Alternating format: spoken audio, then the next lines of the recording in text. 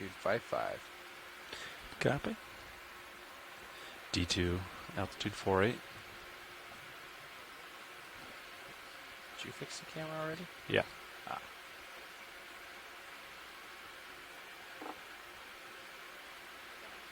I got it pretty close at least.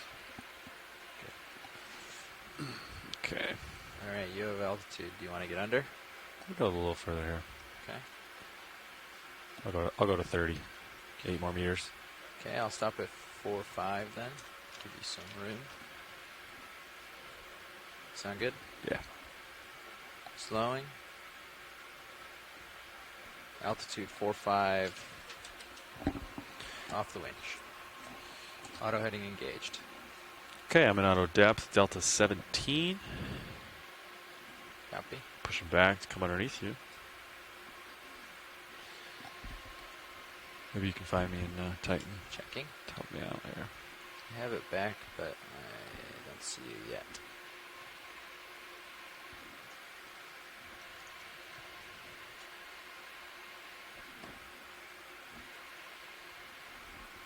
Small light, cool, and go.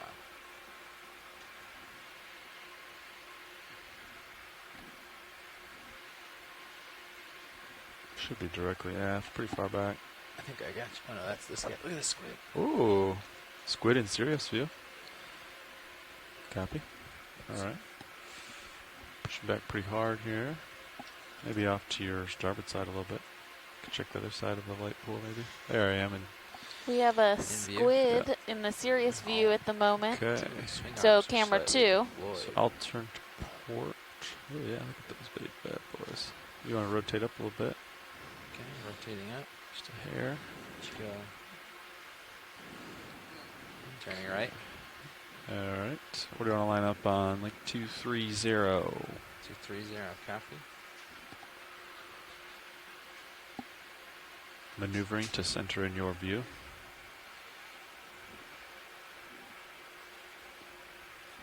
Okay, headings look good. Position looks good. I'm going to punch out depth, push down a little bit.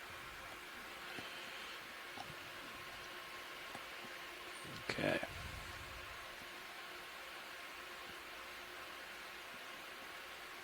Speed out of regulation again.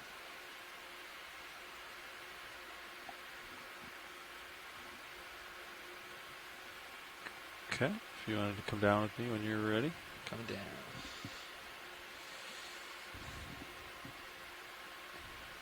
Yeah, both those uppers drifted pretty far out, huh?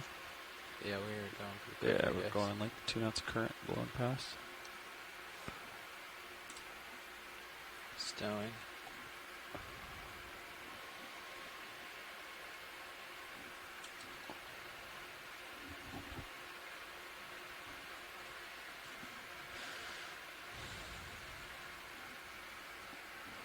Altitude 15. Yeah. Still. Delta 20. Copy. Increasing a little.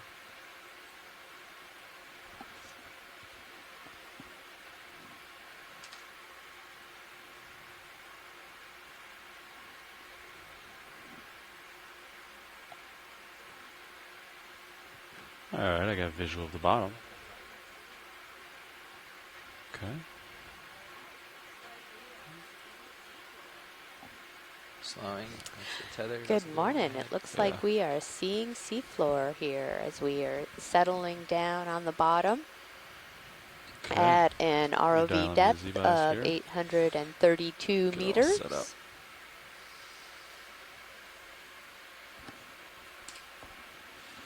I'll hold here till you push out a little, or the tether settles Looks like down. a nice soft sediment, sandy bottom.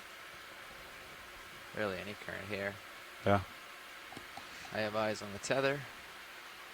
Looking good. It's starting Bridge, to this come. is ROV Had nav. lots of productivity in the water as we were moving down through the I water wanted to column. let you know that the vehicles have got to the bottom, and I would like to discuss a brief bailout plan, please. The bailout plan will be set due east. And also, if I could have the center of rotation set to the A-frame, please. Thank you very much. Our ROV team is setting up out. as we Yeah, start go to for begin the now, transects what of this dive. direction do you have for uphill my name is Alexis for me? Weinig. Or for I am Sirius, from guess. Temple University, and I'm the biology science it. lead for this cruise. And I am Amy Wagner. I'm from Cal State University, Sacramento, and I am the 230. geology science lead for this cruise. So I I guess want to towards welcome 1.2 is what- everybody yeah. to our Go dive ahead, Rich. today. We are hoping to come upon Thank you very much, a Rich. methane seep that Thanks for was folding out. previously mapped So, and target targeted bearing by is, Adam Scarkey 224. of Mississippi State University back on the Okeanos in 2014. And I do believe we have Adam on the line, and we'll have him talk a little bit about this site here in a few moments.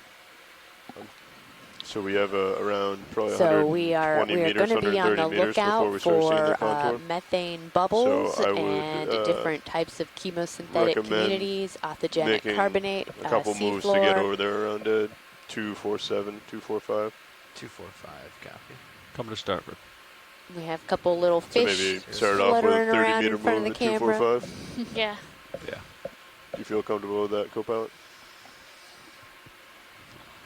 Yeah. And whatever the pilot's happy with, Yeah, I'm good with. that's great. Copy that. It's pretty flat here, so we'll get up to the contours. I will Can call it we go Justin around for some Bridge, this is introductions ROV on now. the phone line this morning? I'd like to call on a move if you're ready. Range is 30 meters, bearing 245 degrees, speed .2 knots, please. This is Good copy, Bridge. Thank you. We're in the Okay.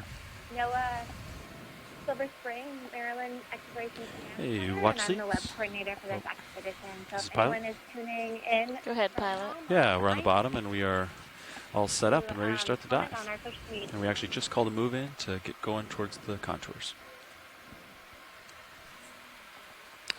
All right, great. Thank you, Adrian. Glad to have you guys with us this morning.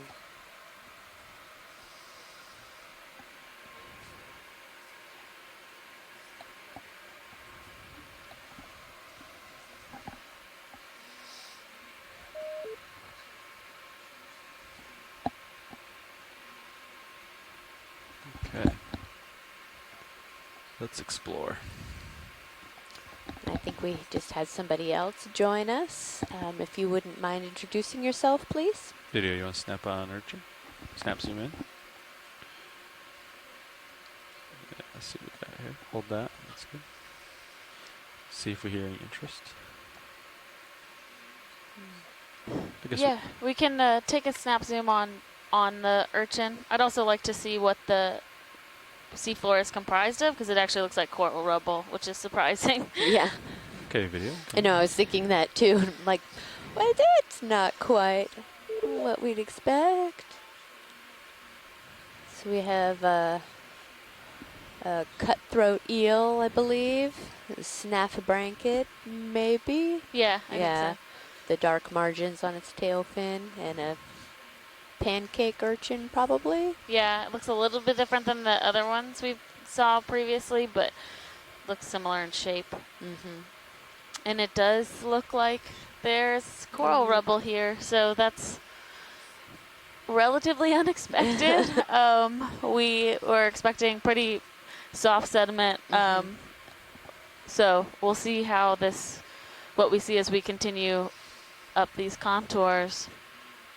Thanks, pilot and video. Yeah. Fault line monitor on the lights look good. Serious, just so you know. Copy, co-pilot. Yeah, video. If you wanted a closer view of this, we can go in at this time. Yeah, okay. Yeah. Get you a quick shot here.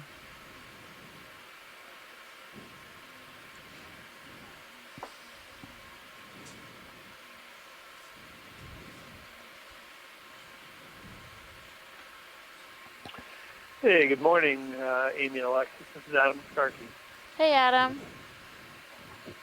Hey, glad to be joining you guys today. I'm a marine geologist at Mississippi State University, and as you guys mentioned, it's the site that some members of my group had identified from water column mapping potential gas seep at the top of the ridge we'll be climbing today.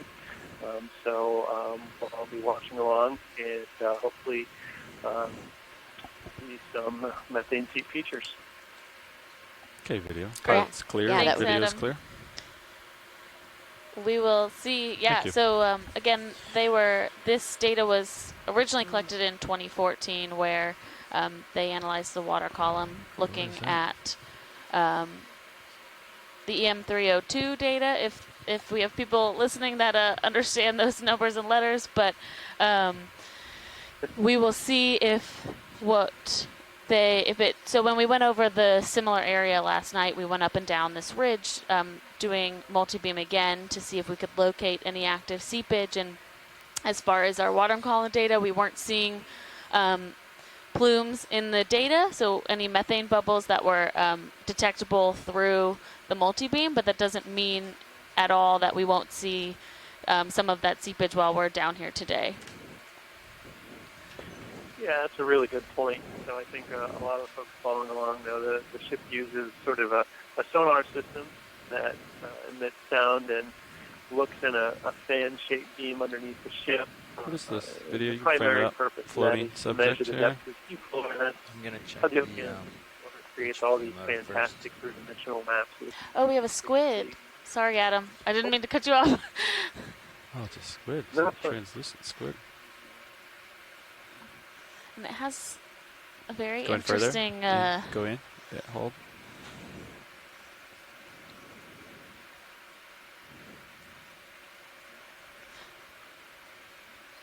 Okay. Michael Vecchione from NOAA has chimed in that a cranked squid.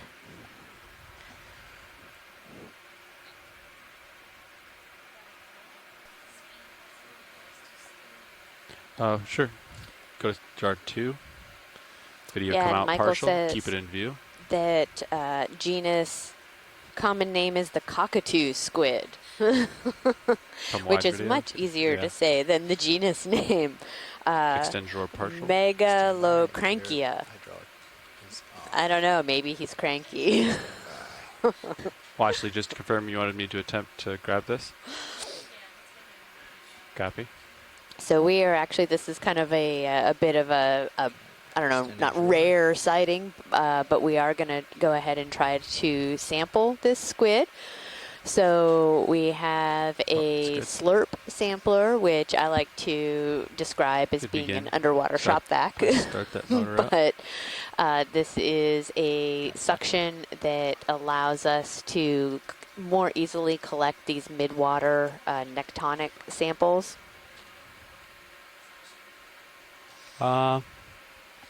Video come in And real quick. It In, also in, allows us to, Hold that.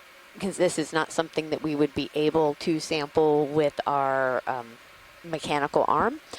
And we're gonna go for a lot sample. of times it's Zoom a lot out partial. more. We've used this Zoom on out. this cruise. This is the first cruise that they've had the suction Alright, ready, sampler. Jeff? And we've also used it to sample some bottom samples because it allows them to be preserved in a little Alright. more Good. whole state. Oh, he's Send it.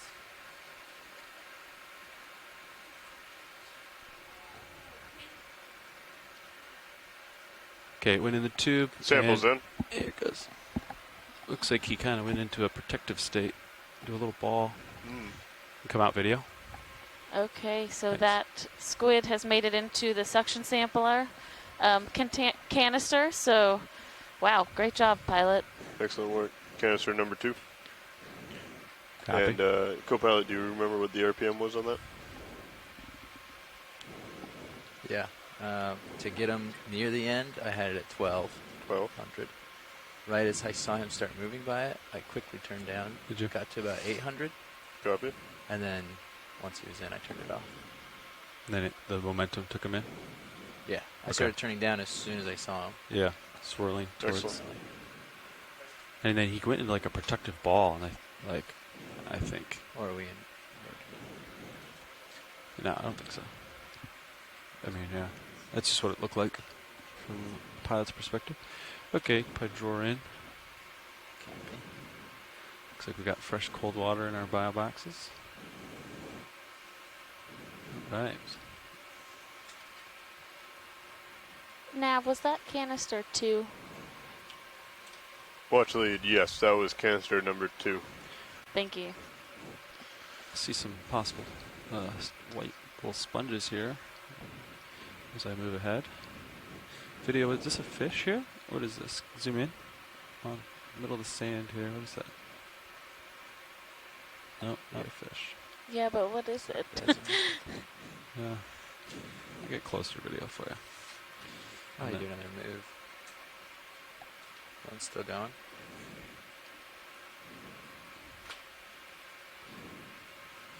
Think we're ready for another 30.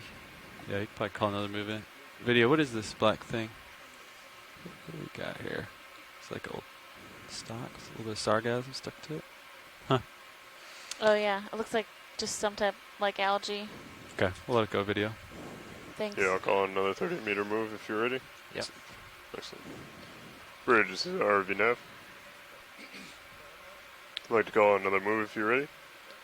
Range 30 meters, bearing 245 degrees. Pilot, this speed is watch 0 one. decimal watch 2 one. knots, please. Michael Vecchione has confirmed that you're correct. That Good posture copy, was a thank you. typical defense posture for the family. Copy. Possible stuck crinoid ahead.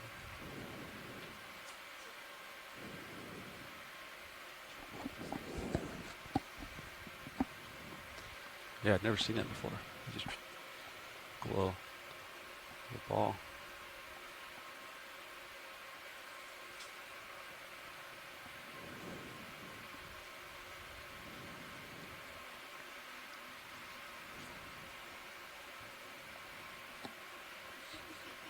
So we are seeing definitely some sponges and small octocorals colonizing Did you come in partial? some of this coral rubble.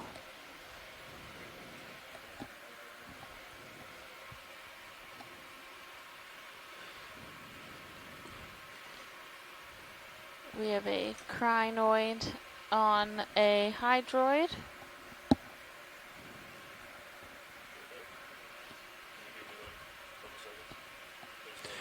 All right, you come in, video.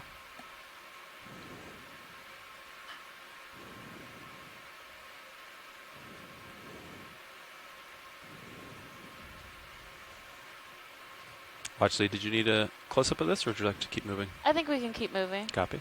All right, video can come out. Keep going.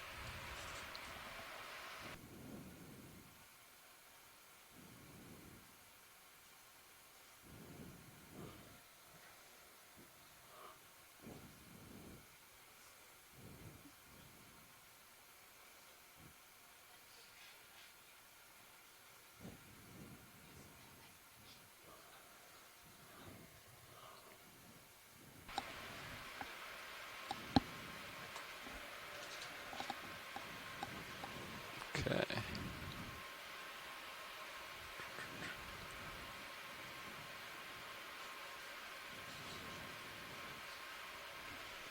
Okay, video, let's maybe snap this fish, and then we'll see if they need a closer look of it, or maybe we've already seen it. Like, we'll take more zoom if you got it.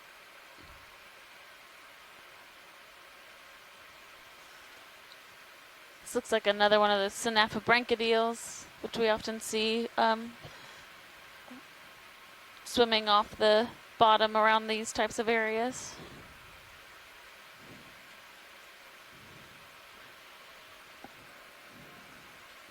Okay. Pilot's clear and video is clear. All right, let's see if we see anything else at the bottom here that we haven't seen before, as we're on our way to the uphill slope.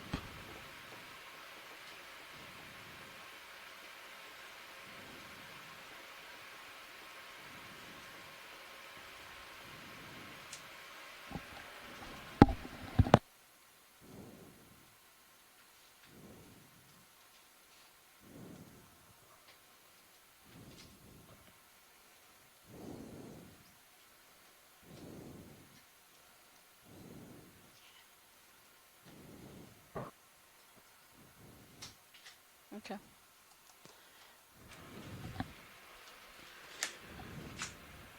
Stretched out pretty good. Ship's moving. Copy that. Got some time. A couple sponges that we haven't looked at yet.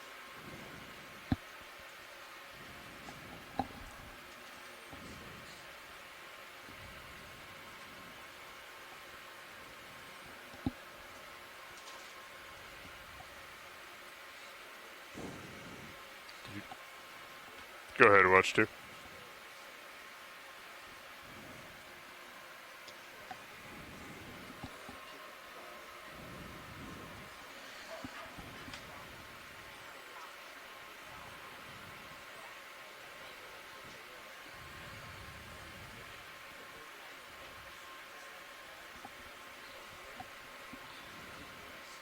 Copy that. We will keep an eye on our sonar and see if we can find another one for you.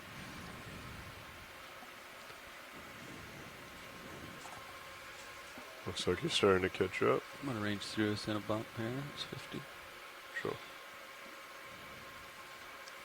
And both watch lead and video, feel free to call out anything if you see it.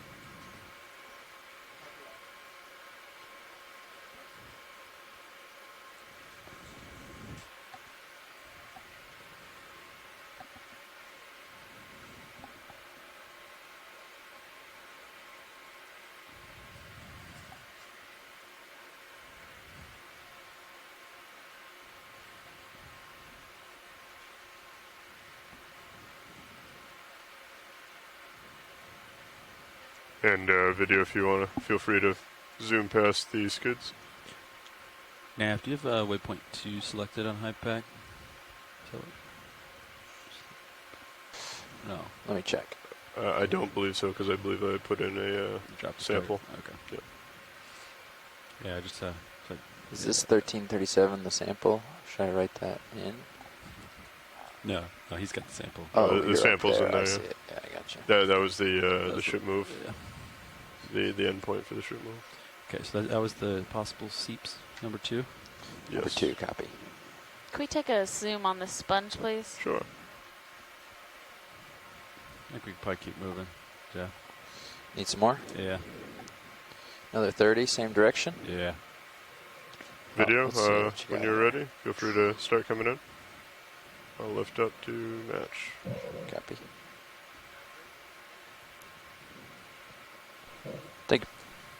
Thank you, Bridge. Yeah, so we saw some of these the other day, these stalked sponges.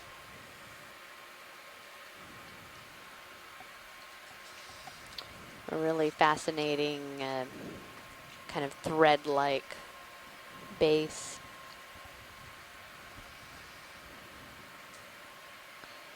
Bridge, Nav. Coming down to the base. Or Yeah, we have another ship move, please. We'll do 30 meters, bearing 245 down. degrees, speed 2 knots. Looks like there's a associate in there. Yeah, a little amphipod. Coming down. Good copy, Bridge.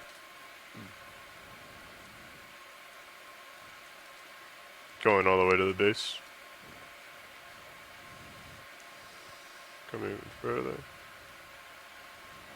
Oh, that's my max for camera right now. I'll back up so we can get that in.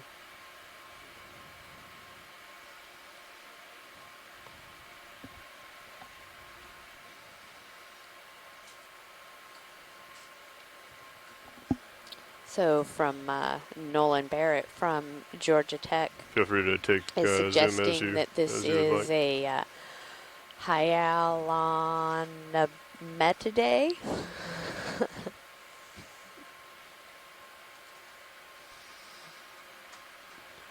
Creeping in on it. Copy that. Come out. This glass sponge. I'll come up as you do.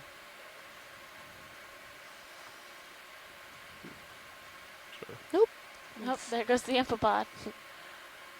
Feel free to come out. There we go. Oh, landed back on the sponge. Copy that.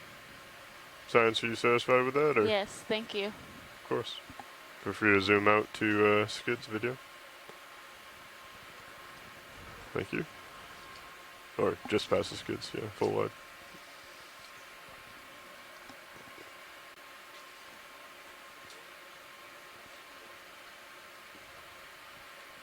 and a grouping of more of those hexactinellid sponges.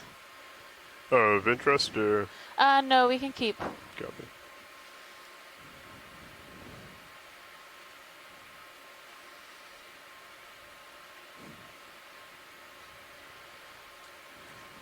Make my way back to the middle here, co-pilot. Yeah, we call it moving. Euplectillid. Thank Copy you, that. Tara. That's those I sponges think we're just at the, that were to the we're left. like a couple meters into a 30. Gotcha. About 10 meters into a 30. Thank you, video.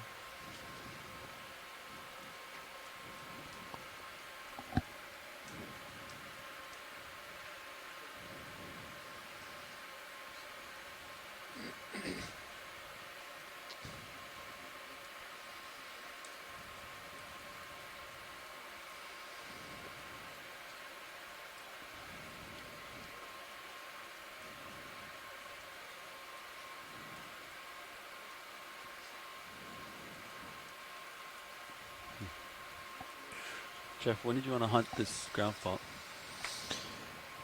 Basically, you have to. Well, yeah, so you can, it's okay to, like, you can take like a forward lat to do that one and stuff Can while we just pan if to the you're just right where there's open that the clump open the of contactor, you're, stuff?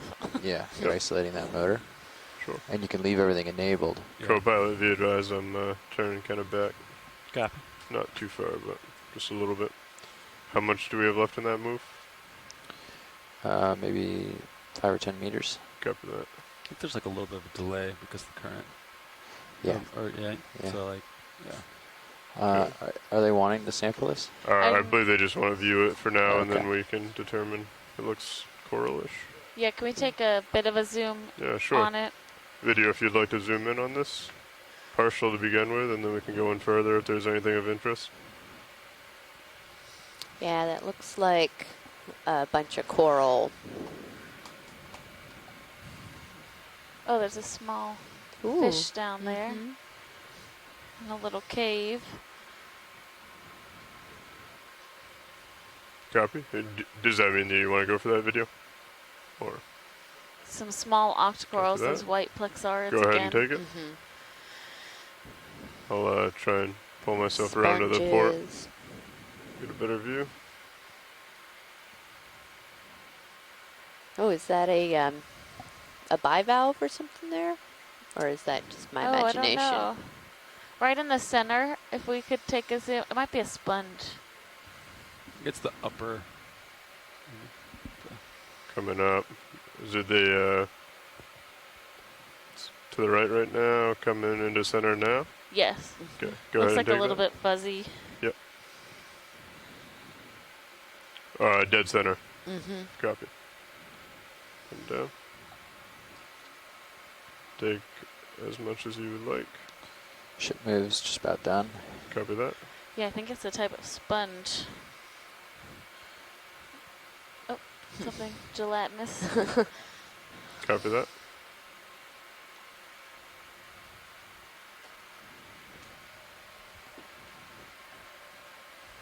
Okay, Okay. thank you. Also, if you want to come out partial video, I can pan down to the fish. I think I'm around at maybe a better angle for him.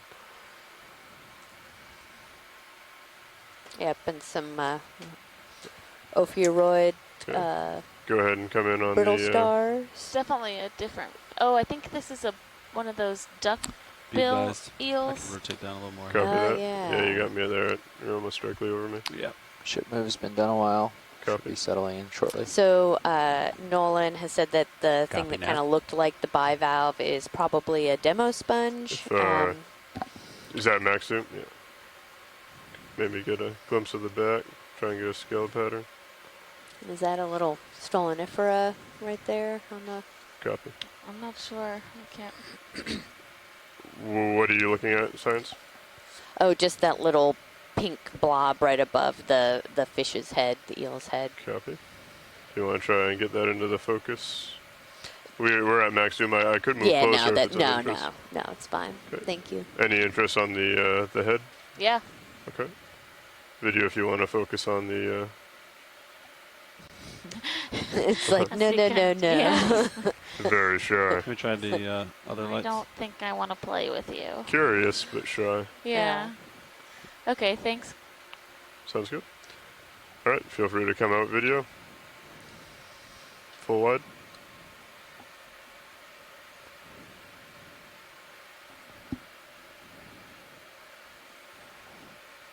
And, we'll keep moving. There's a fish in the background there. Is that, you want to take a quick zoom on that? See if it's anything different from what we have seen? Like a snapper blanket. Yeah, it looks like a snafflebrankid. Okay, Yeah. Thank you. Thank you, Bridge. sounds good. We will continue if, Yes. all right. Full wide video. Thank you. Pushing out to get out in front of you, co-pilot. Copy. Yeah, ship stop, so we're good. Okay. Get back to 40 or so rotator angle, and if we don't see anything of interest, let's get another one in. We should be getting close to that contour, right? You're still about 80 meters off. Copy. Oh.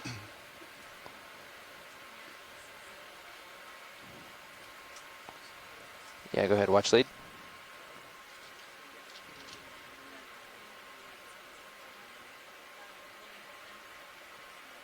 Absolutely. I think we've been like dropping targets so they can like see it too. Yep. Yeah, we're at 90 now, so I was going to give you on the next in the next move, but it's roughly 100 at this point since we've started. Yeah, we.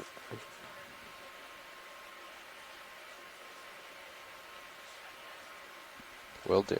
This looks a little more like that coral rubble. Yeah. Anything of interest with you? Or science? Yes, actually, Yeah. yes. So, I think there's some question as to whether this is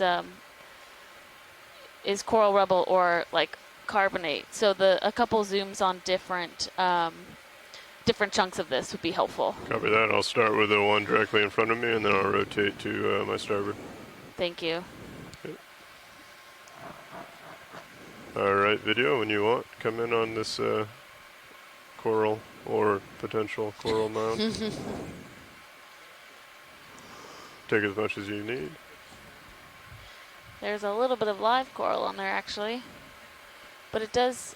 I mean, Coming it's definitely a back much starboard. older carbonate than the rubble we've had in the past. So whether it is carbonate from coral or carbonate from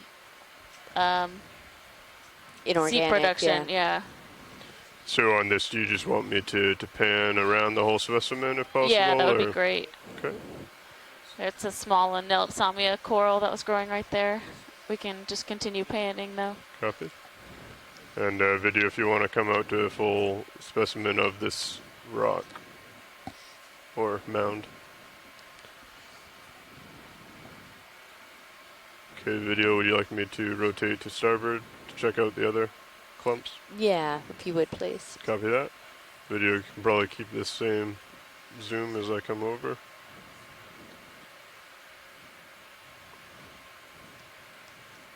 Right, looks like the second mound here. Yeah. Gonna come up on the camera.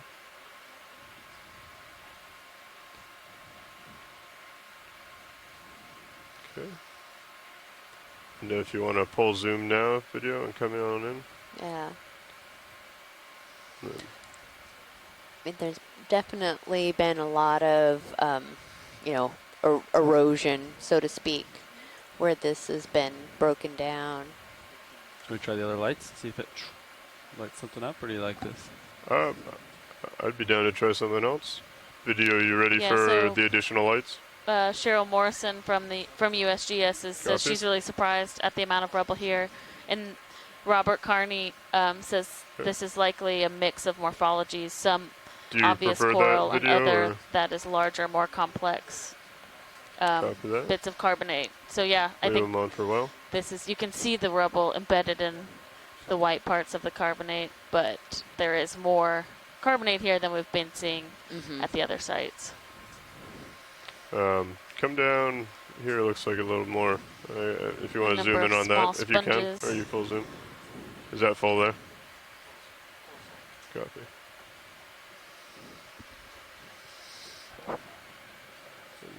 If you could focus on the crack in the background, there looks like there's a relative straight line.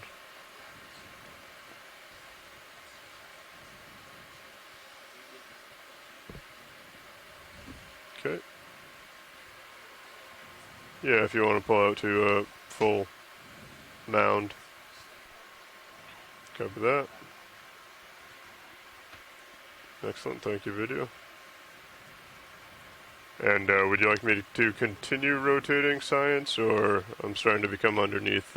You're fine. We can. here? Yeah, don't. You can do what you need to get back into orientation to move along the track. Copy that. Come into port, and we're gonna push forward. And science, are these mounds something? If we come across more, you'd like to just stop and do a quick zoom and just get a quick characteristic, or? Yeah, I think that would be good to at least get a look. Copy yeah, that. I think they're trying to find like a rock. Yeah. Thank you, video. Okay, looking for a rock. Yeah. The carbon date, I think. Yeah, I think we're all a little perplexed by this site, so we're just trying to wrap our head around the different types of things that we're seeing. Yeah, thank you. And heading back to center. That ship move is complete, or have we guys, this got is a Adam second one? Starkey. It's Hey, been Adam. hanging for a while. Hey, I think there's a little bit of discussion that's been I going can on. push out. He has me there at 80. The Yeah, so morphology of some of the exposed rock. Yeah. Clearly Scooch there's out here and coal then, in there, but it also looks to have some autogenic carbonate components perhaps to it, or and so I don't think that last spot was a good candidate, but I think as we go along, as we see an exposed sort of outcrop of this crust or a ridge where it looks like it would be pretty easy to grab one, I think it might be a broad interest in the community, just to get a sample that folks could take a look at, maybe even potentially think about age dating, to kind of understand a little bit more about the substrate in this environment. Yeah, that we definitely agree, and we're trying to, determine whether we felt like that was a good candidate or not. But if we see, you got me there at 40. when we see another example where it looks like there's a little bit more of that, kind of white exposed surface, we will definitely try to get a sample of it. Copy. Yeah. I'm ready for another one. I suspect as you go up slope, you'll get more chances to see that. And I think probably that one we first saw when we first came to the bottom is sort of a lot of fresh white sand, and then you could clearly see sort of a seafloor crust out. Something like that is probably pretty ideal for a sample. Bridge nav. Great, thank you. Yeah, we're ready for another move. 30 meters, bearing 245 degrees, speed 0.2 knots.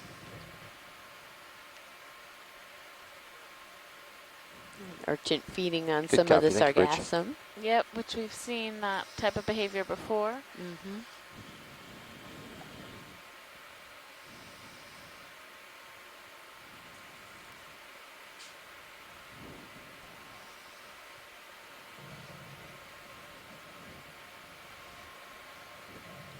We have traversed 100 meters in this dive so far.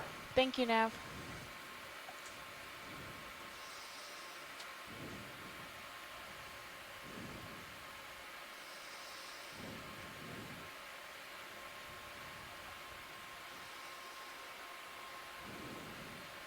So we are currently about 111 miles offshore.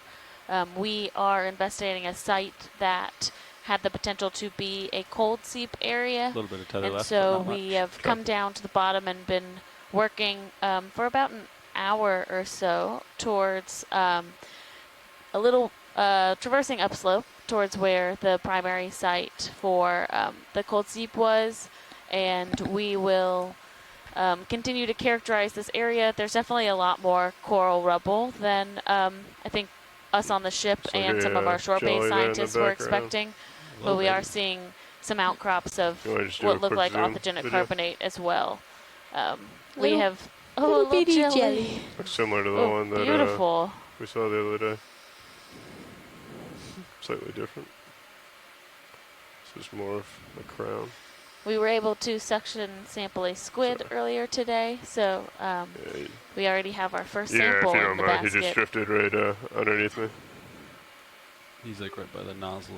I can see him in the minute cam. Do you think he's just gonna swim right in? Basically, he's like right. Oh, I lost visual. He's like right at the nozzle, right there, like right between the toes in front, like below. Super tiny. It's a cute little guy, huh? Hmm.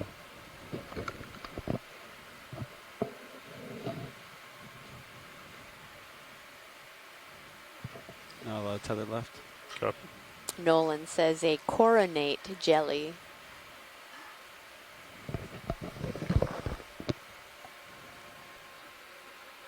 That was risky business there, running through your jar. You went right past two. Probably want to avoid that. They can swim. He's swimming. He's been like poking at the ends. Yeah. He can swim out the out. The index is fast enough that. I would be careful with a swimmer running through the jar. That is. I don't think I mentioned what was in jar 2 in the nav log. It might not be a terrible thing to just say that it is a swimmer. An active, because it has that shield, the cylinder. Look at him, he's just hanging out in there. Oh, there goes the home. No, this is the jog. You can jog as much as you want, and I can just hit 3, and it'll just go 3. Oh, I see. It counts, so yeah, you can jog it all you want. I see. That's how you get better views of stuff.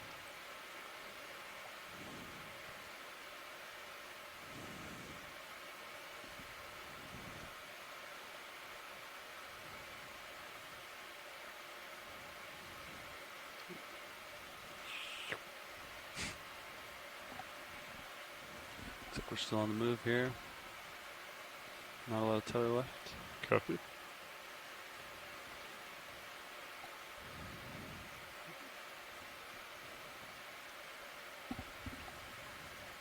Just gonna see where he's gonna take me, I guess.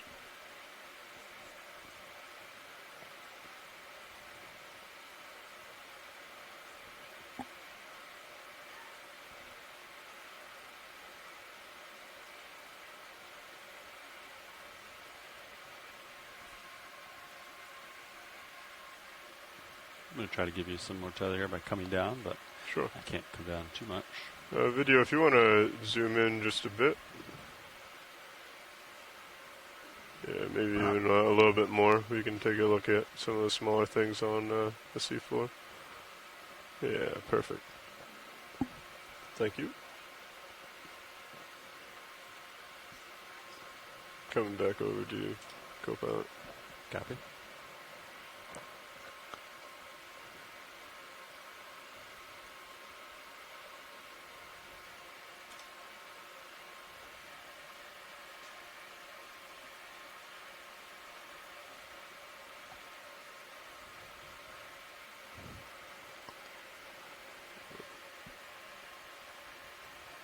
Yeah, I can see your light pulley right there. I got you in. Maybe we could get a zoom on one of those little white corals. It doesn't have to be that one that's on the lower right, but I've seen a few of those. Yeah. Copy that. I'm just going to get back into serious view. Yeah, no away problem. Here a little bit. No problem.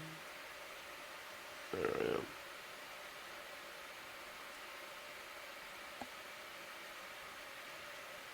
There you go. Yeah, a little low as we're kind of coming up the side of this mound. Looks like some little topography here.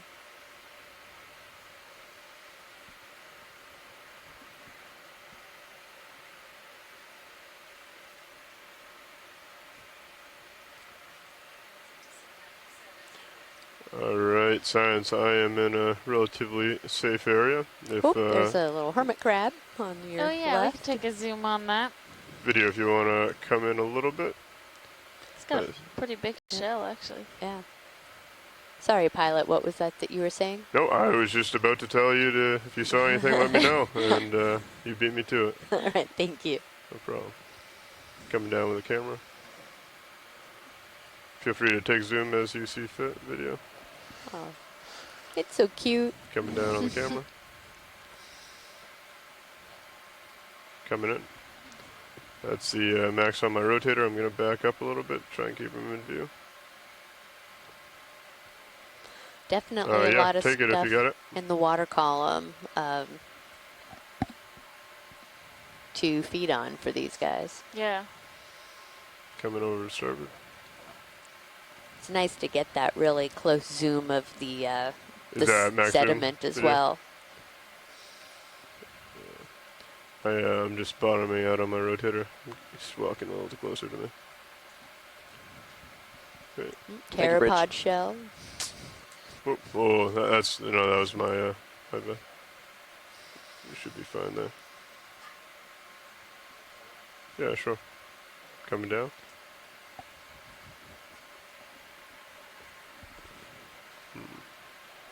Ship stopped. I guess feeling you another one? Yeah, we can go for another one. Nav, if co-pilot's ready. Oh, yeah. Send it.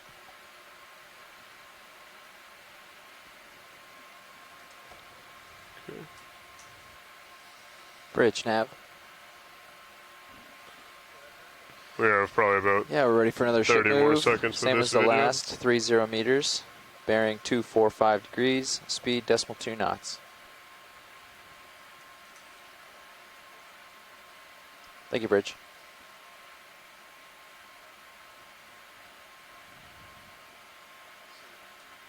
When? Thank you. Copy. Thank you. Coming up on the rotator and pushing out. Looks like one of those slime stars up there. Oh, yep, sure does. Is that of interest? As we pass by, we can take a zoom on it. We don't have to spend a lot of time. Copy that. Drive by zoom. Go ahead video.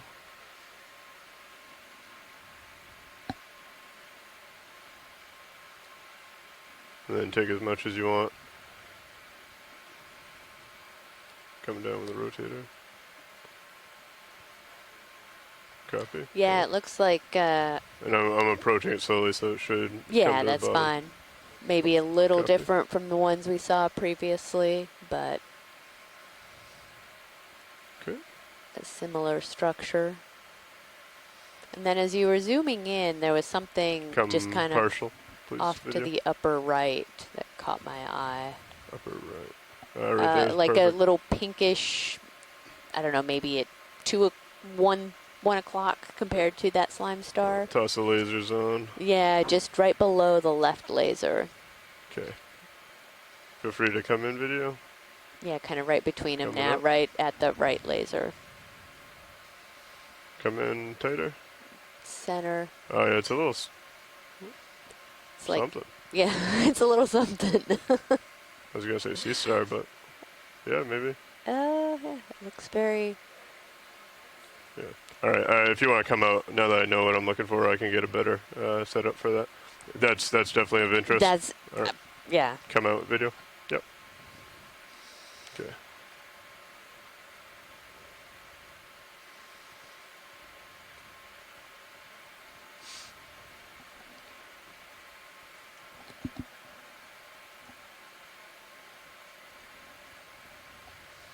Okay, come back in. Yep, coming down. Copy that. Go ahead and take as much as you want. I'm in a pretty stable condition. Okay, there we go. Ooh, Looks like he's got his top open. he does. Is that full zoom video? So, Copy. Would you like to get closer, where he or she is so small? I think the closest we can get with this, the better, because it is Copy. so small. Mid-range zoom video. Thank you. Perfect. Gonna sneak up.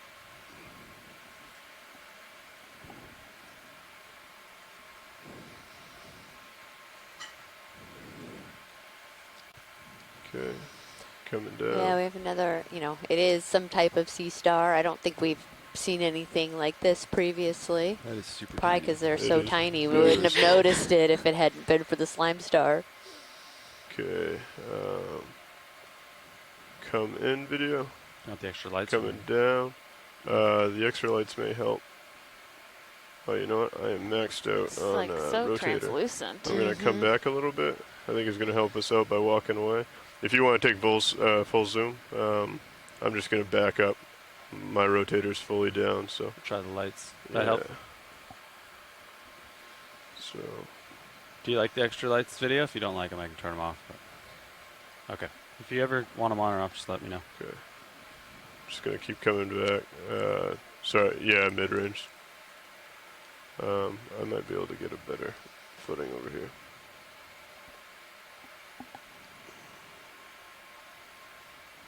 We are on the move, and I'm looking down at you. Copy.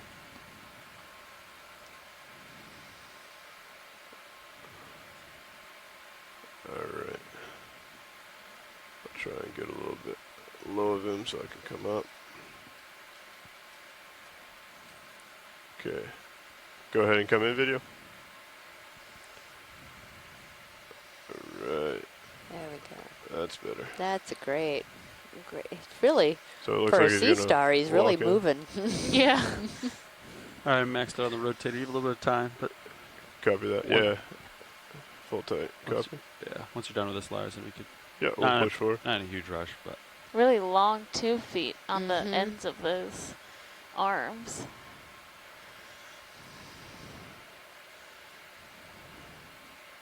Very translucent. Yeah, in our first zoom, he had like the top valve open. I don't know. Oh.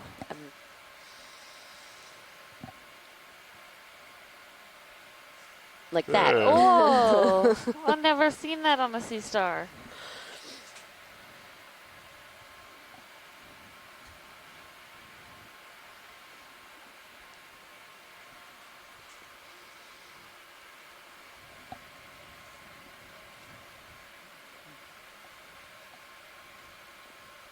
Yeah, it's a little bitty guy. That's for sure.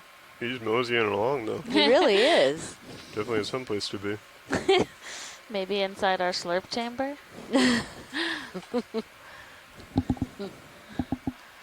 I mean,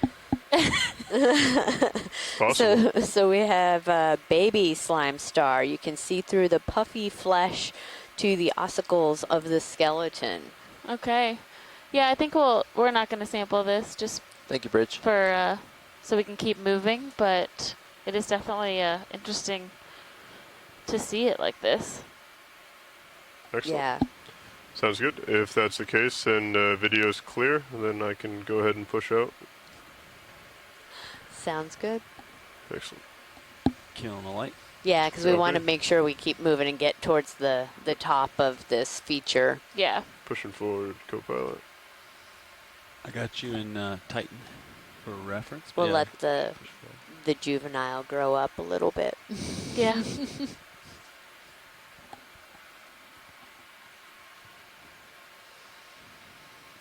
Okay, I see my light pool. Should be coming in at any moment.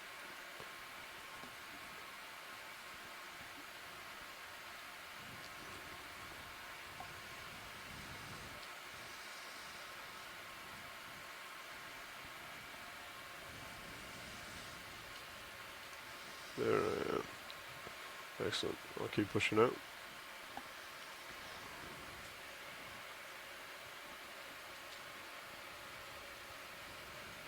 So There's the, a oh white- yeah, up on the top of the screen you can see a bit of a Stop. slope increase, or a Oh. ridge, not a ridge, but just like a bump. Yeah, and it looks a little lighter in color. Yeah.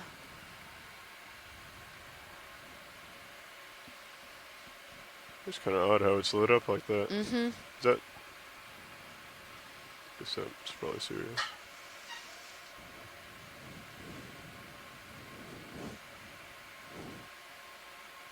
Okay, pushing out. No rush. Okay.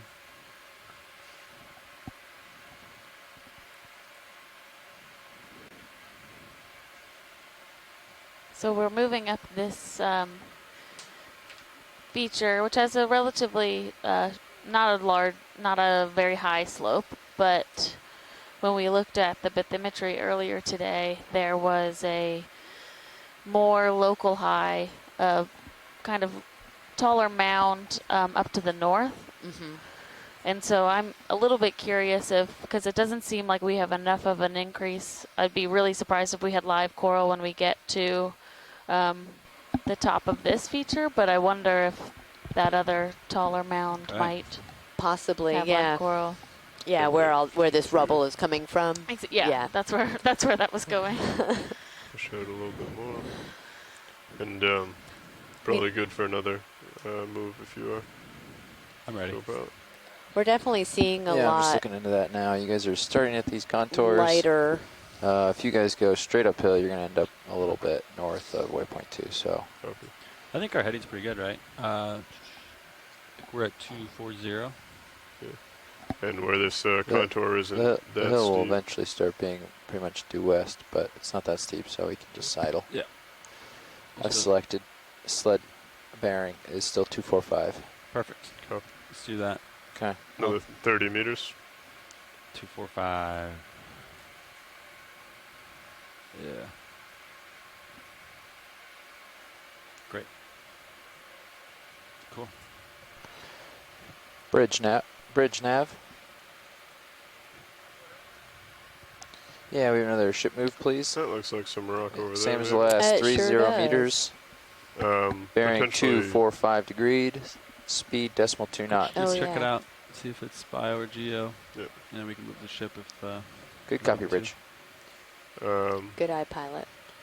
You want to take we'll start off over here. It looks a little more crumbly.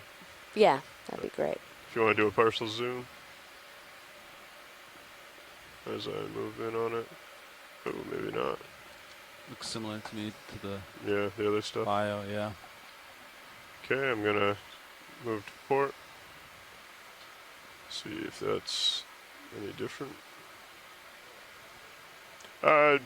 It doesn't need to be, as just trying to get a general idea as we approached it, what it was we were looking at. And then Some of those yellow sponges we haven't seen. Mm-hmm.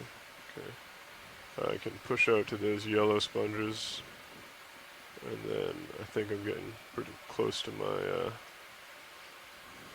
my limits.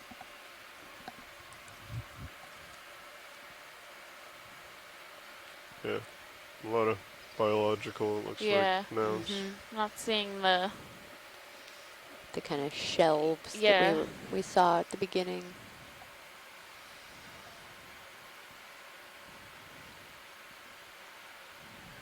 Okay, These yellow sponges are really beautiful. sneak in here. What do you have for zoom right now? Video just for my reference. Yeah, just so I know how far away I am. It looks like I'm pretty far still. Okay. And this is just for identification Yeah. purpose. A crinoid and a White plexaurid.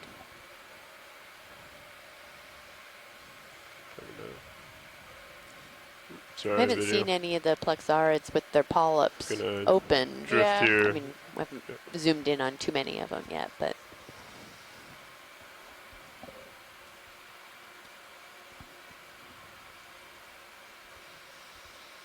Coming up a little. Did you sort it, Copilot? Sort what? The fault? No. No, it actually went down, 2100. I didn't want to kill any of his thrusters yet. Okay. I wrote like 1950 in there. I think I saw the lowest. What did I write in there? You wrote 2900. Oh, okay. Maybe it was 2950. I thought it was 1950. It was bouncing around, but yeah. Cover that. All right. Science, are you satisfied? I can Yes, thank you. Excellent. take out his Feel forward, free to come out full forward lap. lap. I would talk to him, Yeah. but yeah. Hey Lars, I'm going to ground fault hunt. Copy that. So I'm actually going to disable your forward lap, but you should. Understood. Yeah. Lateraling sideways will be strange, but you But, can. yeah, That's fine. Stetson.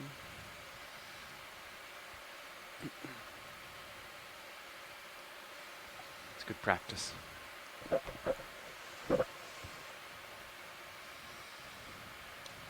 Can we assume there's The a, black.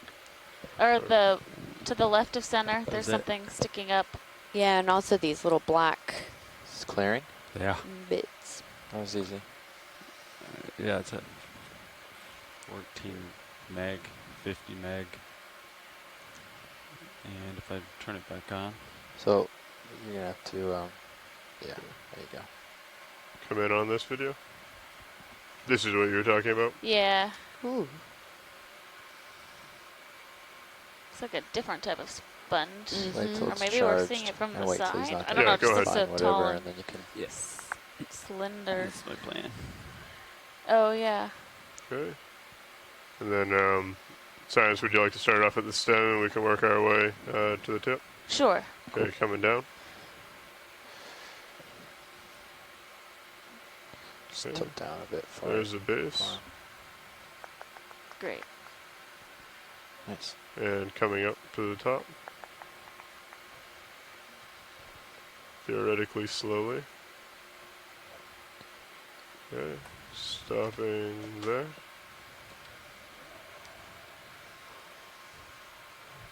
Great. Thank you. Okay, full wide. Well, full specimen. And then you said that there was so there's a black in the back there. There's also black to my right. That looks, Yeah, either one of those just to get a. okay, rotating to starboard. And do you see what I'm talking about? Video, the black here coming into center. No. Yes, go ahead. Yep. And coming back to port. So that Coming up. Yeah, go ahead and tight. Copy the that. sponge on it, but just some kind of manganese encrusted. Coming down. How much we got left? There to does move look to be now? some of that, Maybe 10 meters. Oh, okay. possibly some of the authogenic carbonate rock Right right behind. behind it. Yeah, I have we a have like feeling another that minute. that's just like conglomerated Mhm. sediment. Copy. Yeah, it doesn't look super hard. Okay. Science is clear. Yep, I think we're good. Thank you. Okay, coming out. Full wide. You're off to my starboard side a little bit. here. Copy that. I'll turn to starboard and push out. Thank you, video. Coming up. Appreciate it. And pushing forward. And you have all thrusters again. Copy all thrusters. Forward last, little ground fault, but we'll keep running it. Sounds good.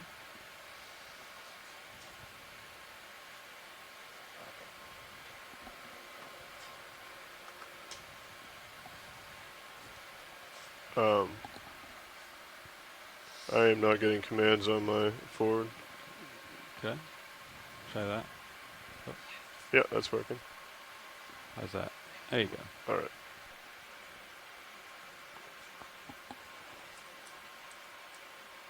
Okay, coming back. Yeah, that's Pushing forward. We're good. Alright, you're over here, rotating up. Just off my starboard side. Copy. Coming back.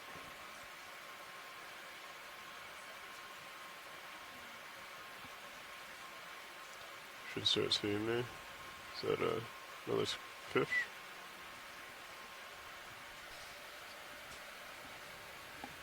Okay.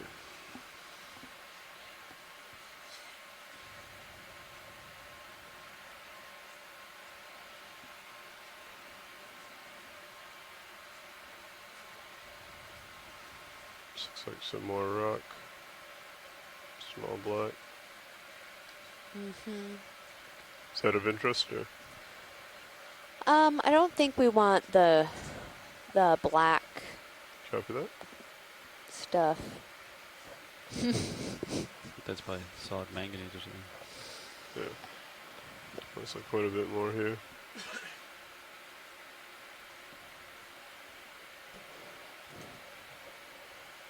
Alright, probably pretty much time with that ship move. Is that cucumber? It looks like. I was just going to say that. Oh yeah, a holothorian.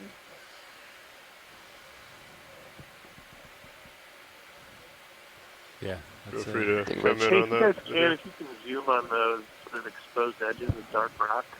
Yeah, yeah. Do you want us to try to get a piece of that, Adam? Sure. Well, let's just zoom on it first so we get a sense of what it is. Okay. But potentially. Coming up. just wait. Look, This is Yeah, a hold off sea to see if they cucumber wanna- or a holothorian.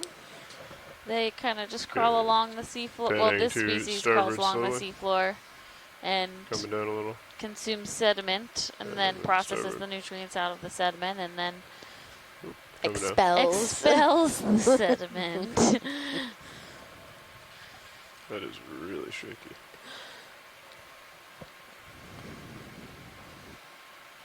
I should be getting a toe in here.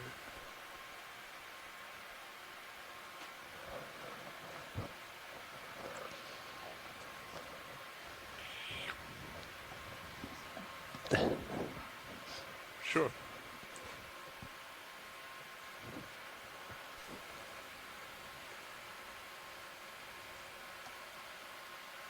Okay, when video's clear. I know that was kind of a jerky.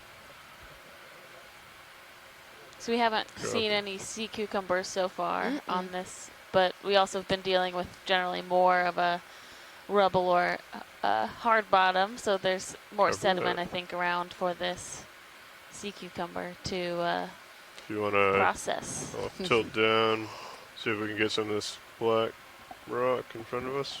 That would be great. Go ahead, zoom in video. Yeah, lots of, you can see where the one of the toe of the ROV was. It was just very crumbly and loose sediment. And so here we have. Okay. Is that what you're looking for? Do you want to try and find an Yeah, edge? well, or? if we can even over to the right a little bit, kind of Copy that the face of it, the edge. Coming up into starboard video.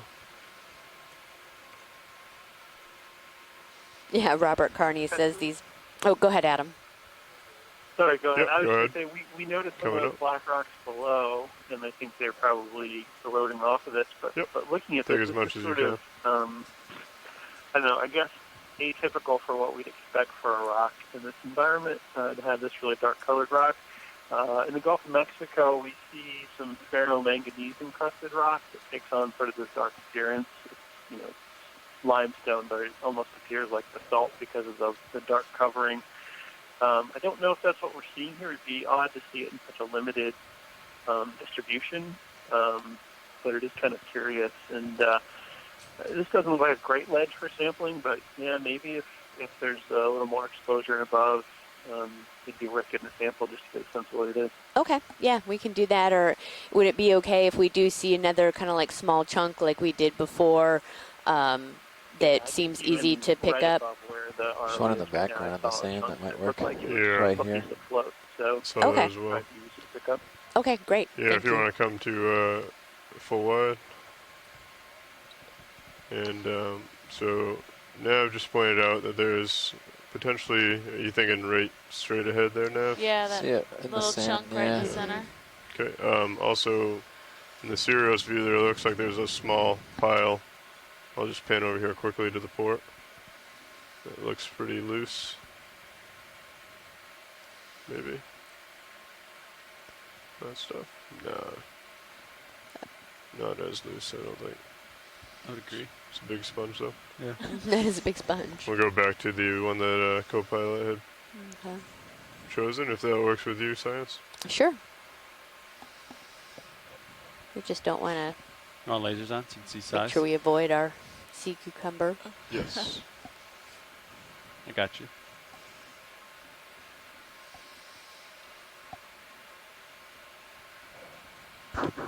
Yeah, what about that?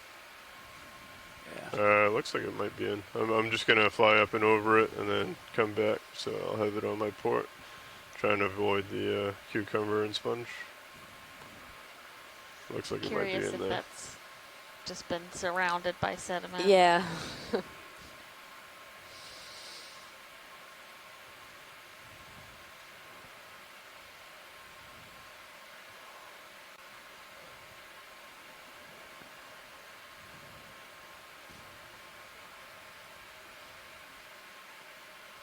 funny. This video feed is just so good. I find myself often kind of like, getting really close to the screen or turning my head to see, oh, what's underneath there? It's like, no. It's What do we think? That looks pretty attached. That's what I was thinking. You can always give it a tone edge or poke it, but if I had to guess. Okay. Tone edge it is. Oh, there's a chrysogorgia. Mm-hmm. Ooh, maybe not a toe nudge then. I don't know of a good way of getting in there without hitting a few things along the way. Yeah, maybe we keep moving and look for other. Yeah. Do you agree with that, Science? Yes. Keep moving. Copy. Right, it looks like there's a few more out, maybe out here from Sirius view. We'll keep pushing ahead and Yeah. Navigator maybe 20-meter move where we're actively searching for something, but we still want to make tracks forward. Do you agree with that, or? I think you got a ways to go. You might want to keep them at 30, but I think there's stuff in the vicinity. You can do them shorter. It's up to you, pilot. Let's go with 30. Okay. Yeah, we can always stop the ship too. Yep. Bridge nav. Is this bio or geo? Looks like bio. Well, Yeah, we might we're be able ready to, for another yeah, ship this, move. This You is wanna- like 30 carbonate meters, bearing 245 rich. degrees, Yeah. speed decimal 2 knots. Is there anything in here that you want to Good copy, zoom in thanks, on to Bridge. get a better idea of what this is, video Yeah. or Science? Yeah, if we could. Yeah, go ahead, video, and come on in. We can, it's probably good there, and I'll just kind of swing around. If there's anything of particular note that you see, Science, feel free to call it out. Pretty light sediment here. Yeah, it is very light. Coming up.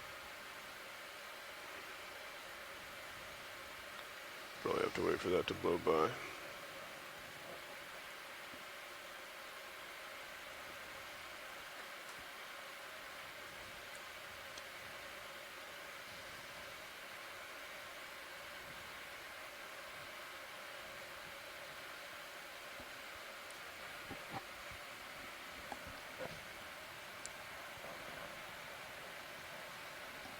Okay, let's just carry on. Cover that. Thanks. Full wide video.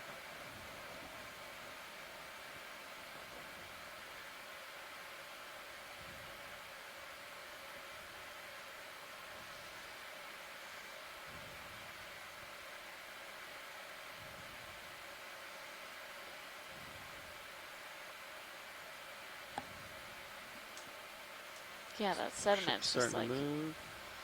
It's very fine. like staying up in the water column like that.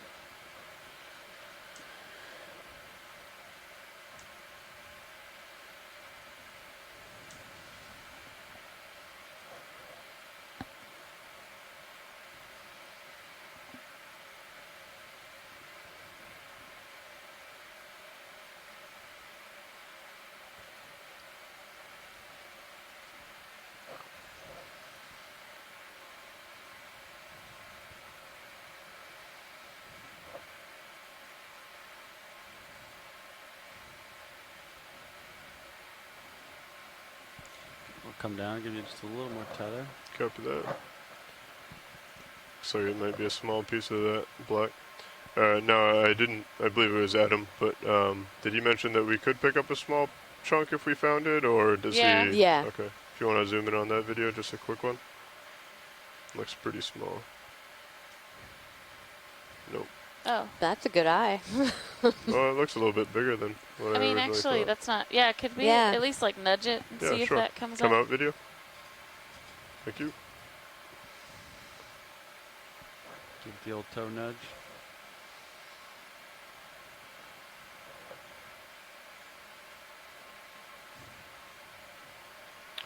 I'm worried if I nudge it, it will knock up a bunch of. Could do the craft too. Yeah. Close jaws. I think that would be the better Okay. Do you, pilot or co-pilot navigator, do you agree? I think that would put up quite the cloud, and then we'd have to wait for it to settle. Sounds good.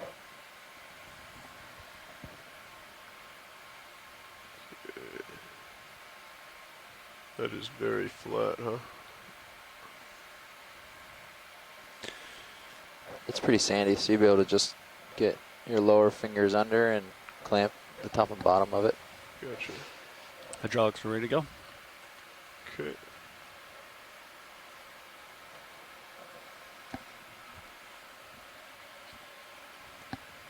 Let's joy lock in.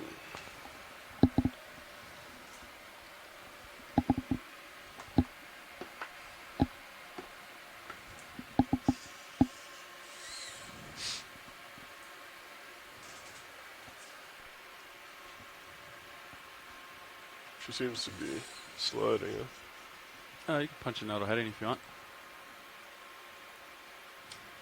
Let that settle out. Got a few meters left in that move. You want me to stop it? Yeah.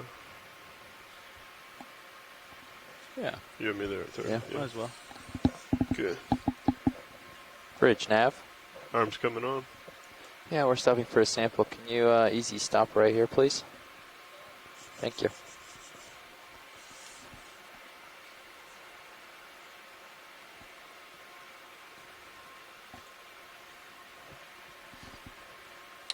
Yeah, thank you, video. Read my mind.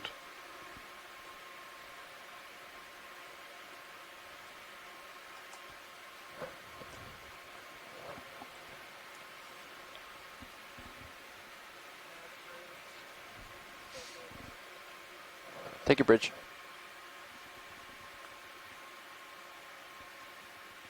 Okay, guys, ship stopped. Keep an eye on the swing. Copy. Co-pilot copies. Just going to come up just a little bit here. Maintain safe position. Yeah, appears to be loose. Nice little. Nice All little right, guy. snag it. Okay. Are we thinking of putting this in Port stop. port rock box? Sure. Port rock box will work. Just okay. Video, can you zoom out a little bit, please? Zoom out a little bit, please.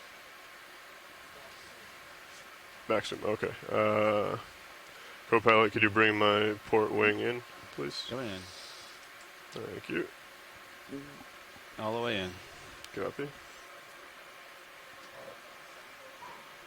Now the hardest part.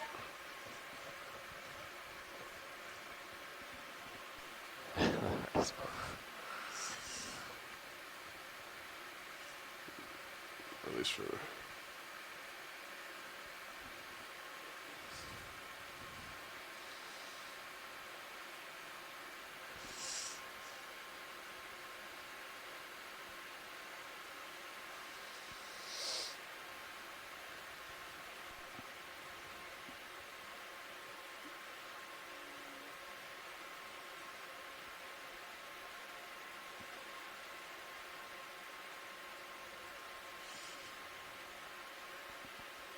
Alright.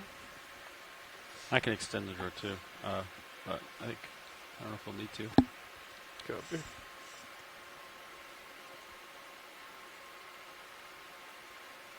Say grip force 4.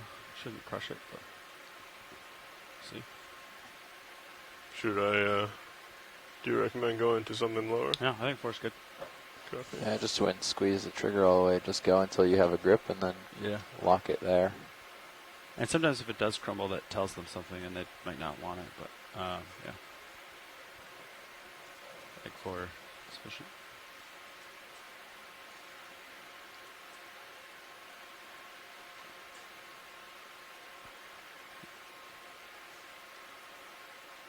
Really kind of tossing myself, huh? Yeah, Got it. it's in there. Yeah.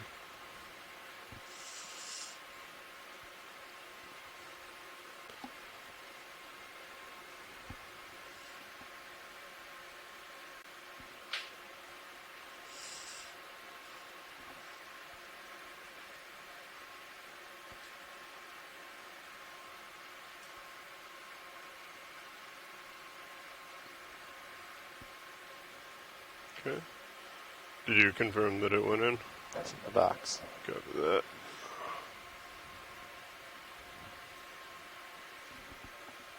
If I wing out, I think does it close itself or not? Yeah, yeah. But And it's easier on the wing if you do that, then you're not is torquing it? it so hard. Yeah. All right. Go ahead and do that. Perfect.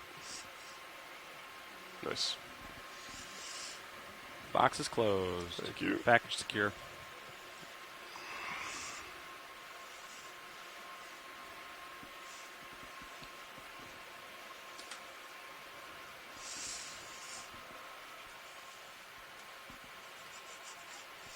Nice sample pilot. All right, nice work. Thank you, guys.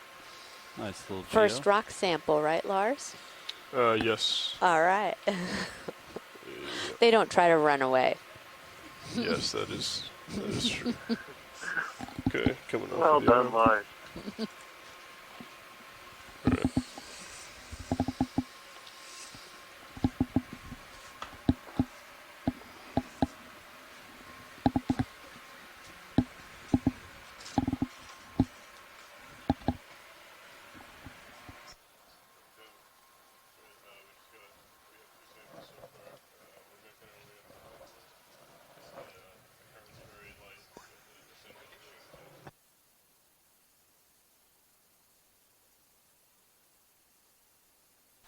Folks on shore, just standing by. We're doing a pilot change quickly here.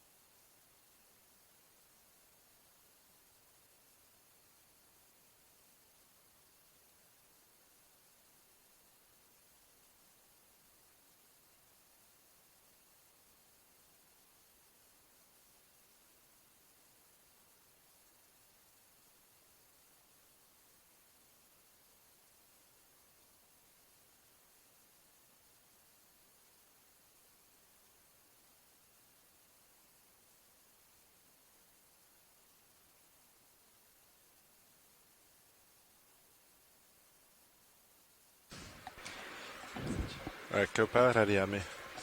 Loud and clear. Copy that. Coming out of joy lock. Auto heading out. Mind if I switch your monitor over? Yeah, absolutely.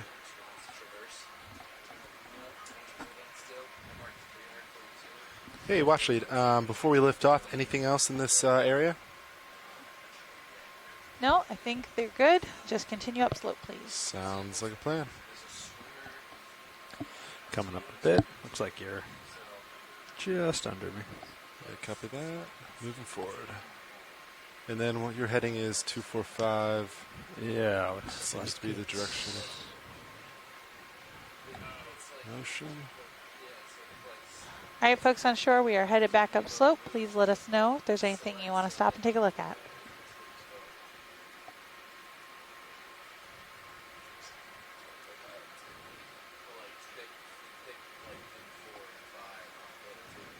Measure this real quick. Video, you want to snap real quick on fish? That's good. Yeah. All right, you can come wide. Just wanted to measure it.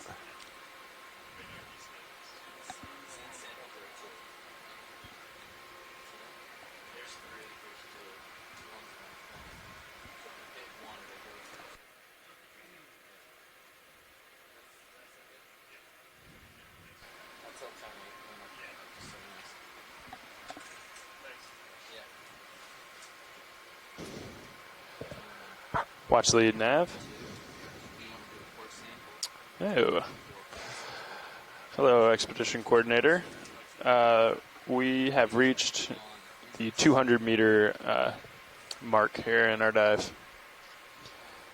For your edification, you got it. We have reached the 200-meter mark of our transect now at 15:35:06 UTC. That's 50 degrees there.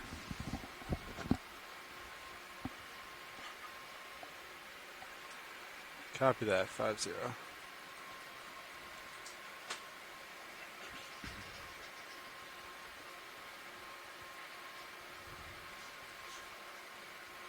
Copy that, go for star. We get closer.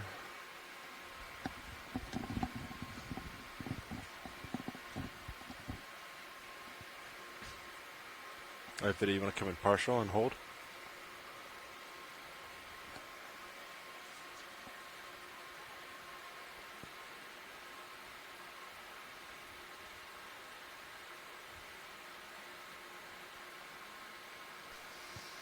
Sure, we can zoom in a little bit closer on that little cookie star. Alright, Vidya, you can go for more zoom.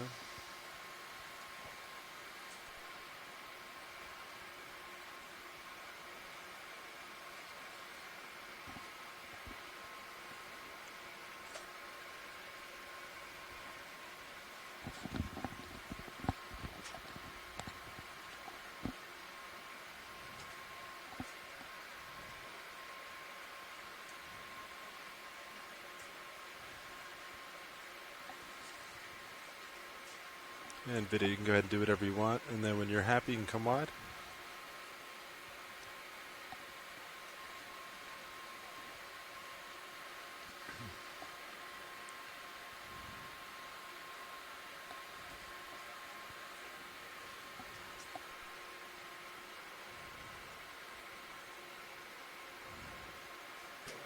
Okay, pilots, I'll zoom out a little bit on HiPAC just so you have a full understanding of where we're going here. We are on our way to waypoint 2. I'll make it active for you. So we're just kind of coming to the west-southwest here. And we're going to keep an eye out in the sonars for any signs of a possible seep. Fortunately, we just had a sonar lesson. Yes. Recently. What does it look like with seep on sonar then? Are you going to just see random? Yeah, it's a pretty consistent return in the water column. Gotcha. And it would be. Hey, this is Chris. Hello. Oh. Hello, Chris. I don't want to interrupt, Chris. Hey, Alexis. This is Alexis, right? Yes, that was Alexis. Or no, sorry, that was not Alexis. What am I saying? That's Casey. Alexis is getting lunch. Oh, came up a bit. Got you at 40. So the Sea Star is, as everybody sort of got the general name right, the cookie star, Goniaster. That one looks like Plinth-aster dentatus. The surface looks fairly smooth, so that's pretty indicative of that species. The nice thing about it was to notice how it's sort of irregularly humped over that coral.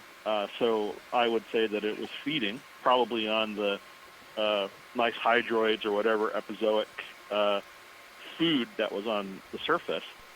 This is a fairly commonly encountered species for this area. But the thing about it that I find so rewarding from the imagery is that we're seeing it alive. And in many ways, even something as simple as feeding is a very important part of why these videos are so relevant to science. We are stopped. A lot of these are just collected you want to get another one via in? trawl nets. So let's go and for it. and they were doing getting any kind of 30 indication meters at of 245. their actual biology is sound? something that has literally been eluded, works for me. has eluded scientists for decades. Yeah, and just so, kind of centered. now that roughly, we're or? finally seeing, what they do, I'm You very, come partial? fascinated by this, and I'll there hold off on that for now. lots of important things Hold that. I think Yeah, about watch it. whenever Anything specific, I just see let me know. pictures of these animals feeding, because it gives you a whole bunch of information on how the morphological aspects of their body, are adapted to living on the bottoms and so forth. So, so thanks very much for capturing these sort of doing their thing. And get serious a little closer to even you. though Yeah, the you wanna do diversity that? in terms 20 of meters. species and whatnot in this area Sounds is good. not On as the way. as perhaps some places in the Pacific. We're still seeing new things, and and to me that's the important part of this. Yeah, well, thank you, Chris, for giving us that additional information. We really appreciate it. It's very interesting. Oh, and the translucent thing that you guys saw earlier, based on my friends on Twitter, is Hymenaster, one of those pan down just for a slime second. stars. Yeah, the one that Tether's you got. can see through and Yeah. Oh yeah, take see a all look the at that. jets and stuff. So, Awesome. anyway, thank you. Thank you so much. I'll talk to you later. Bye-bye. Okay, bye-bye.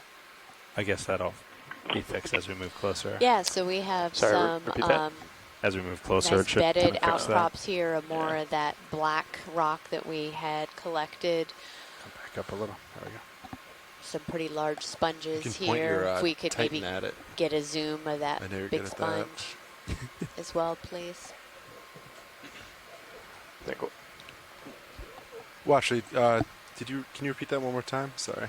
Yeah, sorry. Can we get a zoom on that couple of those sponges there on top of that rock? Yeah, just center. Yeah. Yeah. Video go for zoom. Thank you.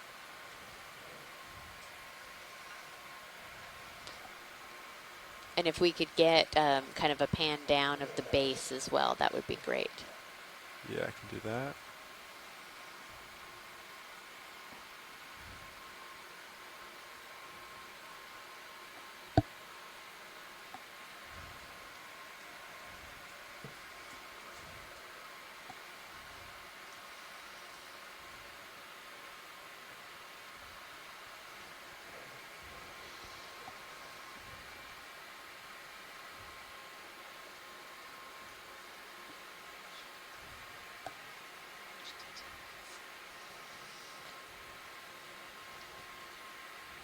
Yeah, so much detail in the structure of this sponge. In video after this, I'll get lasers so you can measure it. I'll tilt down That's a for pretty lasers. decent size.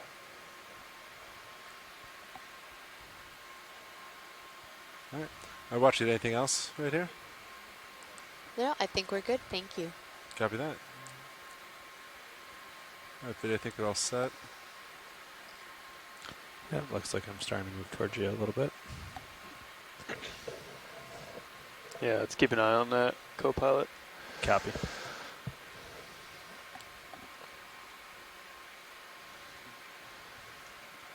Might be safe to just call shorter moves instead of getting far out, I guess, if that's going to persist. Yeah. I think it's the first time we've seen it this cruise. Yeah.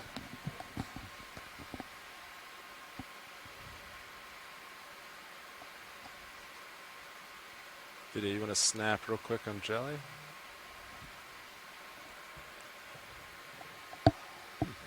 Ooh. Ooh. Sorry, video.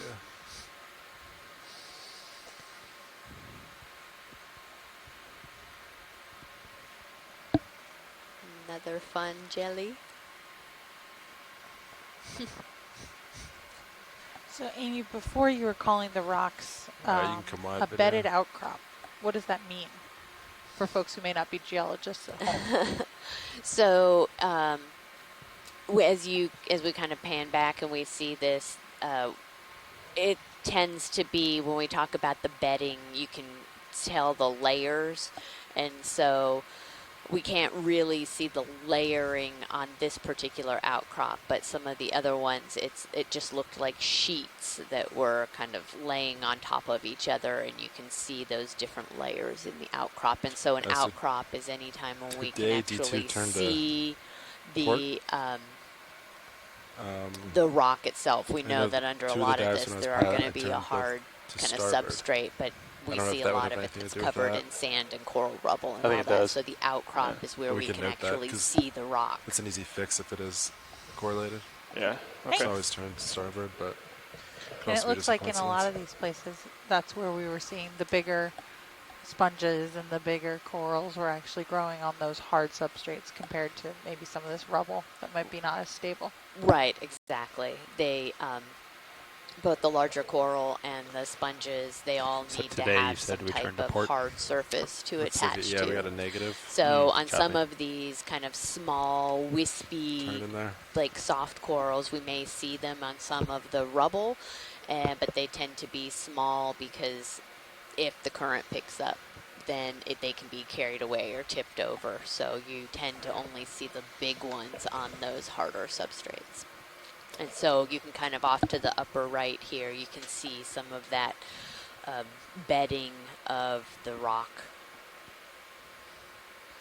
I'm sure for a lot of these organisms, current is an interesting part of their life where they've chosen to live because we are right under the Gulf Stream. Exactly. I mean, you can tell the productivity that's in the water column above just by seeing all this marine snow that's flittering down in front of the camera. And hopefully we'll see a little bit more of that today when we do our water column transect. Yeah. I mean, it should be exciting. We've sat down on the bottom and got a squid, and we've seen a lot of interesting jellies. So there should be some good stuff in the water column.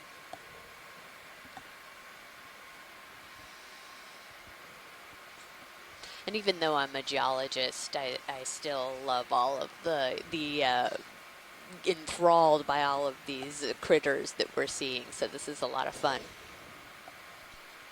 Over the years, we've had many people tell us that being out here on the Okeanos Explorer is very similar to being enrolled in a graduate level zoology class.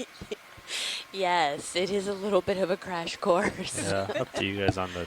So that's what you're teaching. You're worried about the tether or not? Right, or? exactly. Yeah. Oh, gotcha. Okay. Yep, that works.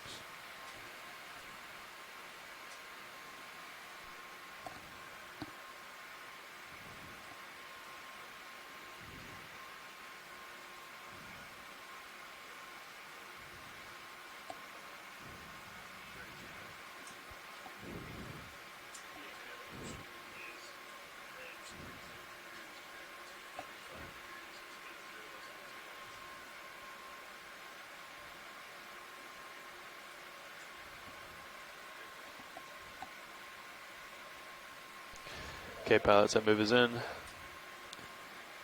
Copy that.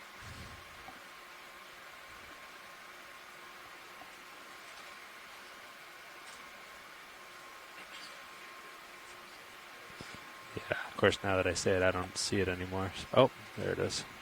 You got it? Yeah, there it is.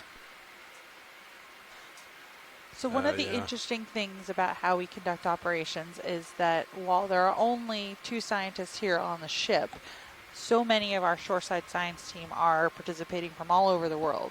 We've had a couple people join us during this expedition so far from Europe, from Japan and Russia, as well as from, last I counted, over 17 U.S. states.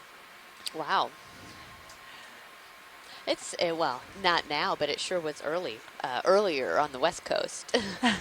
It was. But that just goes to show you the power of telepresence, which is really using some of our high bandwidth satellite connection and a number of very similar tools to what you use every day when you're using your cell phone and when you're using your conference lines at work or streaming Netflix or YouTube. We're using the similar technologies to bring the deep sea to folks at home live in real time.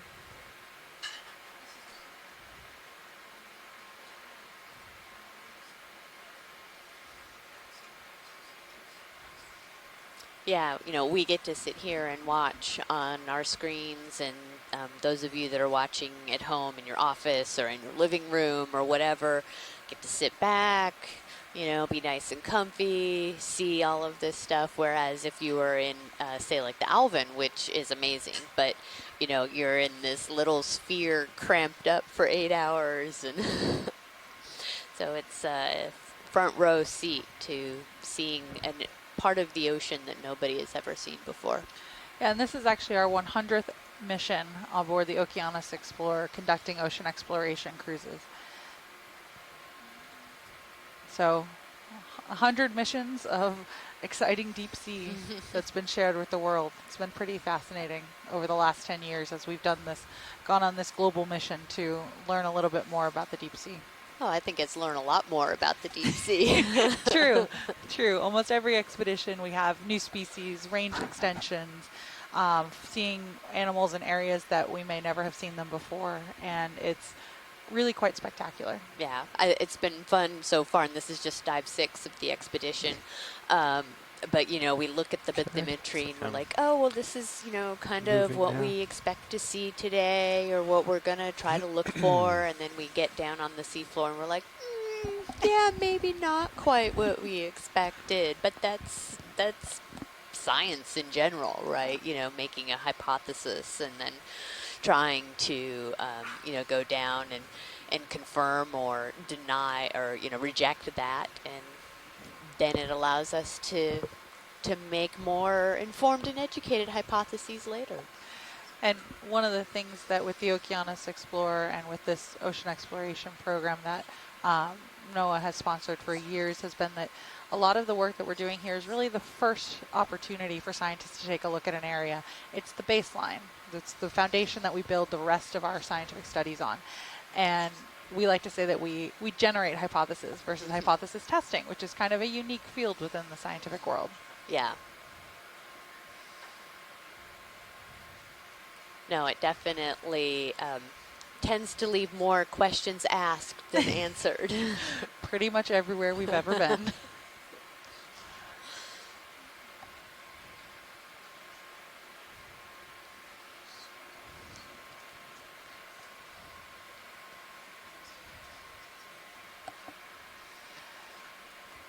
Yeah, so again, you know, seeing a lot of these kind of smaller sponges and little, probably stylasterid coral, you know, patched around, but this pretty loose, sandy, you know, coarse, fine sediment with just then these sponges we see that are popping up on these kind of harder outcrops from some of the base rock.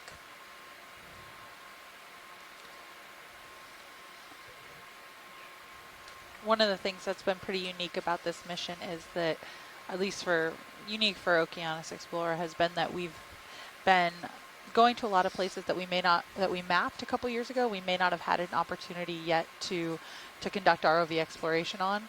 So in addition to having mapped a large swath of the Blake Plateau during the first leg of this expedition, we've also been able to conduct dives both in those newly mapped areas and a couple sites that we didn't get to yet. When we had previous cruises in this region.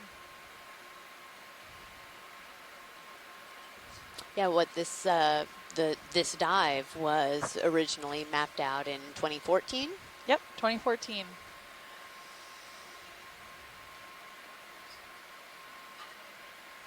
And we are in the Stetson Miami Terrace deep sea coral or deep water coral habitat area of particular concern. So it's been really interesting. We've conducted a number of dives in this area, and it's been really interesting to see what's there off of our new mapping data. Yeah. And this site's a little different than what we've been looking at previously, but so far just as interesting. Yeah. We've been pleasantly surprised at the amount of coral coverage that we've seen, live coral coverage, some great bamboo corals, black corals, lots of these Lophelia reefs at the top of some of these features. Okay, pilots. Absolutely, and we heard that move is complete. Collected mapping data in a couple areas that there was no mapping data before, and habitat suitability models didn't have enough data to even predict whether those areas could host corals and whether that would be an ideal habitat for them because there wasn't data. So all this new data will feed into those models and help us refine what we know and think about this region. Yep, absolutely. Yeah, we're getting into a lot more of a rocky substrate here. We're at about ROVs looks at about like we 800 have more meters of these kind of water weird depth. anomalies because these have not been moving. Slowly working our way up the side of this feature. See if it. Are these some of the bigger rocks that we've seen so far? Oh yeah, absolutely. We haven't seen this much of a rocky outcrop on previous dives. How Chris did it. Oh, I meant like you could turn your heading. Oh, and see if it moves. I've been keeping an eye on it as we move forward, and they've been in the exact same spot. Yeah. Yeah. Because this definitely looks very similar. Yeah. To the other one. I see you moving around.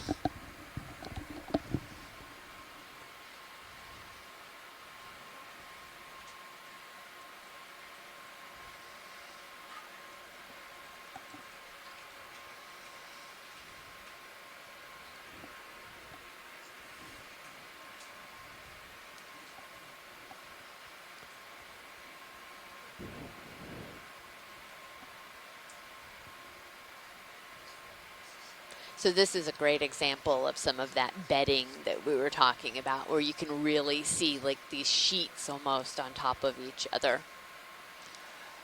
Does that impact slope stability? It can. This isn't an actively tectonic region, but it can, if you get some of the kind of upper layers, and as they start to it's kind of like a border. weather away in essence and become unstable, and then they like just Rocky sort and of, Sandy. break Look on off the and serious slide screen, down almost the looks like slope. Oh, there's a little skate right Oh, yeah. center. Oh, wow, good eyes.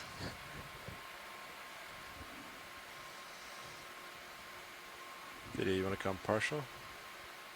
Hold that.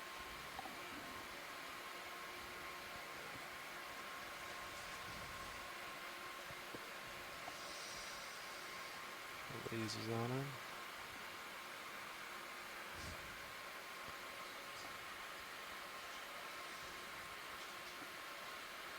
Alright, video, you want to come a little more?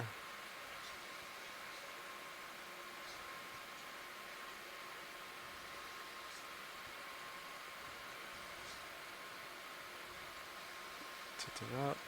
Not sure. This might be, saw some of these the other day. I think they were identified as a Pluto ray or Pluto skate.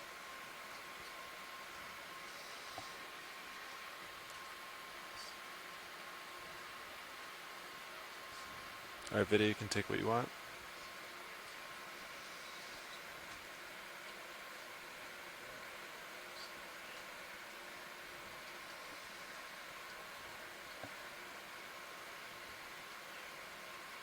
And so these really close-in shots of these organisms are really important for our biologists back at home to be able to give positive identification. So we usually try to get a good just to my close-in starboard, view but I of think the we're settled out. coloration So of these, of the Whenever you're happy, video, face, you the can fin come structure, and the tail feature as well.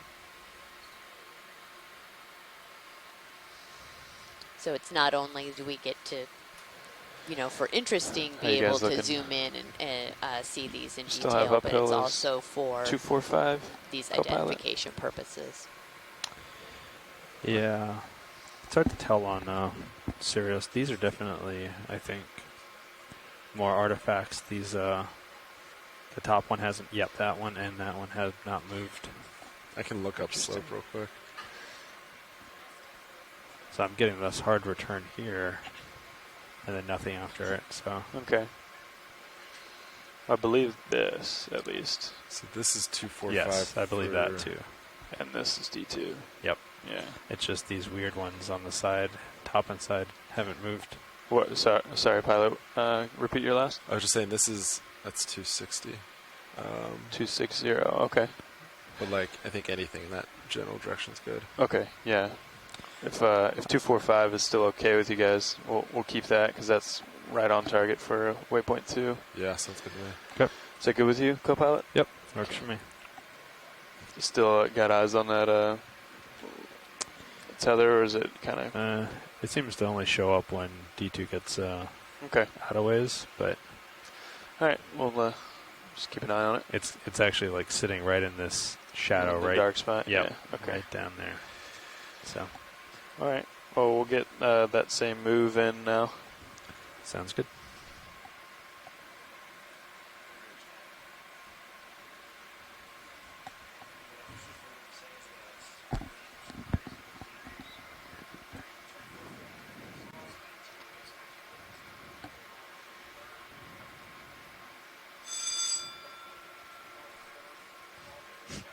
Video, you want to snap this?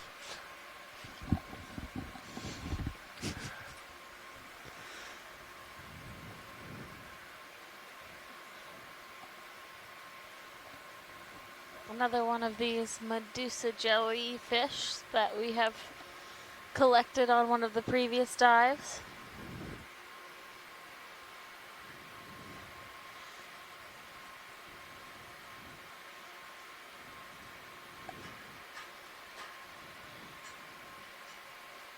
Alright, Biddy, whenever you're happy, you can come on.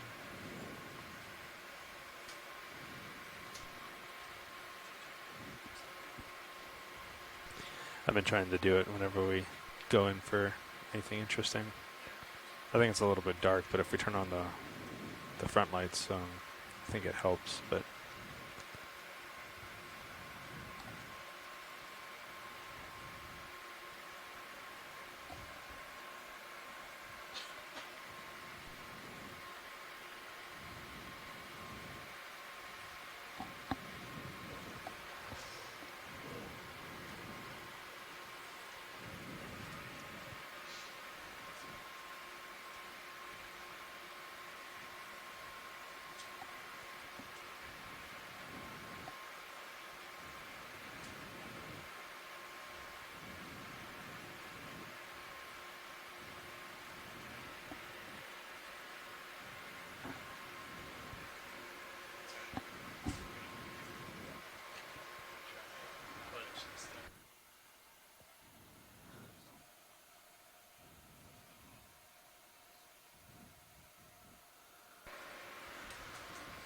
Yeah, thanks. Cool. copy.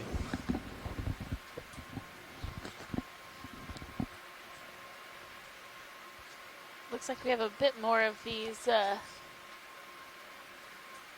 black outcropping rocks, which I believe we collected a sample of a small one of these rocks just as I was at lunch. But Adam Skarkey is on the line with us, and he had said earlier these are a bit unusual to see in this type of area. We're expecting a bit more of the white biogenic carbonate. So we have that rock specimen to be able to, for our geologists back on shore, to be able to request once these specimens make it back to Oregon State University, and they can take a closer look and really figure out what these rock types are down here. Yeah, this is Adam. I think one of the interesting things is this dark coating on the rocks is likely a ferromanganese crust. At least that's what we observe in similar rocks in the Gulf of Mexico. And that takes quite a bit of time to form. So that indicates that these rocks have been exposed to the open ocean for quite some time. That is not How much wire out do you have over there? For quite some time. 803.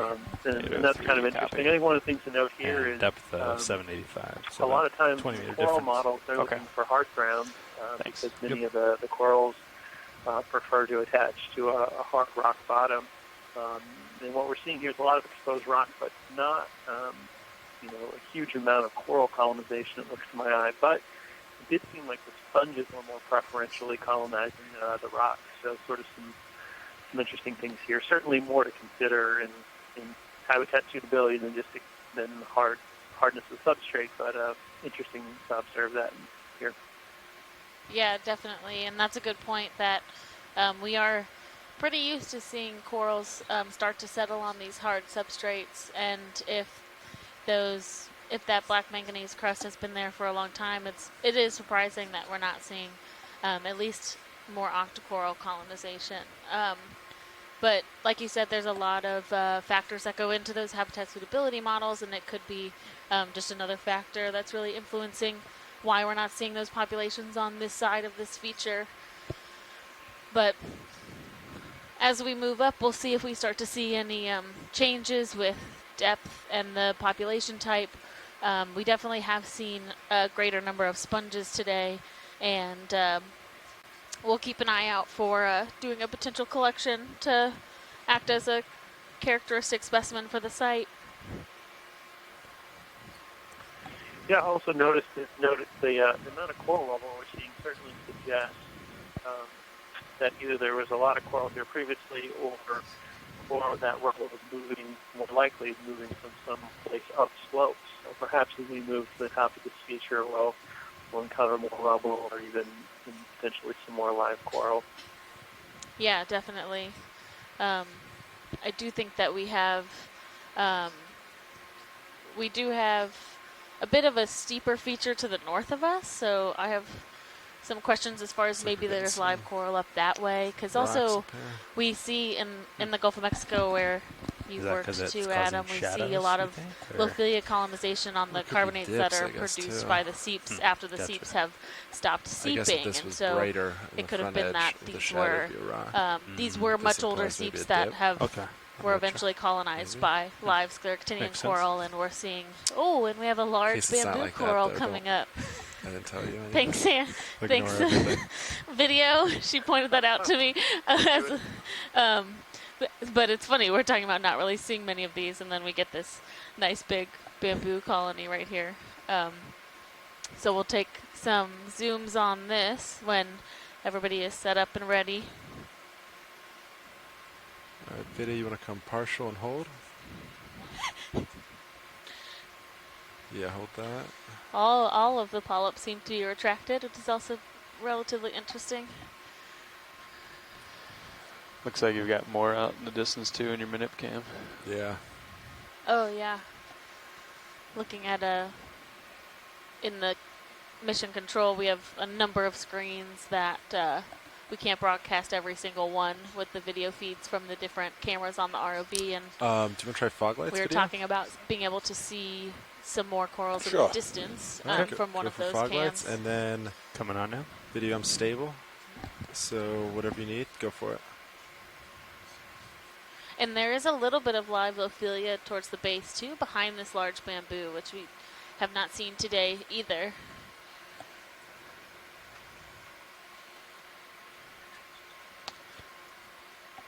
Great. So this is a nice close zoom on the polyps of this bamboo coral, or coral in the family Isididae. You're just heading off the starboard, but I think we're just wrapping up kind of the end of that swing, so should be good. The polyps are all retracted, so you don't see those 8 tentacles coming out. And I can come over and but when we do these really nice zooms on the polyps themselves, it helps a lot with being able to identify if we are not able to collect a sample.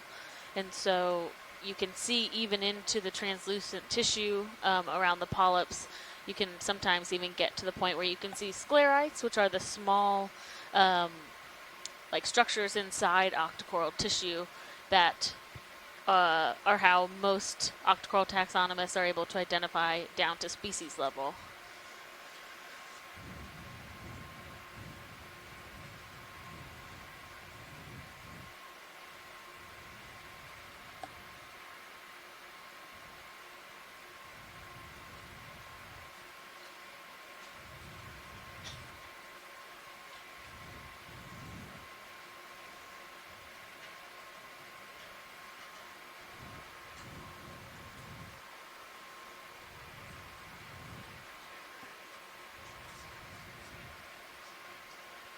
See a bit of a dead branch on the left where there's hydroids colonizing it, and then right behind the bamboo you see that white skeleton is looks like live Lophilia pertusa.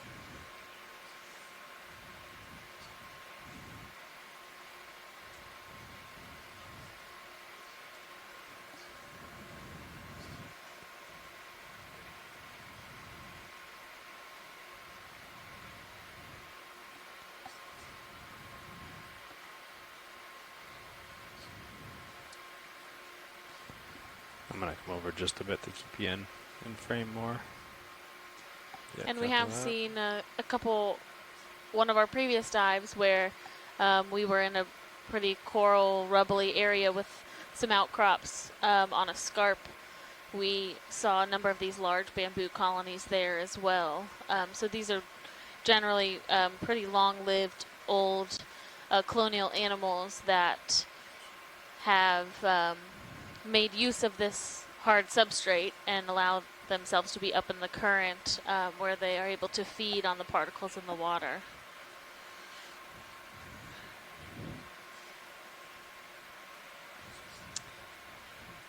Science is good when you guys are. Copy that. Video. Whenever you're happy.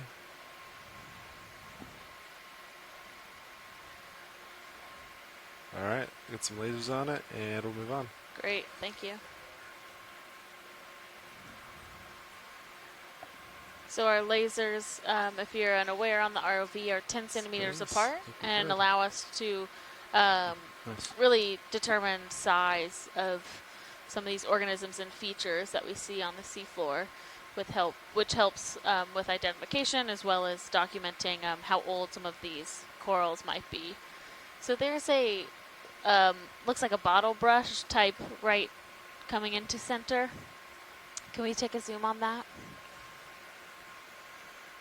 Is it right there? It's now on the top of the screen and towards the left. Top towards the left. Oh, in the back. Yeah, so it's kind of like fluffy looking. Yeah, copy.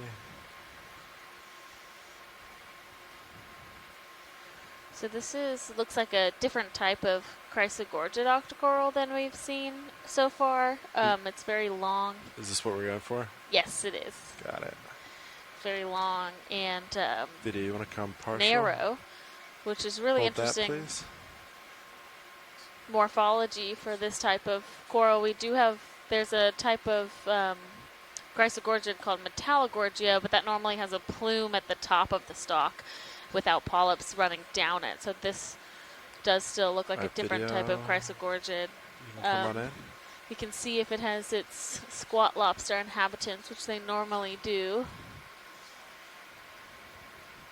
Yep, there's one right in the middle there, which we collected a chrysogorgid yesterday, which had one of these Europtychus squat lobsters in it, which are commonly found within this this family of octocorals.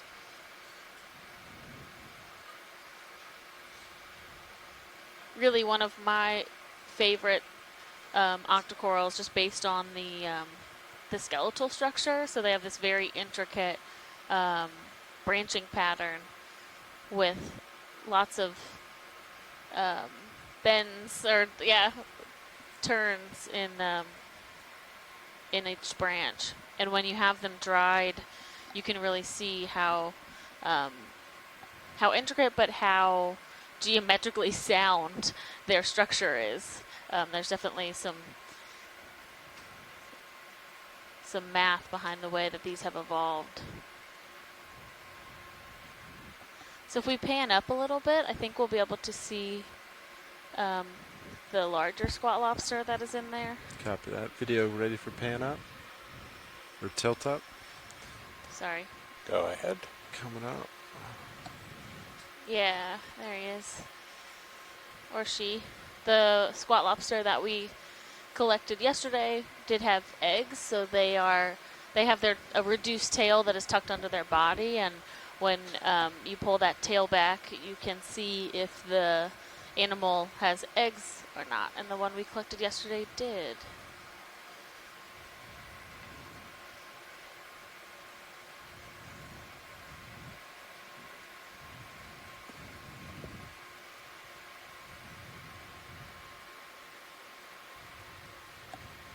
All right, science, anything else on this? Looks great, thank you. Copy that.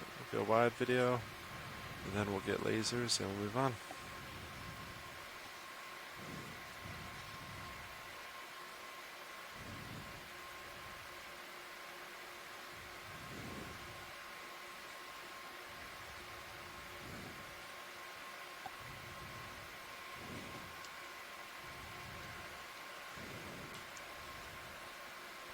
Okay, pilot. All right. Got lasers on base, and we're moving on. Thank you. And as we're moving on, you can see these kind of shelves So I did come of over carbonate just a that bit, so I rotated a little bit to the are starboard these side. kind of stepping stones as we're Copy going that. up I'll come back center. this feature. We can readjust. Sounds good. We have another There's large one bamboo. more. And it looks like possibly a black coral next to it. Is that something you want? Yeah, can we zoom on the black coral? Yeah. Thank you.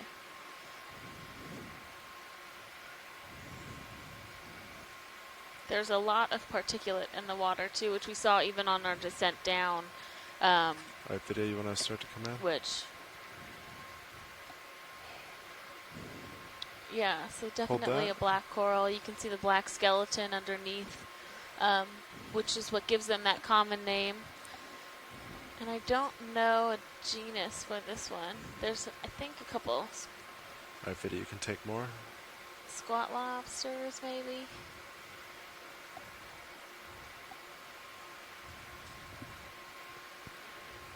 I don't know, just kind of sediment stuck in the tissue.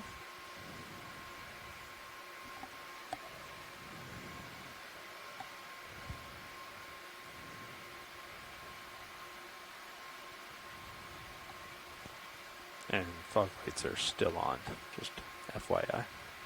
Copy that.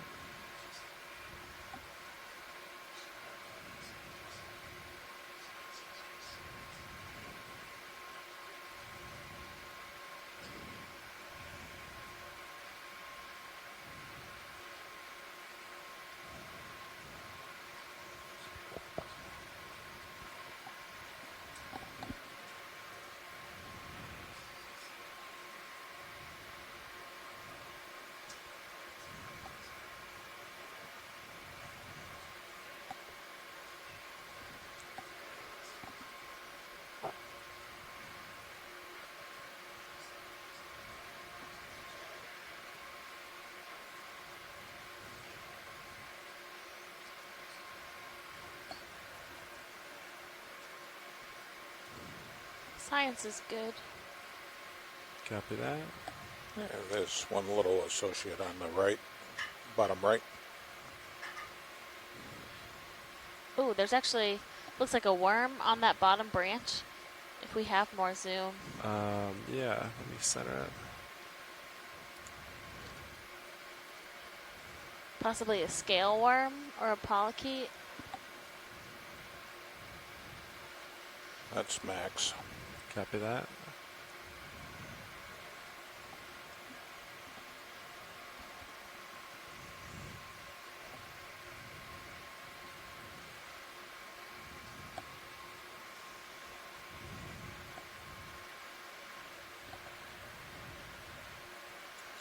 Yeah, right. All happy? Yep, thank you. Copy that. I got lasers on it when it came in, so we can just do the wide and the set. All right, moving on. Great, thank you. All right, co-pilot. Okay. Already center to you. Sounds We'll good. keep booking. Yeah, and the ship is stopped currently, so if you guys want another move, we can get one in. Okay. I'm. Do you want to get fog lights off? Yeah. So the dust in the water right now. Lights off. Let me come over to. Much better. What were we on? 245, I think. Yeah. But we can do a different bearing if you need to. If that's what I don't think we need to. Slope looks like, but So Naphobranchid Let me, eel swimming right pan in up front a of bit. us. Get you resituated. Yeah, we can still move. 45. you good with 245? You good with that, co-pilot? Yep, works for me. On the way.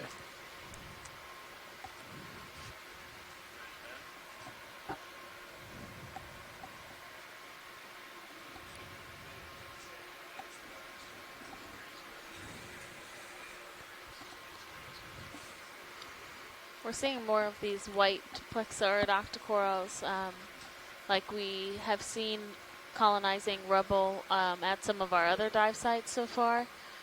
And as we're working our way up this slope, the pieces of rubble are larger than what we were seeing at the base of the slope, which is a pattern we see often with these mounds, but generally the larger the pieces, the less time they've had to.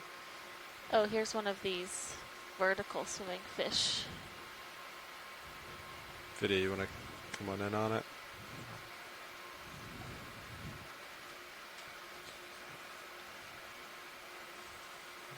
It's just kind of bobbing up and down.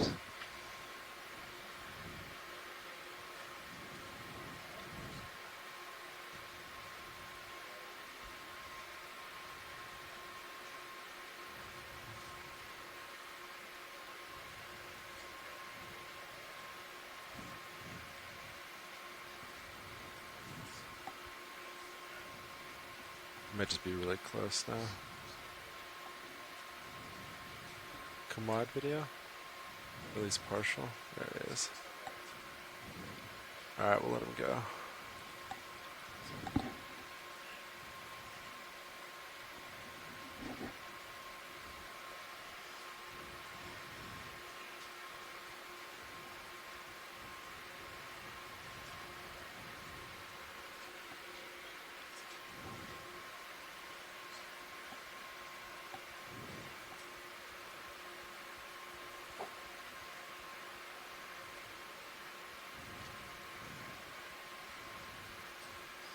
So if you're just joining us today, we are aboard the Okeanos Explorer, a NOAA vessel that is operated by the Office of Ocean Exploration and Research. We are about 111 miles off of the southeastern coast of the United States, and we are surveying up an area where we were there had been some data that predicted a active cold seep a couple years ago.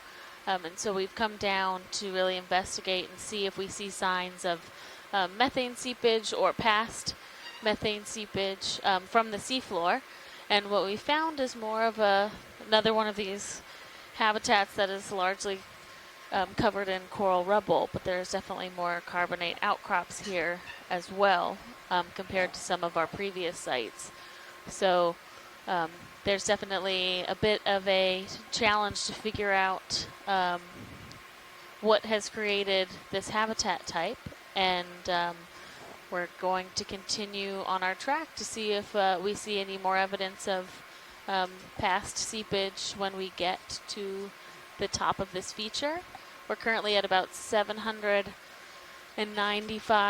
90 meters, and we are working our way up to 760 meters.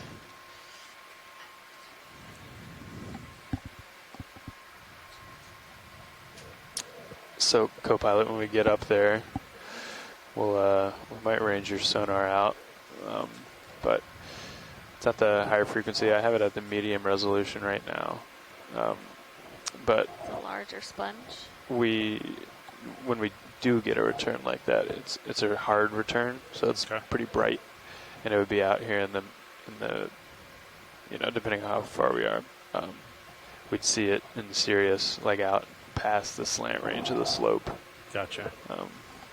In here somewhere. Okay. Yeah, other than the little anomaly, there's really not much showing out. Yeah, there's not a whole lot. Yep. And then these little shadow or hot spots caused by D2. Yeah. But that's what those hot spots that you just saw is kind of what I remember them looking like. And then there's also like that. Yeah, but more like they were drifting and dispersing in the water column, so they would there's a little bit more of a return. Maybe? Gotcha. Oh no, it's a shadow. Sorry. Tricked by the light. So we're not quite there. We've got some rise to cover. Is that where they were? Is that waypoint 2? Just to the left, there's Top a yellowish circle. Gotcha. Yeah, copy that. Oh, it might be just the top end of a sponge that we haven't had but it's an interesting angle to take a look at.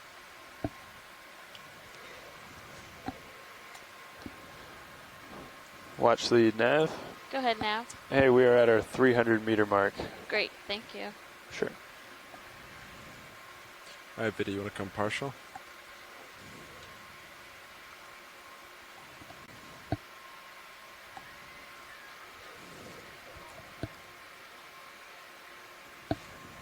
Oh yeah, it's another one of these Sneezes. stalked sponges. Alright, video, you can take more.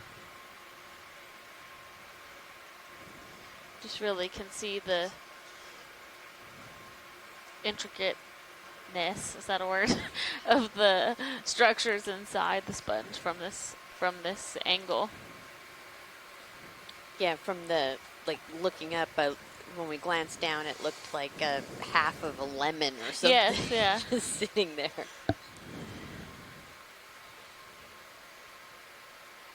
All the little bits floating around. Okay, I'm gonna pan down just as I catch up to you a bit. Yeah, copy that.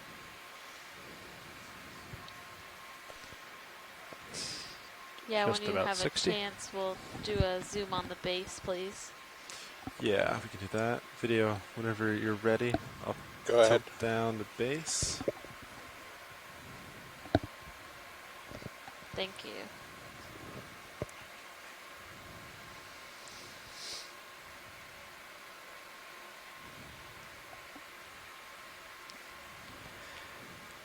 And I'm still catching up, but it's just the swing part. Looks like the move finished. So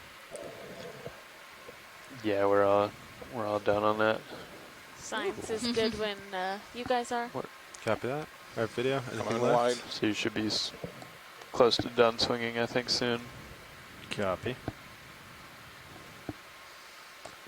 Just coming up and panning down a bit. A bunch more of the plexarid, white plexarid corals. Yeah.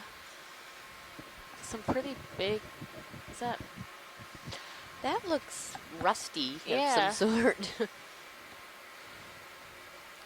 Video, you want to snap real quick? Yep. Oh, Something yeah. metal. Mm-hmm. Looks like a rail.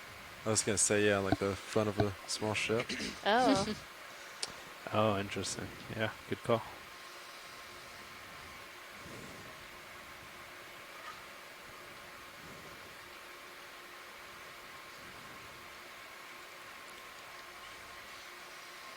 And it continues around Want to come wide a the little top. bit? Yeah. There's more of it. Oh yeah, there's more as you move. It's rope. Mm-hmm. Oh, okay.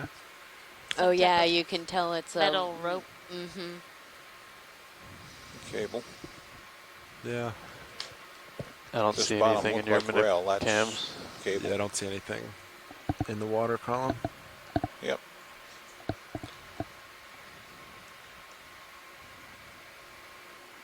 All right, cool. Move it on. Interesting. I'll wait for you to get out ahead a little bit, and then maybe we'll put another move in. Yeah, sounds good. So I'm going, this is pretty much straight west. Looks like the slope dropped a little bit. Oh yeah. Okay. It's more flat here. Looks like it does kind of flatten out. Oh right. Yeah, these contours are start to change a little bit up here.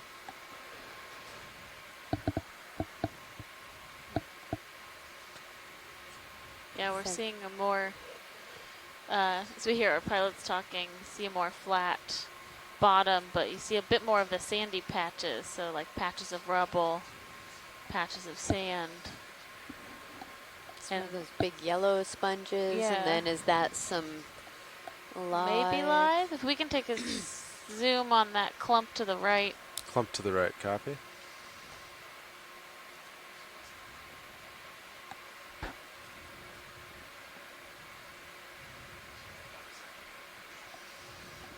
All right, video, you want to come partial? You can hold that. Anything specific in the pile? The white part on the left of the clump. Yeah, copy that.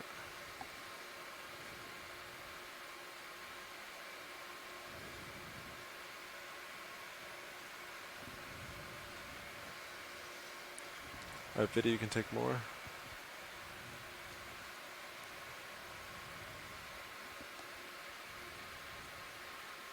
Yeah, so it looks like a Nelipsamia profunda with white sponges on the dead skeleton as well. Mm-hmm. Yeah, those little, they look like little snowballs or cotton ball Yeah. sponges. So that one on the left has like major spikes coming It out. does. And then a bunch of the brittle stars. Yeah. Crinoids, hydroids. Again, it's like you zoom in and there it all is.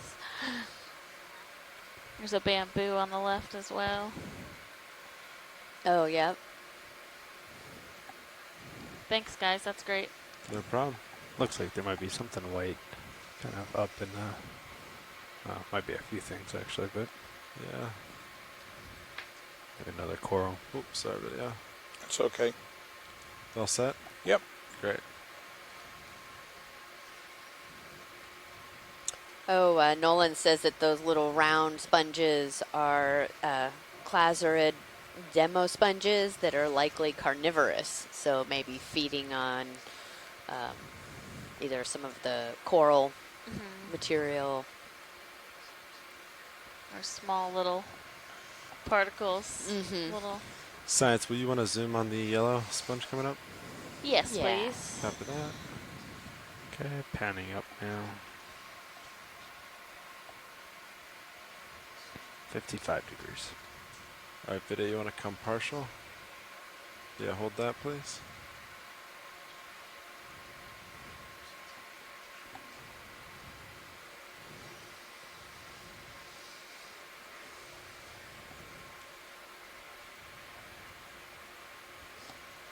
So I think this is the sponge of the genus Hertwiggia. But it's been noted in this region before.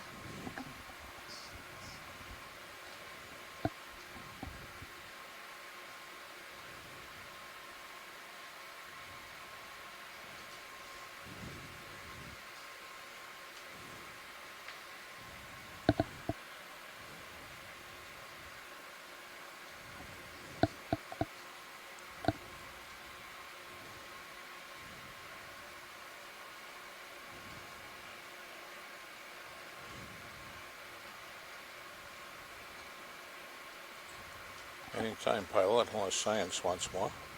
Oh, if you're all set. Science, you good? We're good. All right, I say we come out. Thank you.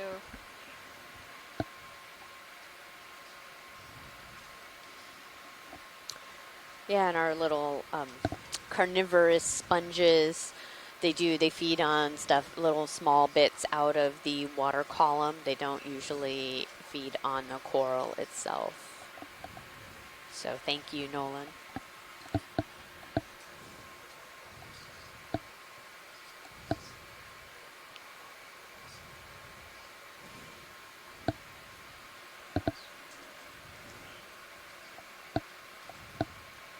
And just for a reminder for folks, today, I think I'm correct, Amy, we have a mid-water segment at the end of this time. Yes. If I can remember anything.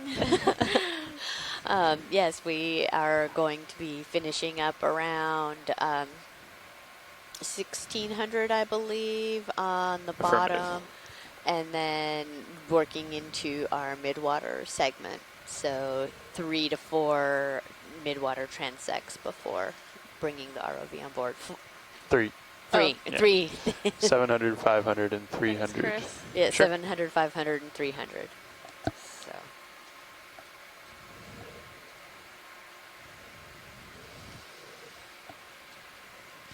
Something down there What to is your that? Floating in the water. That's port side there. Weird looking. Small little, Is it a jelly or no? Video, you want to snap? little crinoid maybe? Oh, you're bro- right. Is it? Yeah, a little baby crinoid. We come out a little. Yeah, there we go. Just floating. All right, we'll let him go. That isn't Cool. Seems very high up. Pretty good with I those wonder how it got up there. little mid-water shots there. Whoop. You tracked Come the back. jog There the it other goes night. back down.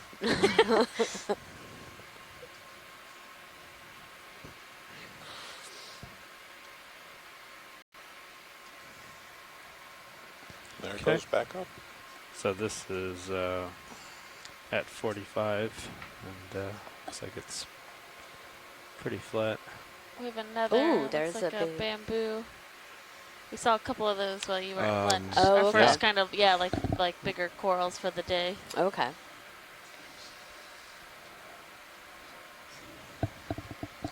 Get another move in. Yeah, I think we're ready. You guys ready for another move? Yeah, I Think think so. so. All right. How's the same one sound? Sounds Pretty good? Sounds good. Okay. Let's do it. Pilot, Yes. would you, would the front row be willing to introduce themselves and sometime soon? Yeah, I think we're willing. Thank you. I'll wait for our navigator to be done, and I'll start it on OKX. Sounds good. Our loop is being quite persistent there. Yeah, it usually sticks around. We'll All right. we'll keep an eye on it. Front row, we'll do a quick announcement and introduce ourselves. Sure. Hi, everyone. This is the front row. We're from the Global Foundation for Ocean Exploration, or GFOE. Sitting pilot today is Sean Kennison, and to my right, Tony Arnold at co-pilot. And Chris Ritter and navigator. Bob Knott over on video. And in the video clipping chair, I'm Emily Narrow. and again, we're all from GFOE. We're responsible for the ROVs and all the video products you see today.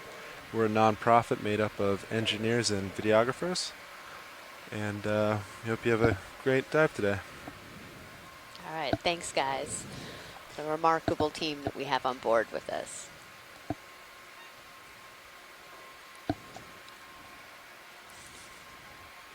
And sitting back here, mostly just talking while everybody else works, is myself, Alexis Weinig, from Temple University, and I am the biology science lead on this expedition. I do mostly cold water coral ecology. And I'm Amy Wagner, the geology science lead on this cruise. And I'm an assistant professor at California State University, Sacramento. And my main area of research is doing paleoceanography, paleoclimatology. Looks like a different sponge. Oh, look at this. Oh yeah, what's another jelly? Jelly, but it looks like it's crawling. It's the one in the distance? Yeah. It might be a Yeah. crinoid. You might be more. Video snap from here. Oh, yep. We have a swimming crinoid. Here we go. That's just so crazy when you see it.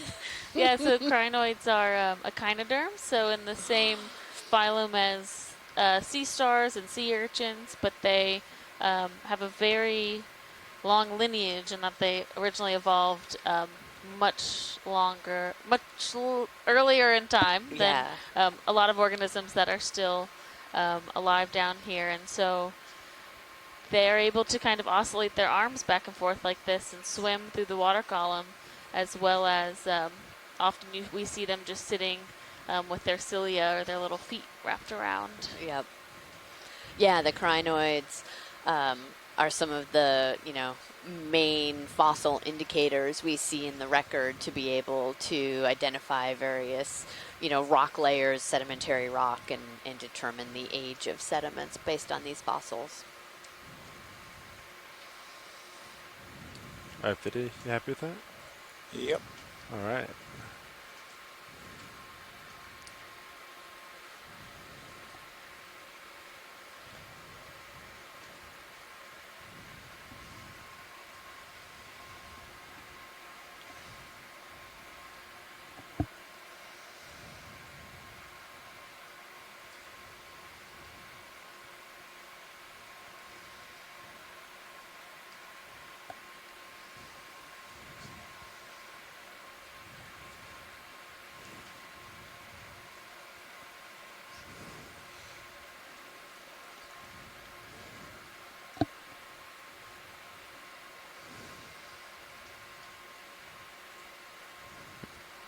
Yeah, it looks like there's an actual feature there.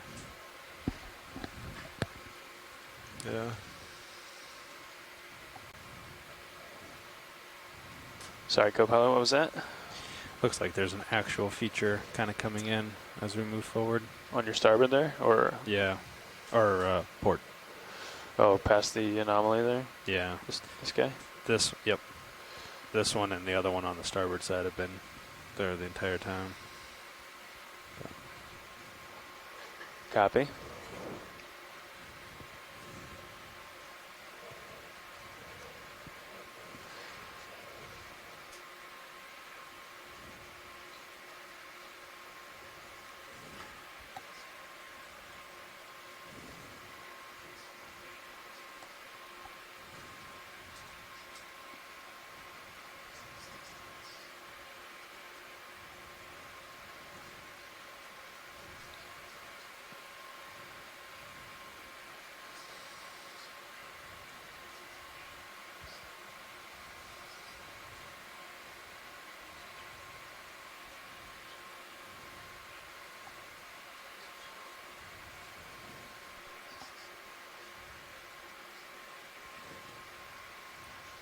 Hey, you watch too.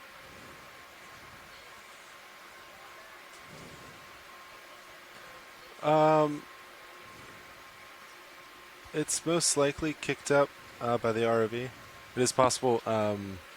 Sometimes we startle fish, and if they're near the sand, they can kick it up. But I don't think it's floating in from somewhere.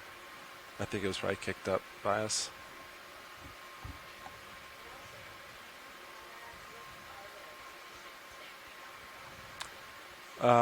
Very little current, if any. It's very calm today.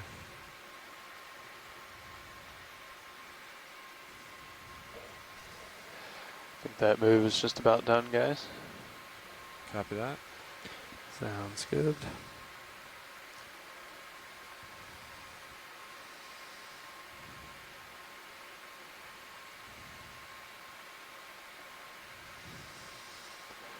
Yeah, so Tony, as you're swinging, I guess we'll just keep an eye on this to see if we should maybe start heading that way.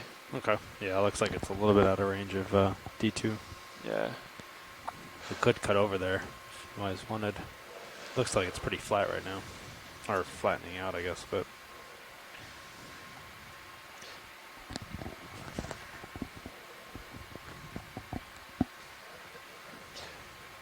Yeah, I just hesitate to head. That would put us almost due south, right? No. Yep, we have another little jelly. But then We had one below the skid. And then reacquire and go directly west. Yeah. Yep, just a quick snap zoom. Looks One like the possibility same at one least. Yeah. we saw earlier today. Copy that. We can let it go. I think that was enough for ID. Yeah, we could do that.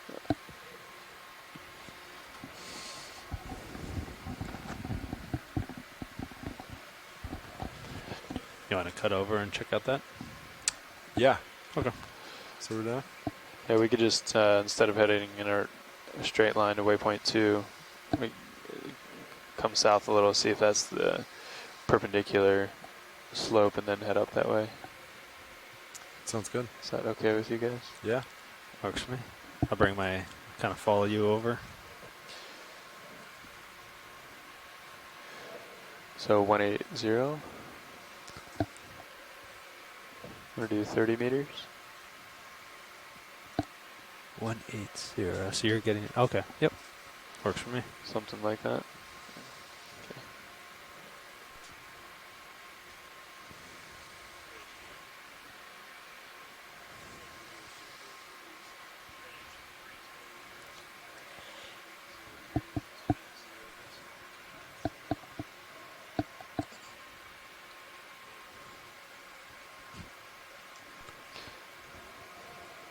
Watch the nav.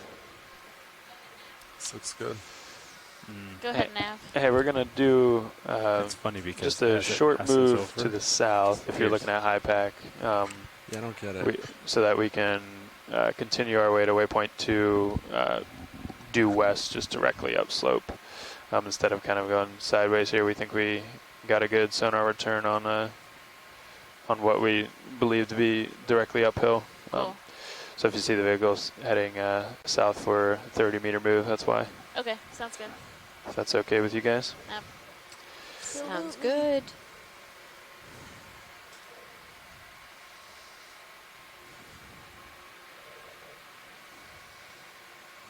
So we were able to collect that little black rock, right? Mm-hmm. And then, so maybe we'll keep an eye out. It seems like there's been a couple more shells to try and get a more recent rock. Yeah. Yeah, pan I've up seen just a a bit. couple that look like maybe some of that autogenic carbonate, but I know it's tough to tell. yeah, not anything that's really jumping out.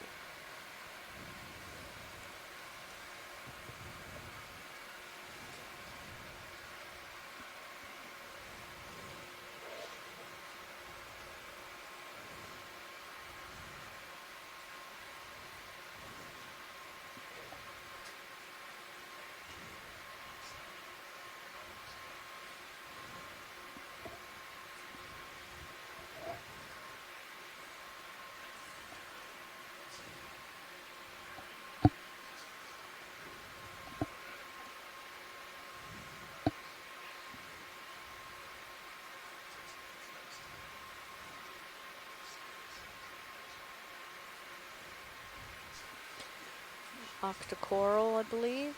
I think it's a black, Or a black coral. coral, yep. Yeah.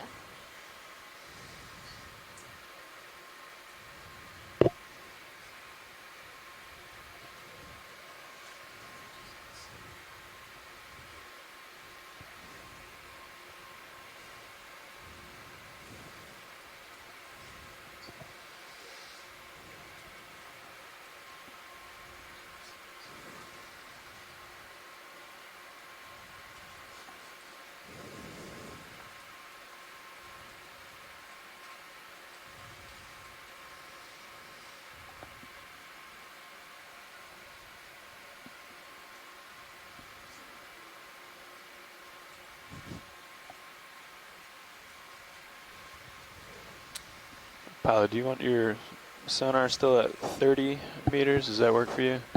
I'm happy with it. Okay. If you want to use it to try to find targets, feel free to adjust. Okay, yeah, I think we'll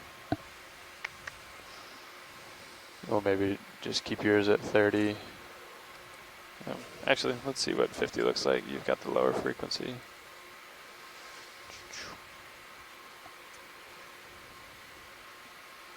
See if you even get anything out there.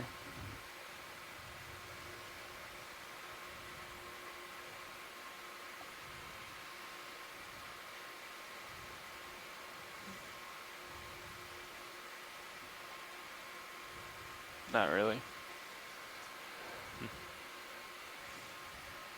I guess on either vehicle that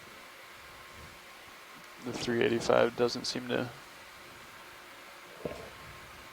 Well, I guess he wouldn't be getting any returns past 38 meters anyway.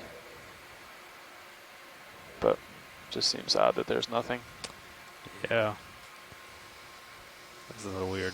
I think there'd at least be some noisy looking stuff. There you go. Oh, weird. Look at all this stuff. So you were just kind of below this little ridge, probably.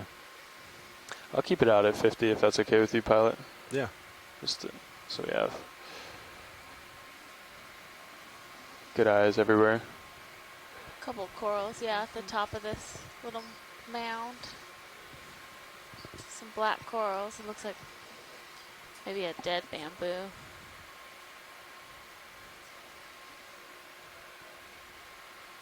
Could we take a zoom on the coral that the lasers are on? Yeah.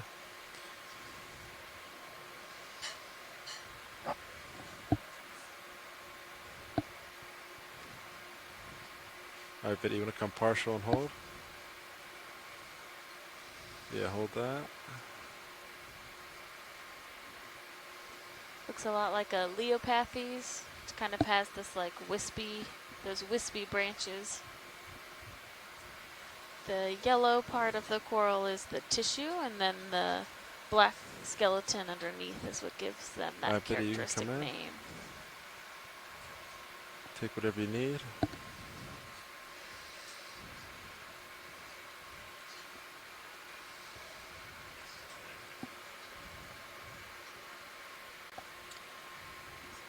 Yeah, look how super still it is down there. Yeah, you're right. Because these branches are very, they move in the water a lot when the current is. Thank you, Bridge. That move is complete, pilots. Copy that.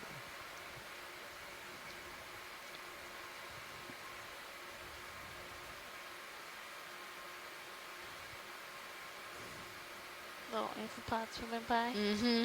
Yeah. One of those came up with one of our samples the other day, and we had it in a tank as we were photographing it was the jellyfish, right? Mm-hmm. Oh, Yeah. happy? And the amphipod. Oh, Video? wow, that really large base. Can we just take a zoom on that? Yeah, to the left. Yes, with lasers on it. Yeah. Oh my goodness. Video come partial. Looks like. Yeah, so this looks like the base of a really old bamboo lumberjack. coral. Yeah. But look how But then you evenly back up it's slightly snapped to- off. Yeah, that's a really good view of how these That's get those. Oh, and there's a really sea odd. star on the other side. These corals grow with like growth rings, kind of like a tree. This specific type of coral does, and so you can really see those patterns in this section of that skeleton. And this, I mean, that would have been a huge colony if when that was alive. Yeah. So, watch, they do the rings Yes. indicate age? They can. So some of them, they grow at a standard rate, and other ones, it doesn't. It's not like a yearly growth rate. So it kind of depends on the specific species. It takes, essentially, you would take really small sections of this, and you could age each of those rings to figure out how old the coral was. Cool. Well, actually, do you think that sea star ate the whole colony? Is that just a coincidence? Oh, Nav. That was our pilot. Oh, sorry. All right, video. Oh, happy with that? I'm going to come up and I'll get lasers on it. I think that sea star would be 18 times its size if it ate that whole coral. Okay, catching up to you, but I think it's just the end of the swing. Yeah, well, and if you see the other bamboo over there to the right, that it looks like it has a pretty substantial base as well, and doesn't look too alive anymore. Yeah. All happy here, Science? Yes, thank you. Copy that. All right, co-pilot, I'll catch up with you. Same with that other black Sounds coral. good. next to Yeah, so it. we're done It that also looks southern like it's on its move way out. to see if you get a better idea of the uphill pilot. Looks like you're getting returns out at the distance, so I guess it just matters if you can see it. Change the settings a little. I don't know what that other return was that we had that was over here, because unless it was just that little hill feature with the. It could have been. Could have been that little hill feature. Yeah. So what do you have that at? A little west of south. This local slope here? Yeah, 190 or. Let's see. Following you up. Yeah, we probably want to head a little bit more west. Just cut back over. Yeah. Yeah, like 220. Yeah, you want to do that? 225? Sounds good. How's that sound? All right. Okay. I'll come over.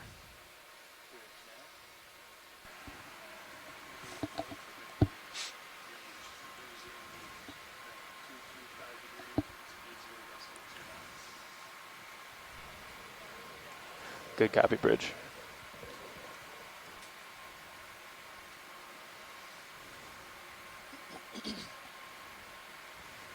So John Reed from Harbor Branch gave us, a lot of us in the chat were kind of going back and forth about how interesting it was that coral that we just looked at had broken off so cleanly.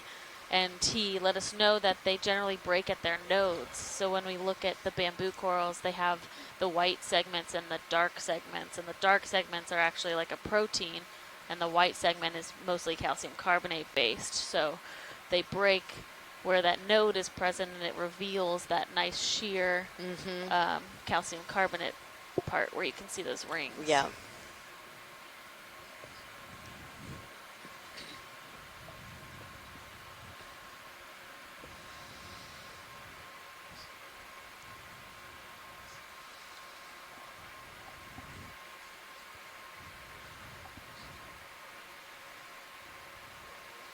We're getting more into this, you know, octocoral diversity that we see. We've seen across these rubble habitats. I was making a, you know, talking with someone earlier today, and we really are. Can we take a zoom on that fish? It's a little bit different than some we've been seeing. Oh, yeah. Yeah, video, come on in. Try to track it. Whoa. The backup video, sorry. It's my max zoom. Wow. What'd you find there, pilot? Like a very menacing head. It does. It looks. I will preface this with I know nothing about fish, but it looks like related to a barracuda. That's what I was thinking too, and maybe we're not so far off. We'll find out. But much shinier than some of the fish. Other than that, the fish that we see swimming vertically. Yeah. Which always seems to show up when I'm at lunch. I come back and I see it on the screen out in the dry lab. All right, video, let him swim out of frame. Lancet fish. Oh, yeah.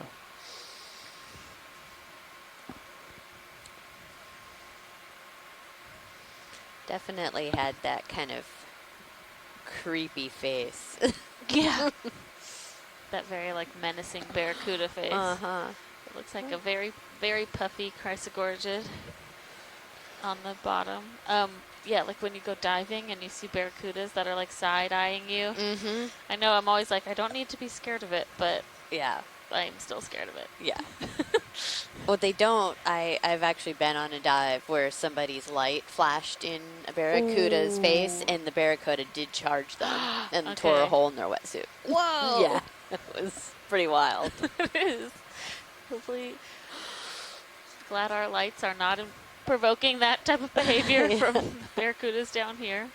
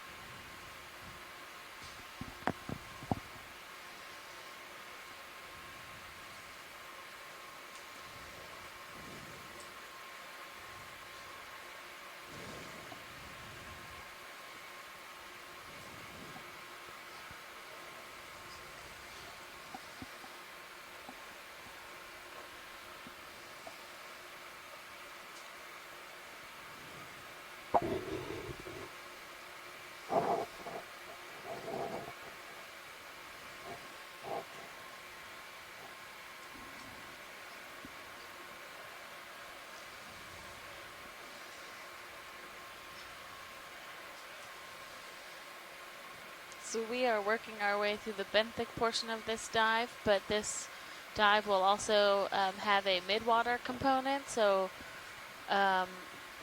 we'll be coming off bottom a little bit earlier than usual to do some mid-water transects, and that way we can provide surveys to our scientists that study both fish and invertebrates that live within the mid-water above this site. And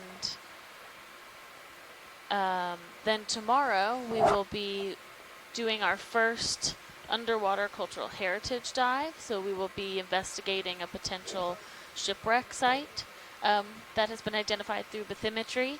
So we will have a very potentially a very different type of dive tomorrow for everyone viewing. I'm sure regardless whether we do find our target or it turns into a benthic dive, it will be another interesting day on the seafloor. Yes, absolutely.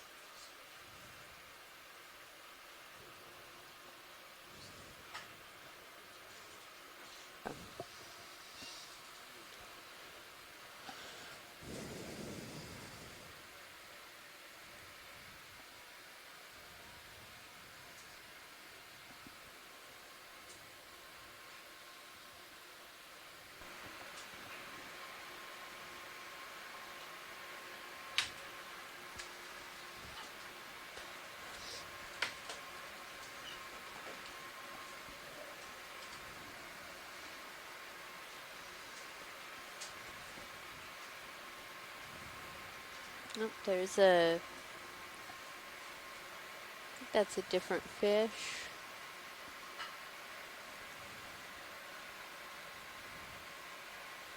Video, you want to snap on fish?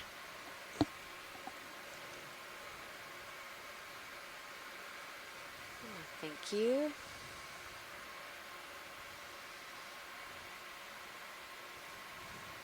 So I think this is a small gray hake that usually inhabits or is found kind of on this rubble and within some of these coral thickets. Come back up.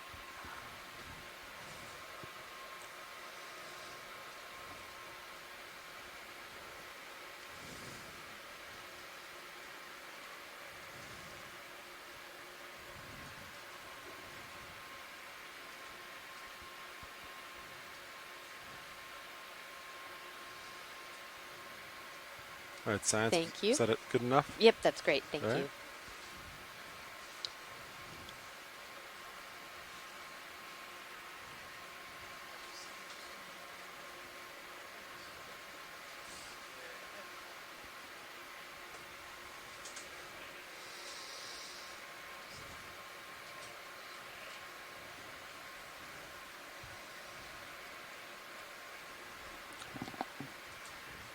Looks like I've probably settled out from swinging, so still a little, just slightly, close to you, but All right, copy that. could probably get another move going at some point.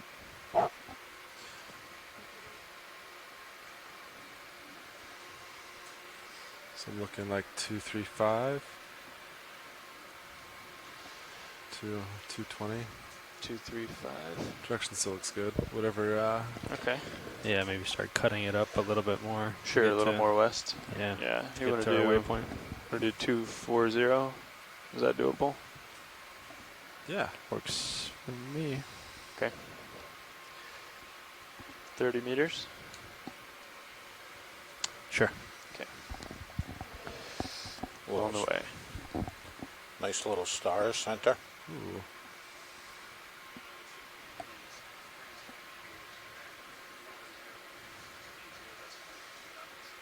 Tell me if I stretch the tether at all. Will do. Yep. To this little guy here. You look good. Can't even see the second We football have yet. another echinoderm starfish. Actually, I'm still tilted down too, which may be why it's a little deceptive. Oh, nice. There's 45. There we So go. perfect. Okay, pilots, that move is in. Copy that. Watch the nav.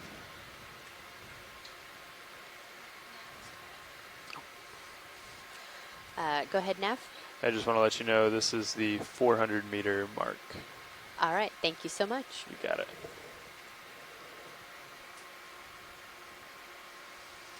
All right, video, you want to take a little more?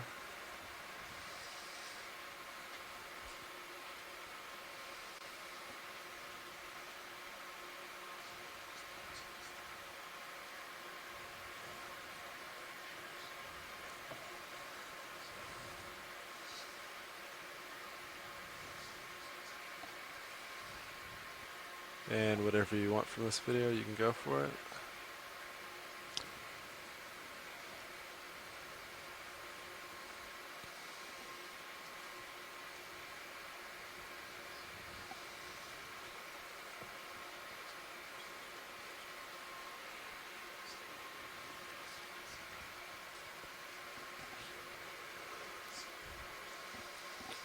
I would say that's good. All right. Go ahead, come wide. We'll keep moving on.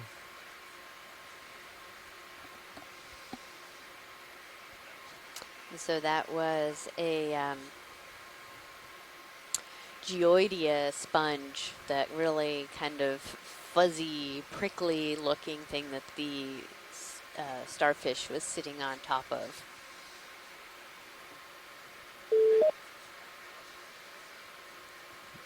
There's some more corals up there. Hello. Hello. Okay, you can see it there now. Hi, is this Amy?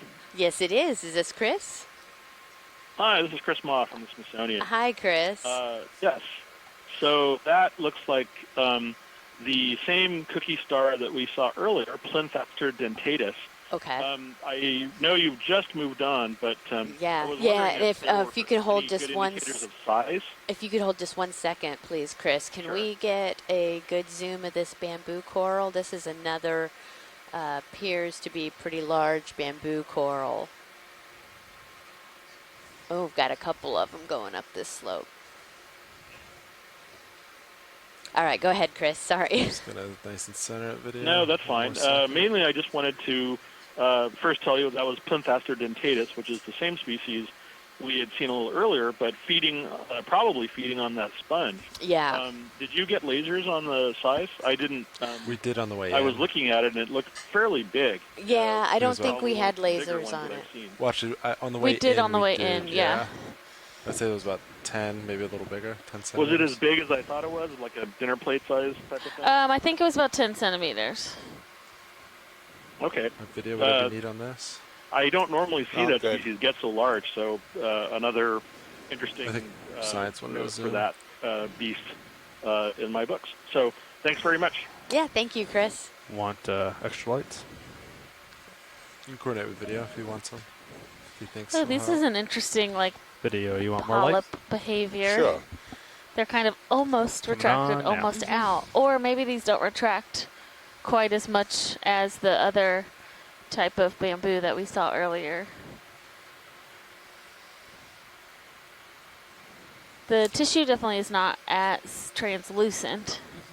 But you can still see those dark areas. So that's the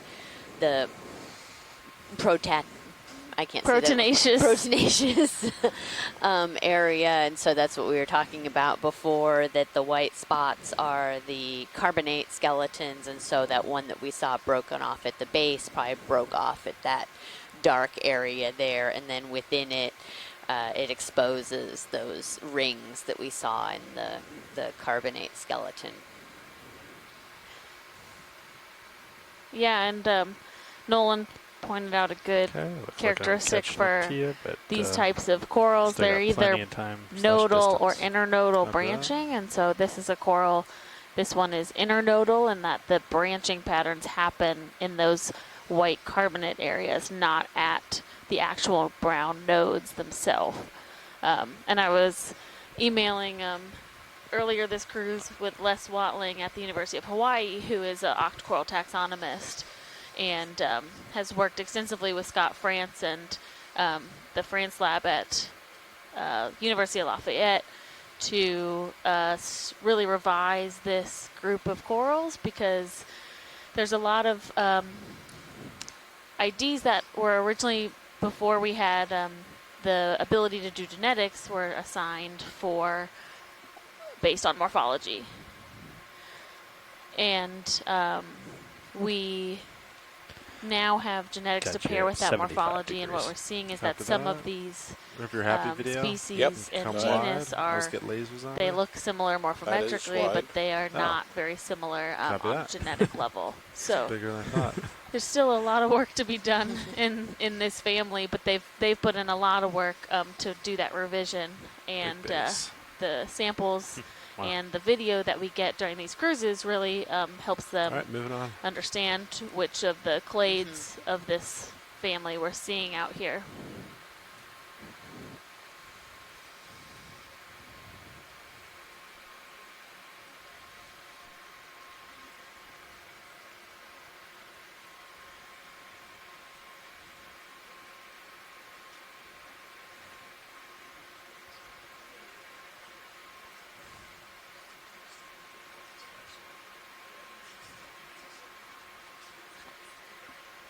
It's another one. Wow, that's big too.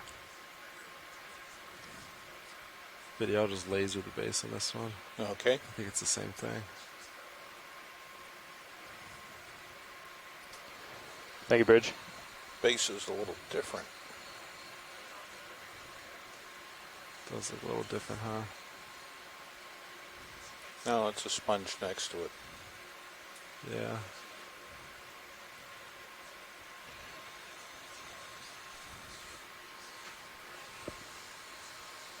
Alright, video.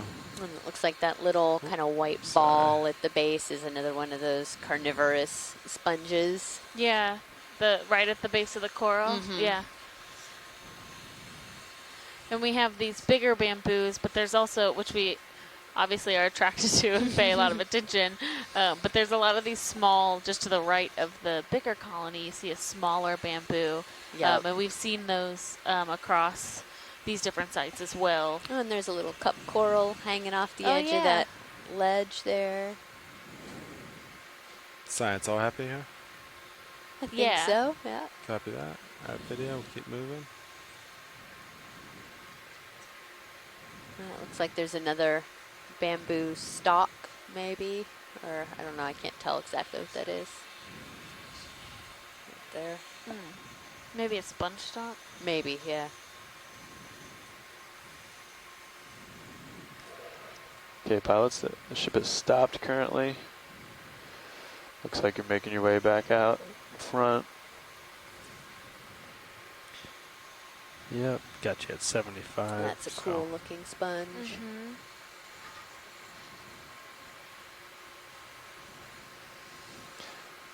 You've still got your fog lights on. I don't know if you want them or not. Oh, we can run without them. Okay, coming up really now. Pick up all the dust in the water. Yeah. As you drive. Better, thanks. A little bit of a delay there.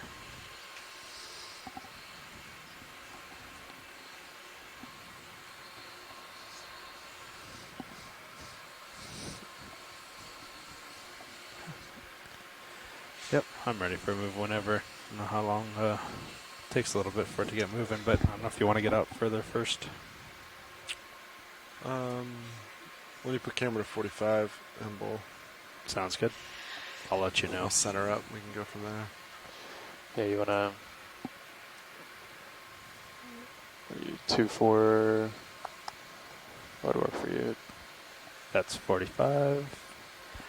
What's that? So the bearing to our target is something like 260. I can go 260. Basically what you're looking. Yeah. Right. That's for me. Yeah. Does that work for you? Yeah, definitely. Sounds good. I'll come around to match.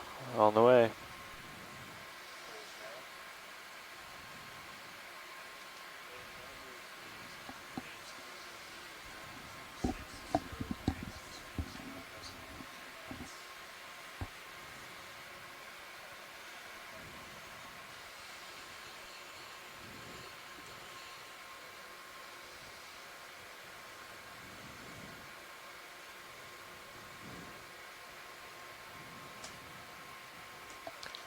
Pilots, could we possibly stop and sample that sponge that we see kind of right in front of us there?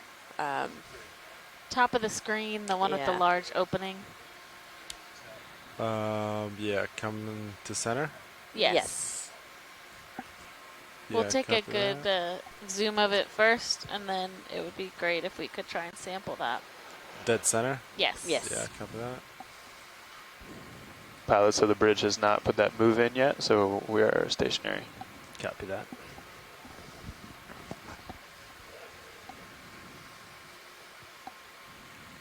Video come partial.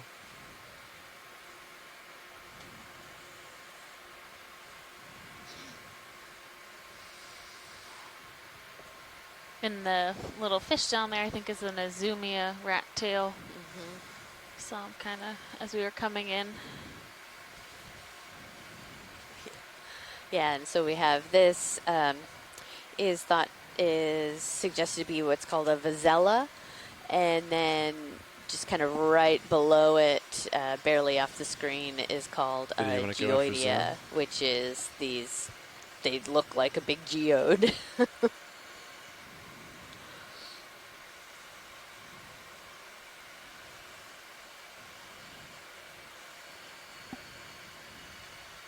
Rotate heading a little bit.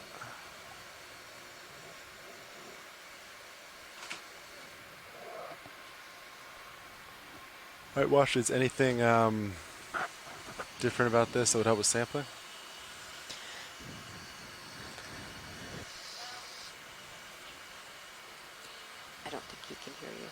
Sorry, pilot. I don't think I was on. I think if we try and just go from the base, it will be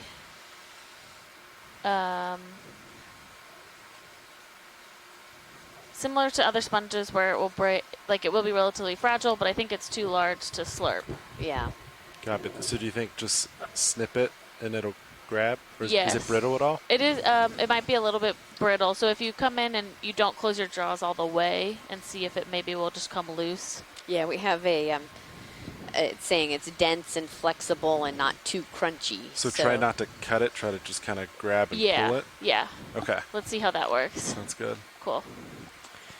Do we have anything in boxes? I don't think so. I think we just have one rock sample. Yeah, we just have a rock sample in the port forward and a suction sample. So bio boxes are clear. Okay, I'll just open both then, and Do you think? kind of pick. Is there any reason you don't think you could open drawer all the way here? Or do you think you're good? It's pretty light. If we have to, I think I might be able to pull away maybe, but I think you'd be okay. all right. Hydraulics are up? They are indeed. Great. Can I put Mini Zeus up? Yeah, I think we're nice and stable, and I'll keep an eye on it up there. Yeah, and I can keep an eye on that if you want to help with Mini Zeus. Sounds good. Great. All right, arms coming live. 3, 2, 1. Arms live.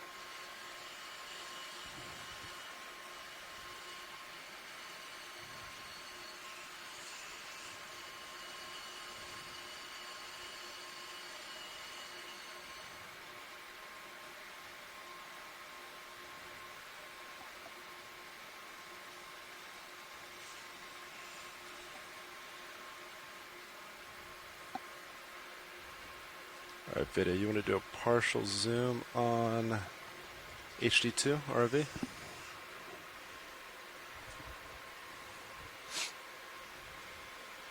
Yeah, hold that, please. That's good. Mind if I kill lasers just to get them out of the way? Yeah. Then I'll go for port side. Okay.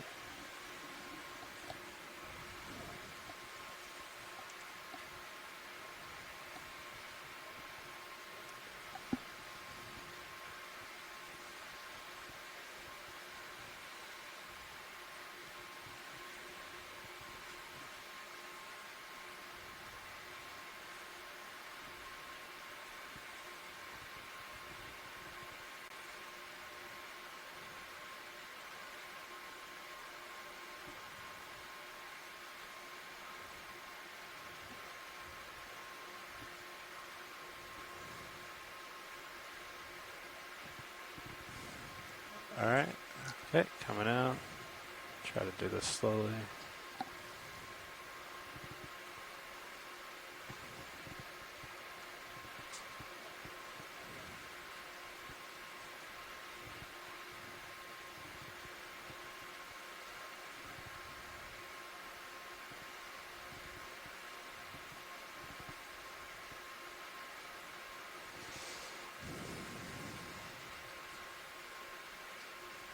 Okay, that's full. Can you come down on Mini Zeus, please? Sure. Oh. That's good. Okay.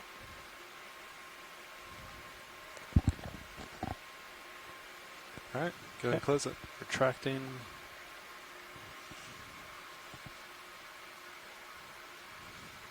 Slowly. Bit of a dead band on the, there we go. I'll come over and,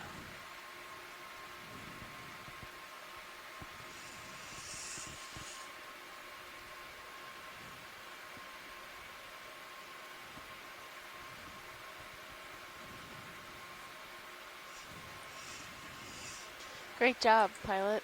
Thank you. Arms off. Also looked like we got a little bonus Plexart on this Nice work. rubble as well. Yeah, so. it looks like whatever the base was stuck to, a little bit came with it. Oh, that's great. Yeah. All right, watch it. While we're here, anything else of interest for zooms? Can we just take a zoom on this Nizumia, the fish that's right in the center? Yeah, he's kind of He's showing right off. there. Yeah. Yeah. Video, go for it. Okay, switching back.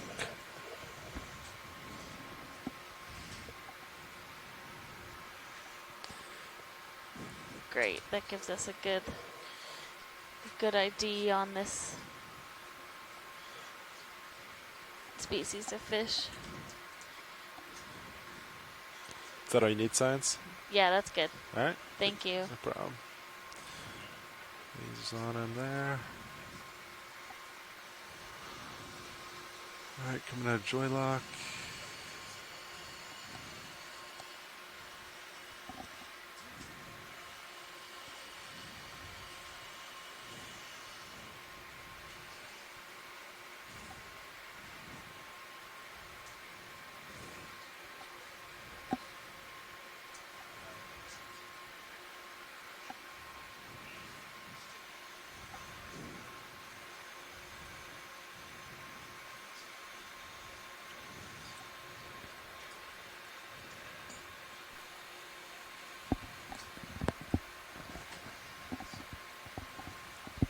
And pilots, our sponge folks on the chat say thank you very much.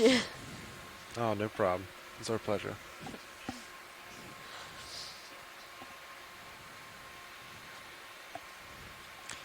Okay, I guess we can get that move then. Yeah, you want to get that. And that type of sponge is They're all lined up. a target in the Aspire campaign, put it in which now. is the Atlantic Seafloor Partnership for Integrated Research and Exploration. So it's a Some out there. Yeah, interesting. a multi-year, multinational collaborative ocean exploration program focused on raising collective knowledge and understanding of the North Atlantic Ocean. So there's people both on the eastern side of the Atlantic and the western side of the Atlantic working and contributing to this project to get a better understanding of the whole basin. Mm-hmm.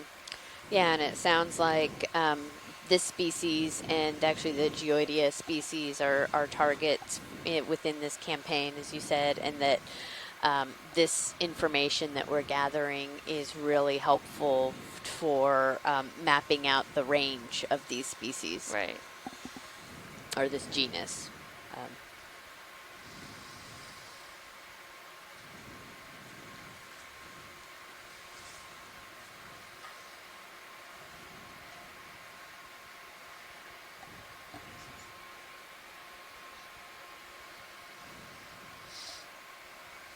So we have about, I believe, an hour and a half left in the benthic part of this dive. We'll have to check. Yeah, it's definitely something. I'll calculate for that for you guys. Watch lead. Stand by one. Down here. Interesting. So Cool, this be like thank a little you. depression? Do it, yeah. It's a ways out there. Yes, Mike. And then midwater. Mike's in our chat, very excited for the midwater portion of today. I don't think Mike was on when we got our first sample of the day. Which was a squid. Which was a squid. I was going to try to leave him hanging there for a second.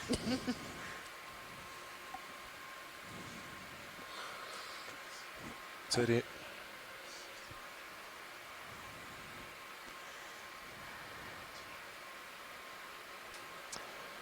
Watch lead, Nav. Go ahead, Nav. Hey, we've got about 2.5 hours left, benthic.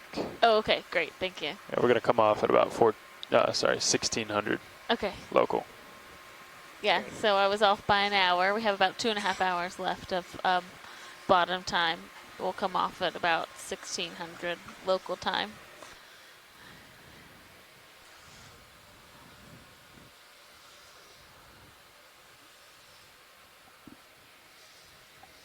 Well, that'll be great because we'll get up towards the top of this ridge, and from some of the backscatter, it looks like it's going to be more of a hard substrate. So we shall see.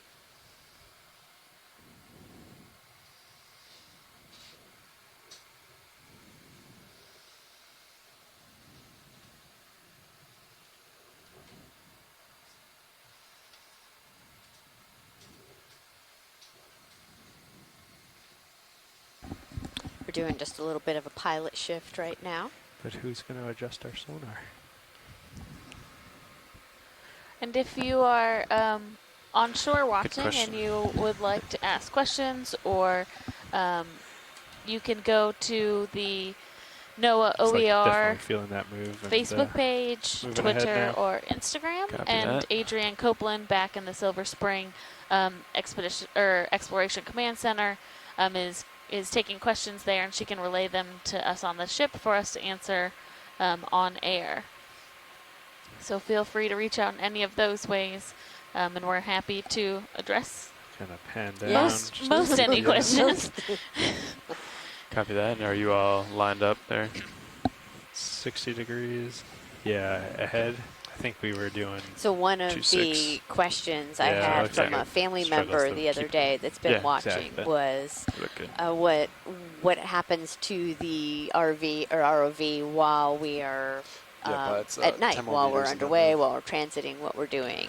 And I thought that was an interesting question, because every evening we recover Sirius and our D2 ROV, the dual body system, and we bring them back on board. We make sure to, rinse them with fresh water, clean all of the camera lenses and everything, and then they get stowed away, tied up nice and tight, and get put away into our ROV bay, which is kind of a little garage, and closed up and protected for the night. They get to take a little nap. We get to take a little nap. And then we, get up and do it all over again in the morning. And when Amy and I say we mean the ROV team. We are not engineers handling the ROV itself, but our expert team, make sure that everything is ready for operation in between every dive, which is a really significant part of keeping this whole ship going. Yeah. Yeah, there's a lot of work behind the scenes that these folks do on the system, and just, maintenance and keeping everything fresh and clean, because you have to think about this is going in, dipping into the ocean every day, and all of us know how corrosive seawater can be. So it's a lot of maintenance.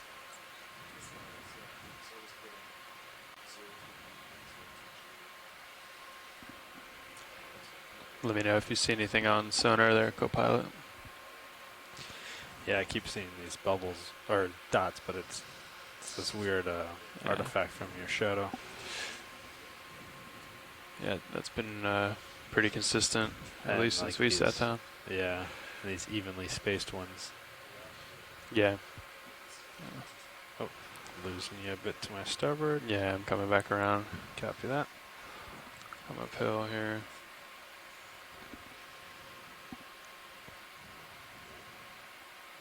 All right, Pads, looks like that move is just about finishing up.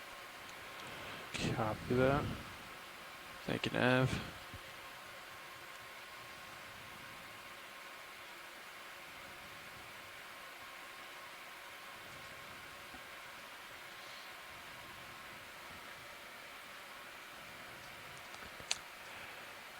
Follow you up a bit.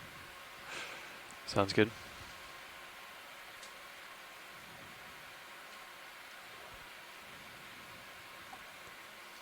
Just about 50.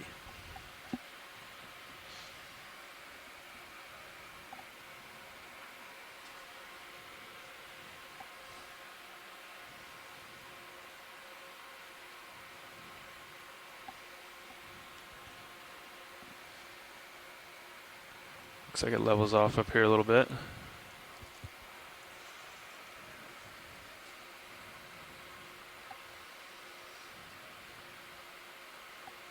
Yeah, it looks like there might be like a little dip until it picks up slope again. Okay.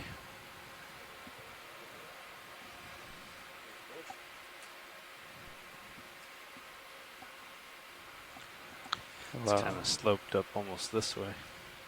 Yeah, that's what it looks like. It's kind of weird. I won't go to my port anymore. I don't want to go down at all, but kind of mow the lawn back this way. Okay. If we need to, we can jump over that divot. Dead ahead, I mean, like on your view. Mm-hmm. Copy. But see what it looks like at the top of this little feature. Looks like we have a couple of sprigs of live scleractinian on the right. Just looks like an anelopsamia clump. So I'm curious if a lot of this rubble is actually anelopsamia, not lophilia, like we have seen. We're in range of both of those species depth-wise, so. Did you want to take a closer look, watch lead? Sure. Can we take a quick zoom? On the white in the bottom right, kind of? Yeah. Here? Sure.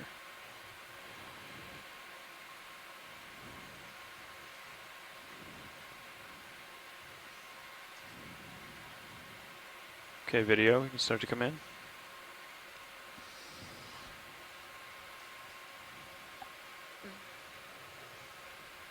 Yeah, it's definitely an anelopsamia. Solid there. It is, the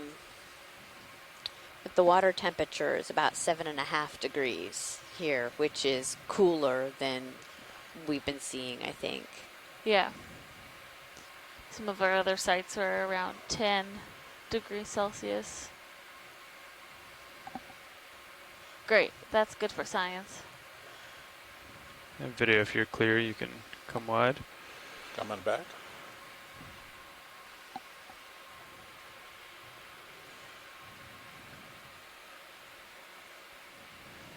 And feel free to lose the skids whenever they're in view video. Thank you.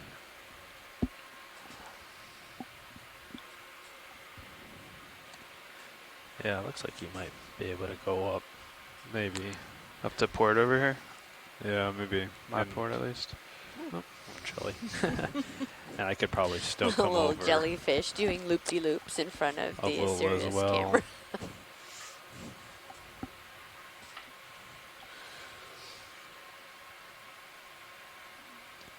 Oh, there's a fish up here. Yeah, looks like another one of those hakes. Mm-hmm.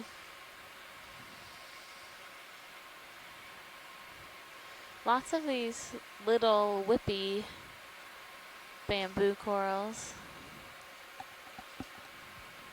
Some of them that look like they've been toppled over a bit. Yeah. Or that are almost like, you know, when you go to the coast and you see all those trees that are kind of leaned over one way because of the wind. That's almost how a couple of those look. I think this is the face. So I think if we wanted to go that way, we would have to jump over a little bit. Okay. Because I keep looking at your view and, well, maybe not. It's hard to tell. You think uphill is still west, more or less? I have a feeling there's kind of a ridge running this way. Okay. Looks like. Yeah, I see that. So the white in the top left corner is let's interesting get a ship to move me. in. In the distance, it looks like there's more live coral. Oh, I missed that. Sure. Yeah. 260, 27. Yeah. Well, whatever it is, maybe to the waypoint 2. Yeah. I bet you it's about 260. Let's do that. Yeah. I'll do another 30 meters, 260. Copy. Sounds good.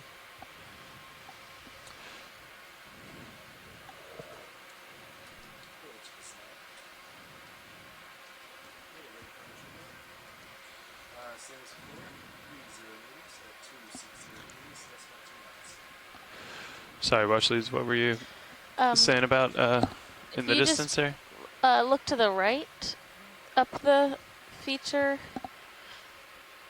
There looked to be a bit more live coral. Okay. Towards that way. If you guys are moving, that's fine. Yeah, we're trying to trying to get an idea of where the in high pack it makes sense that it's to the west is uphill, but in my view it looks like there's a small local high right in front, and you can see I'm facing north. So yeah. So we're not headed that way, but I'll be able to do a quick overview shot here if you want to. Yeah, that'd be cool. Do some. Get a good idea on quantity at least. Yeah, just to. It's kind of some of the first larger live stuff we've seen.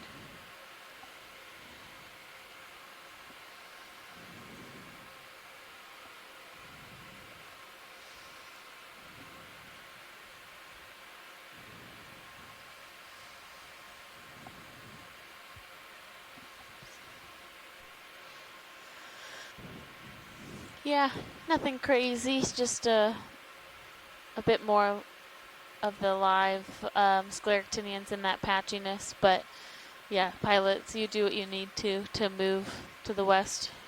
Okay. Yeah, we'll keep our eyes peeled for another cluster like that. Cool. I think this is just a small divot before we see that hill again, and hopefully we start to see some more things like that. Yeah, moving west. Yeah, this might be the other side of the little divot. Maybe. Oh, on yours? Yeah. On mine. Sure. You think you've moved a little yet? Yeah, looks like it's getting a little close. Well, maybe not. It's hard to tell. Seems like there's a pretty long delay. Thank you, video.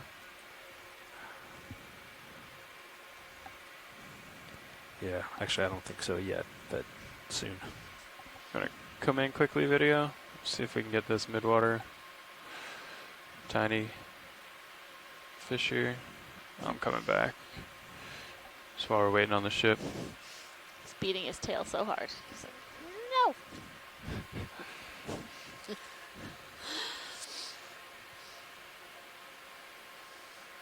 It's like one of the dogs that have the little nub tails.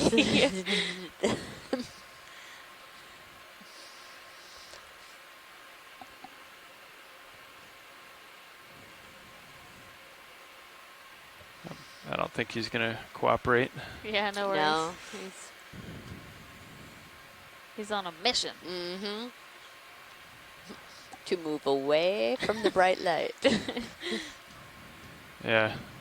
Okay, you can come wide, video. I'll leave this little guy be.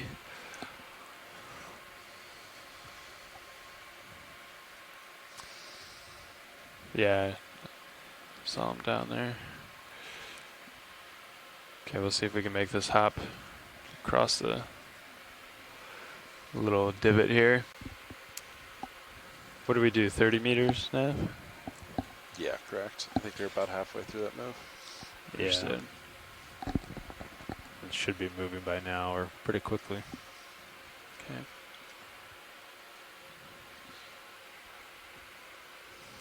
Yep, definitely looks a little closer, so.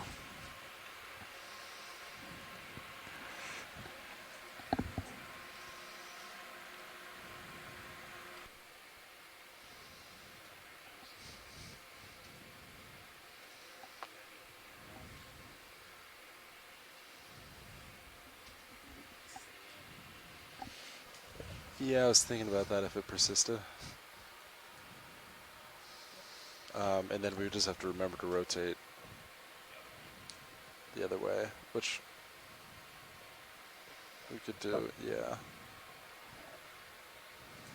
Well, we'll keep an eye on it, see if we need to. Okay. It's okay for now as long as we're... Definitely pops up when you get a little further out, then it brings it forward.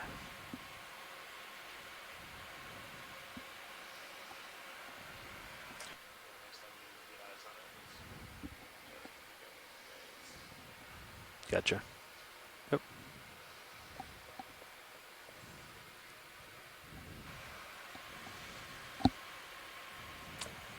And I think once that move's done, let's put another one in soon so that we can just jump across here since... I can just tack on another 30. Yeah, since we want to get we don't want to go downhill anyway. We want to get across this little ravine. Yeah, and that should get us pretty close. I mean, definitely has to go up, 10 meters in that distance, so yeah, should be seeing something. Looks like they're almost done. I can just tack another one on now. Sure.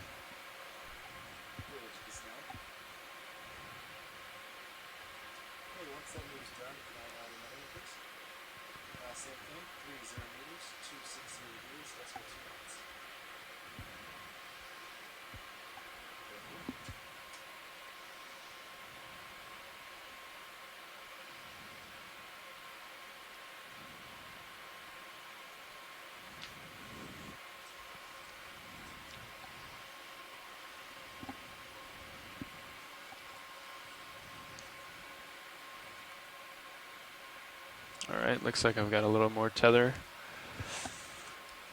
Start to push uphill. Sounds good.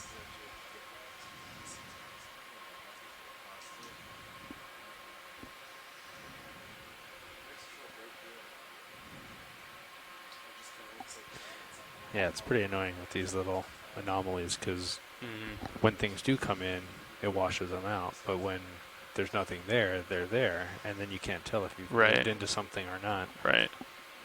Like this is new, but this one and that one have been there.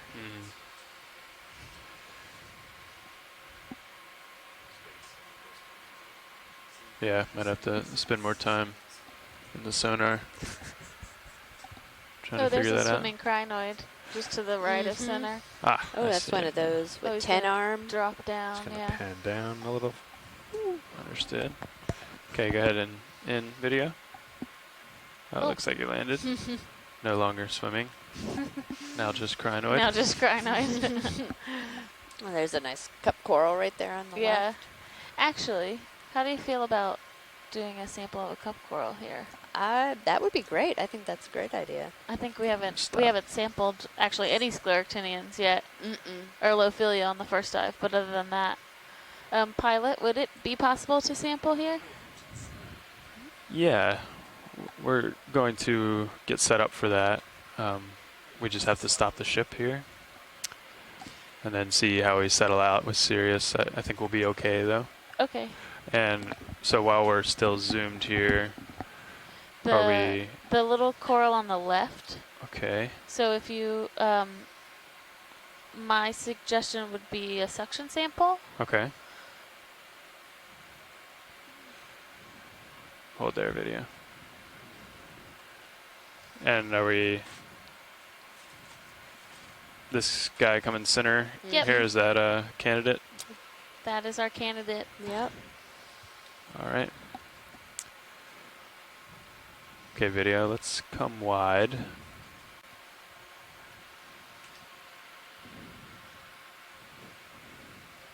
It's a little ways out there, huh? I'm just gonna inch in a little.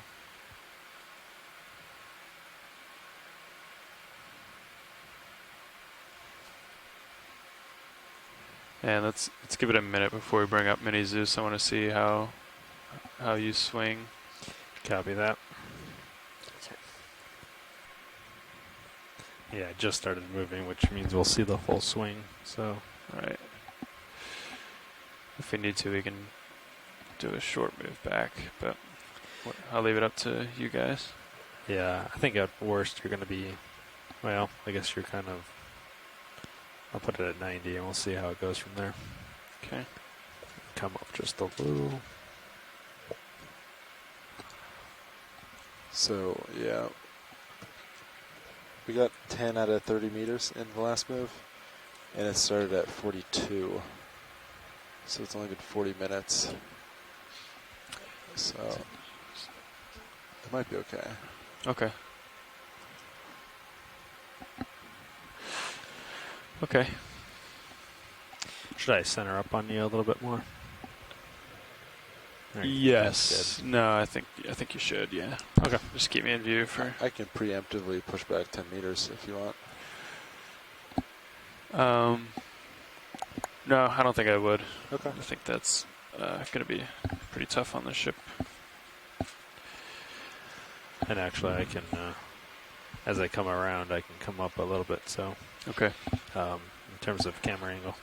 Oh, okay. Yeah, that sounds so good. It doesn't look, or it's not as bad as it might seem. I Right. guess. Yeah. Sure. Okay.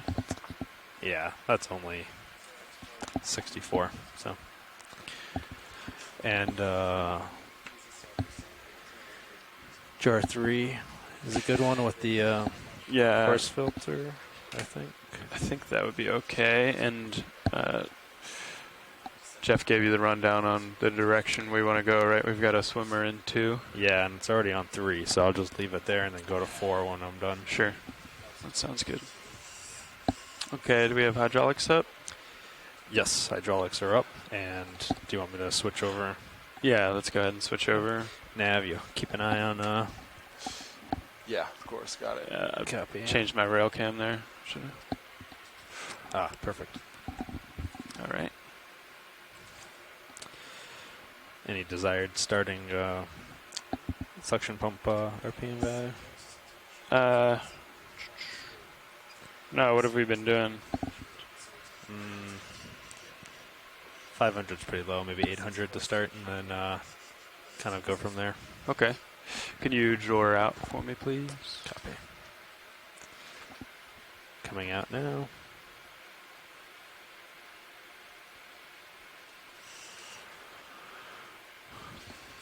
Watch lead pilot. Go ahead, pilot. I know you have some experience with sampling these. Anything we should know other than just suction sample is the best way to go? Not really. We'll see if it comes up with just suction. If not, if you just nudge it, they generally pop off. Okay. Thank you. Yep. Could you bring one of my uppers in so that I can see so I can light it up a little better, please? Is that full out? No. Do you want full out? No, that's okay. Actually, it's about half. I don't know. If that's yeah, that's fine. Okay. Actually, give it a little more, just a touch, if you don't mind. Not at all. Yeah, that's great. Thank you.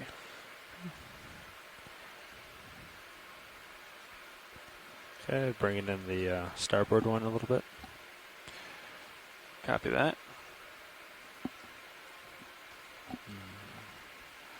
Yeah, I think that's the best one for...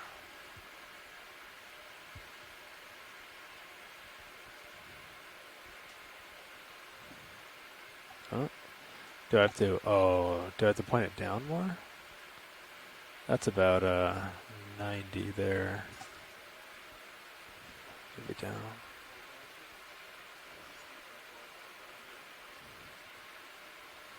Huh.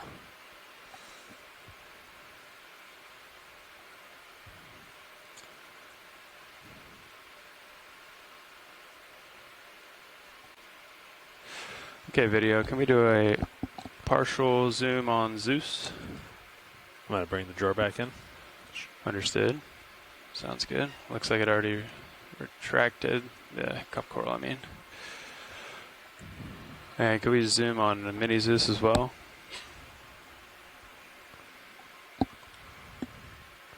I'll bring it up. Sounds good. Thank you.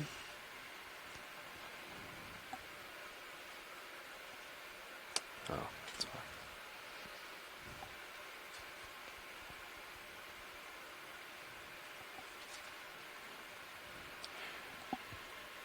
All right. Could you actually center up to where the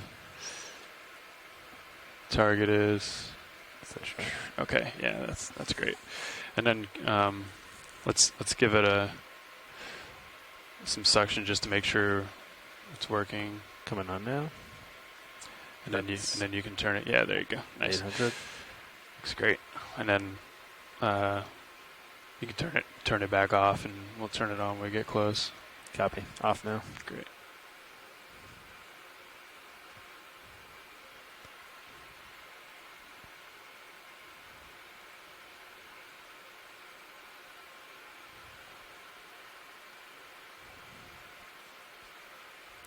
All right.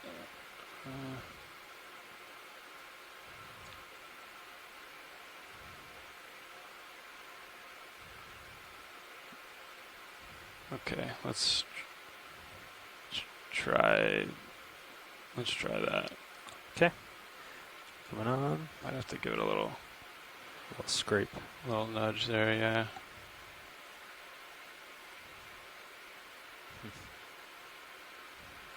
Let me try a little bit higher. Sure. Coming up. It's in the cup of the thing there, yeah. It's just not going anywhere. That's 1200. Okay. They're attached fairly well. It's okay, that's just sediment.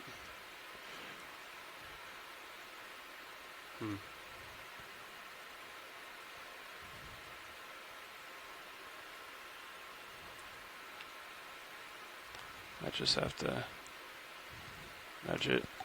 Nice. I'll up it a little bit. Okay. All right. Looks like we got it.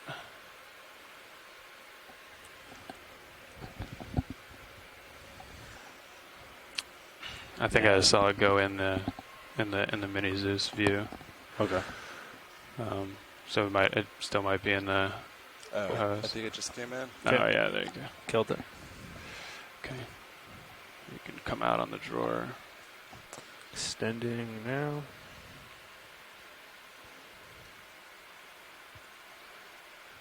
Oh, there's a big shark in Sirius's view.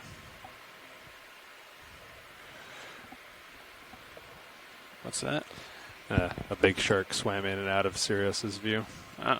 You want all the way out, or? No, that's good. Actually, yeah, all the way out. Yeah, okay. That's probably close. Couldn't remember that's if good we were there. Yeah. Still doing like the 2/3 or. Oh yeah, just anywhere past half. Yeah, I think that's fine.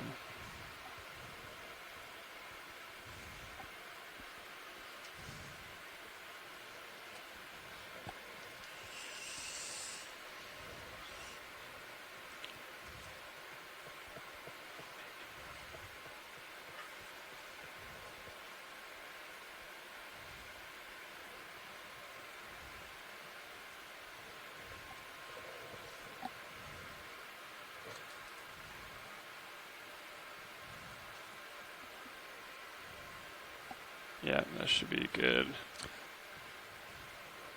Just gonna give it a nudge. Yeah. Okay. Okay. Retracting. Nice job. And I can pan over if you like to. Jinx. Sure.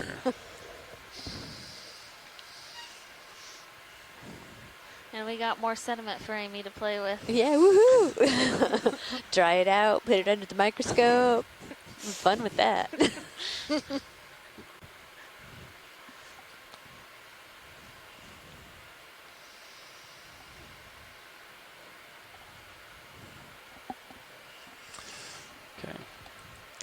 Okay, craft is secure. Pilots, yeah, and Sirius is just at the edge of that, or D2 is just at the edge of Sirius. Okay. Great. Thanks. Yeah, Thanks, to Nav. answer that, I had a quick question. Yeah, go ahead. When you look at the sediment underneath the microscope, what have you seen? Is it? I assume it's primarily bioclast, but mainly foraminifera. Are there some diatoms in there? Thanks, co-pilot. Okay. So sure. I saw, a bunch of Hydraulics foraminifera coming off. and quite a few pteropod shells. So that was pretty cool. And then I think a lot of sponge spicules. I'm getting a lot of those because we're seeing a lot of sponges. No, I haven't seen any diatoms, but that's maybe some of the, not the actual diatoms themselves, but the cysts. There's possibly some remnants of those. Actually.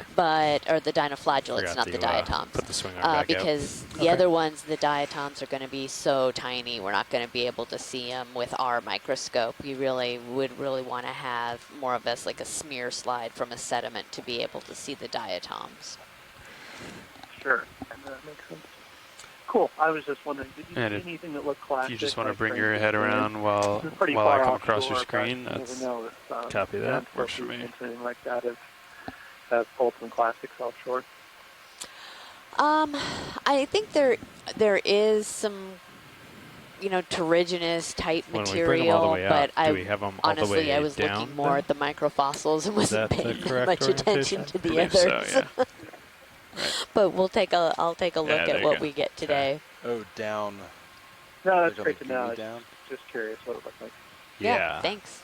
Is Yeah. that wrong? No, I think that's right. Okay. But they actually point forward because they're backwards, right? Sure. So when they're in, you go all the way up, and then, yeah, you're right. Oh, it looks like should they be all the way back? Yeah, they should be like the starboard side. Okay.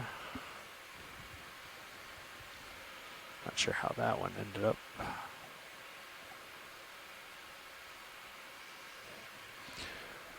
Who do we have clipping back there, Emily?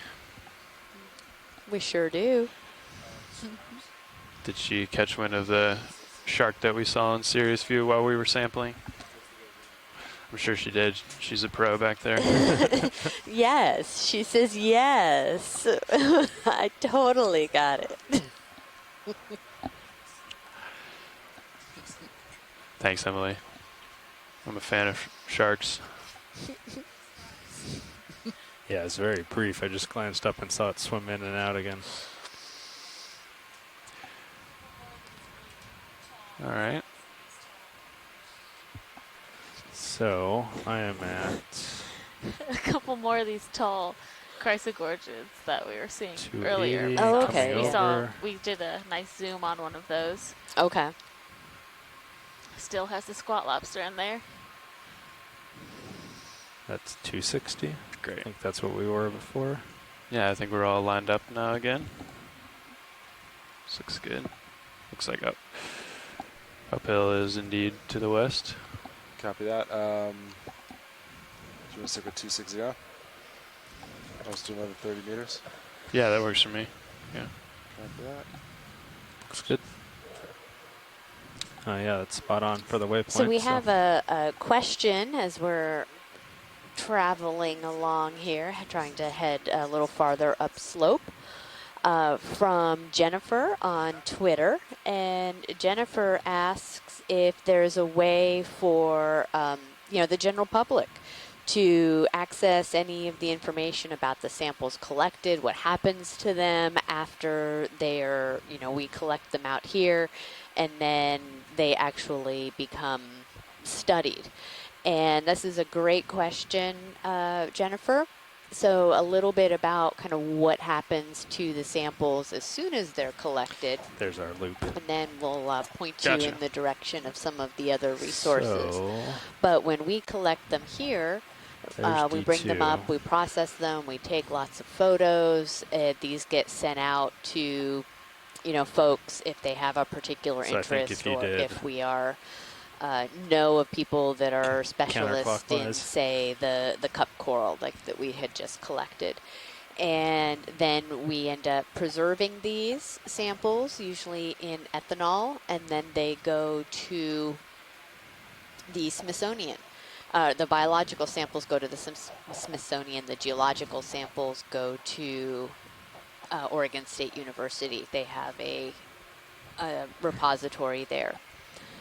And these samples, one of the really great things about the OER program is that these samples are all open access, so any scientist can contact the Smithsonian or contact Oregon State and request a sample to do some work on. And I think Jennifer is asking a little more specifically, what happens once that occurs.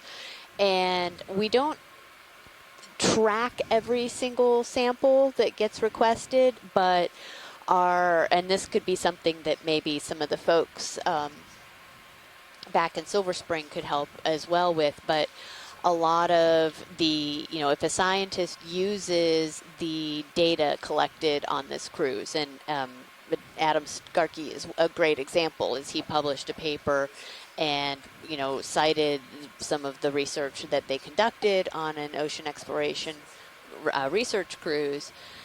And so then that information then kind of comes back around full circle, and they try to highlight those types of studies on their website, that, you know, these are some of the great things to come out of these cruises. So I would say, you know, you kind of start with the website and take a look at the news section, the updates, and anything that's been published or done with some of the samples will be highlighted on that website. So it's a great question. I'm less sure about my first assessment.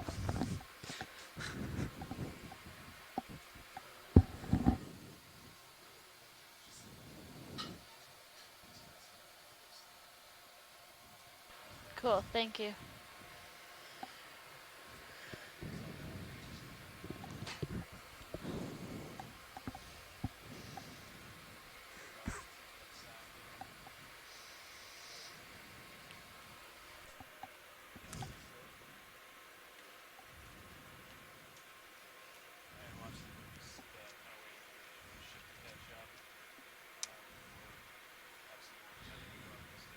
Cool. Nice. Actually, I'm fairly high up too, so.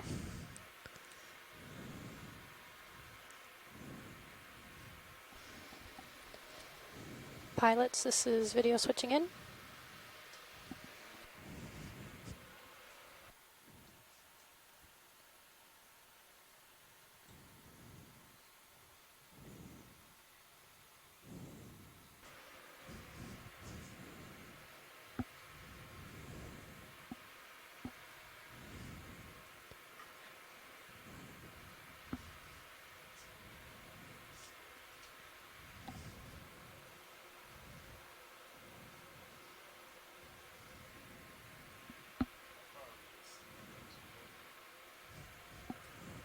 Yeah, about 60 meters for detail.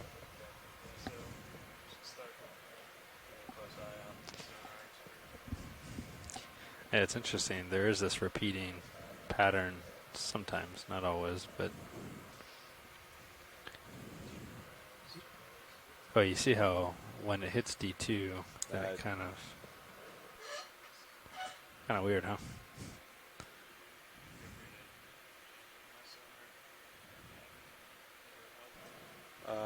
Yeah, copy that.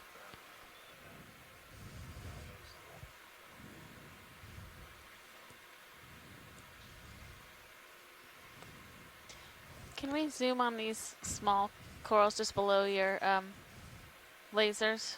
Thanks. We'll take a look at, we've been seeing these really thin bamboos.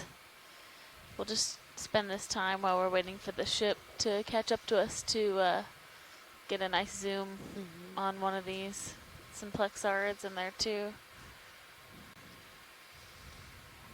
Oh, and what's, is this a little stelastrid? Oh, maybe it is, yeah. Heavy at 75 here, so you got some time, but I'm moving now. Yeah, I think the ship move's about done, so a little bit more.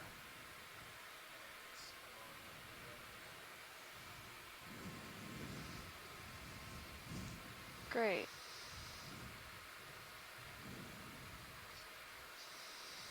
Yeah.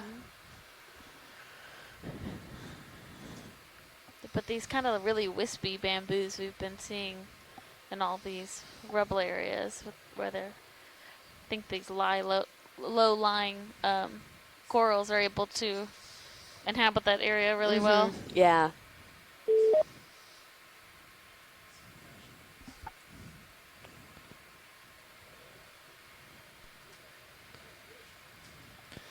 I have you at 90, just for reference. Hello? Yeah, those artifacts go away when Yes, D2's Roger not in Polier. there. Hi, Roger. Maybe a little bit there, but overall, it's kind of interesting. Oh, there you go. Yeah, I'm senior fishery biologist with the Satellite Fishery Management Council. Let me pull out. And the work that the Okeanos is doing right now is of pretty critical importance to our activities and advancement of really ecosystem-based management.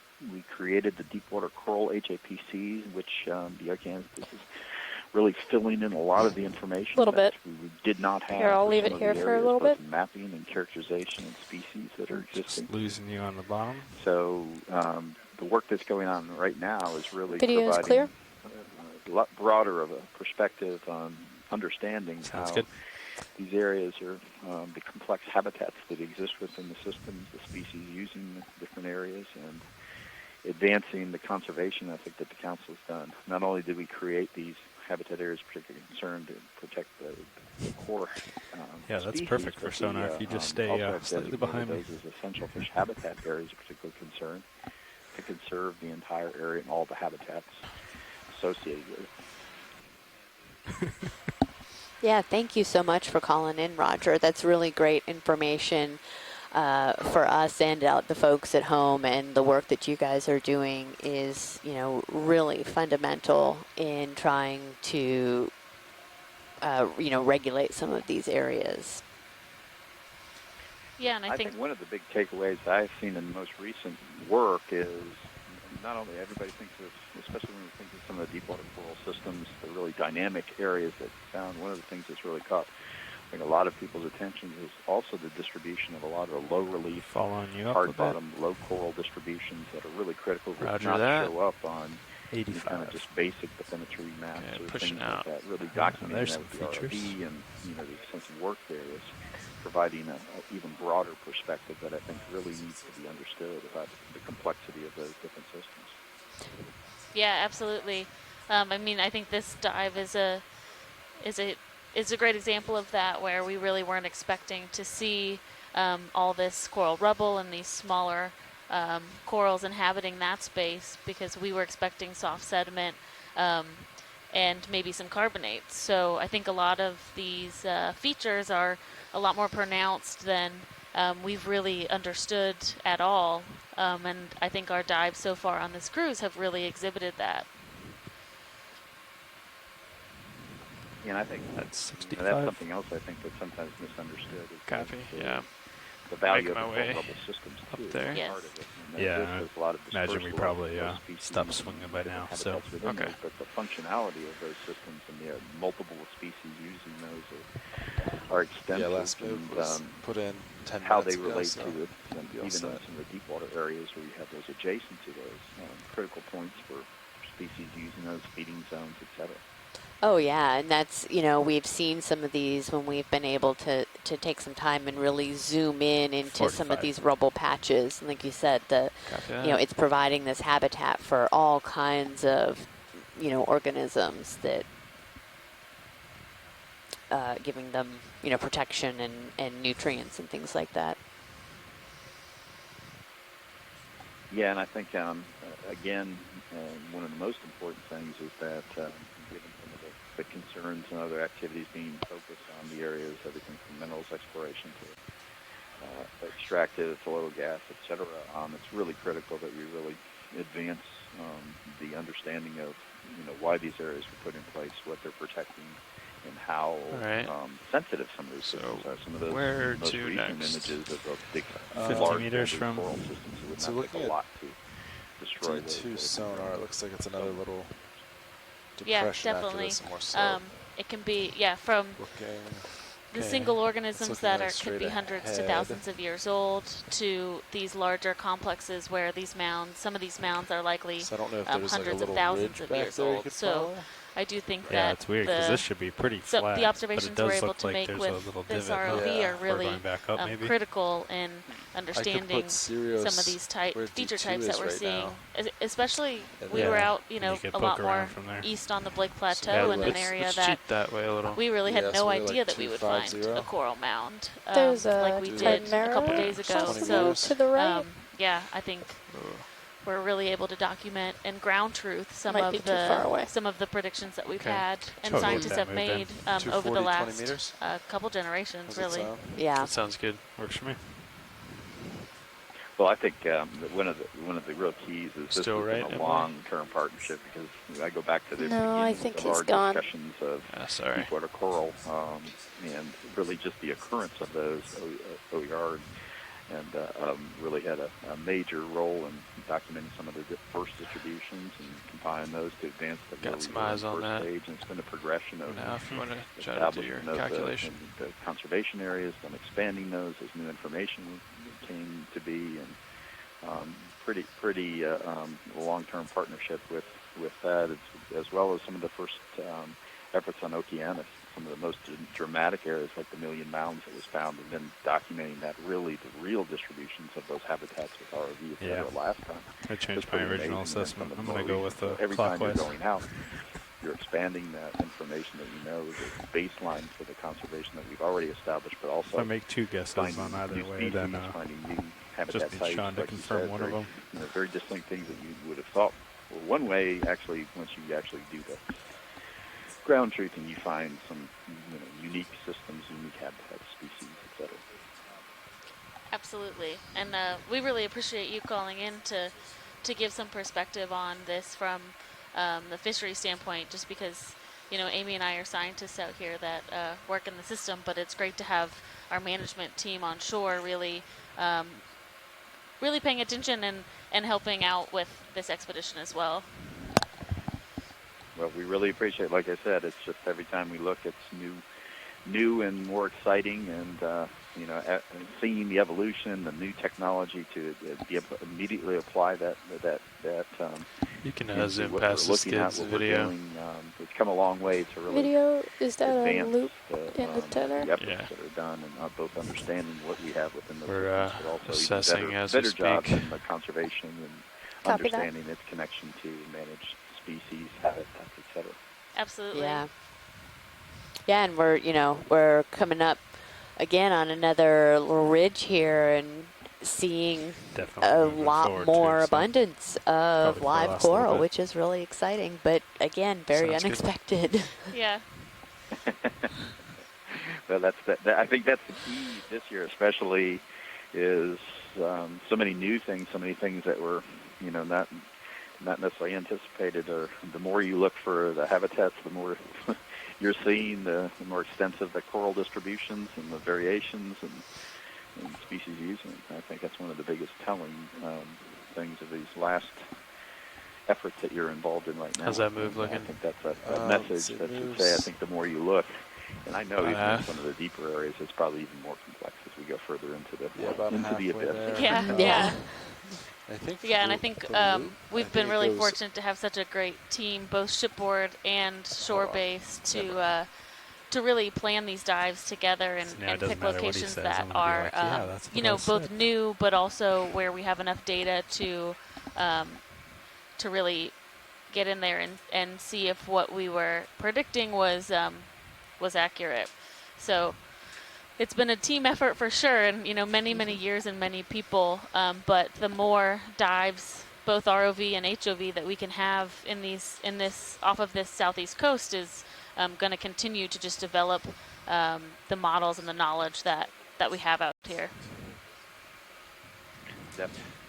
It's just excellent work. As you mentioned, it's an amazing team effort, and it's really appreciated get this video if we can. Have the ability to have the management priorities integrated immediately into the work that's being done, and then immediately available for expanding what we're doing and additional validation of the work that has been done and jump ahead maybe, or so. I think again, I compliment the I'd team like to and the group and see what you the guys think about researchers and everybody. Looks like you're definitely this tether here for making a really dramatic contribution to some of the most unexplored and amazing areas there. And it really does, as you said, you come to a very interesting balance of being able to do the science and address management. That's what I think it looks like. I think you'd have to go all at the same time, which Okeanos starboard has been advancing that.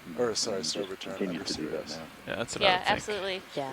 All the partnerships that OER has cultivated and developed, I think, over the years are really important in the overall mission that we're trying to achieve out here.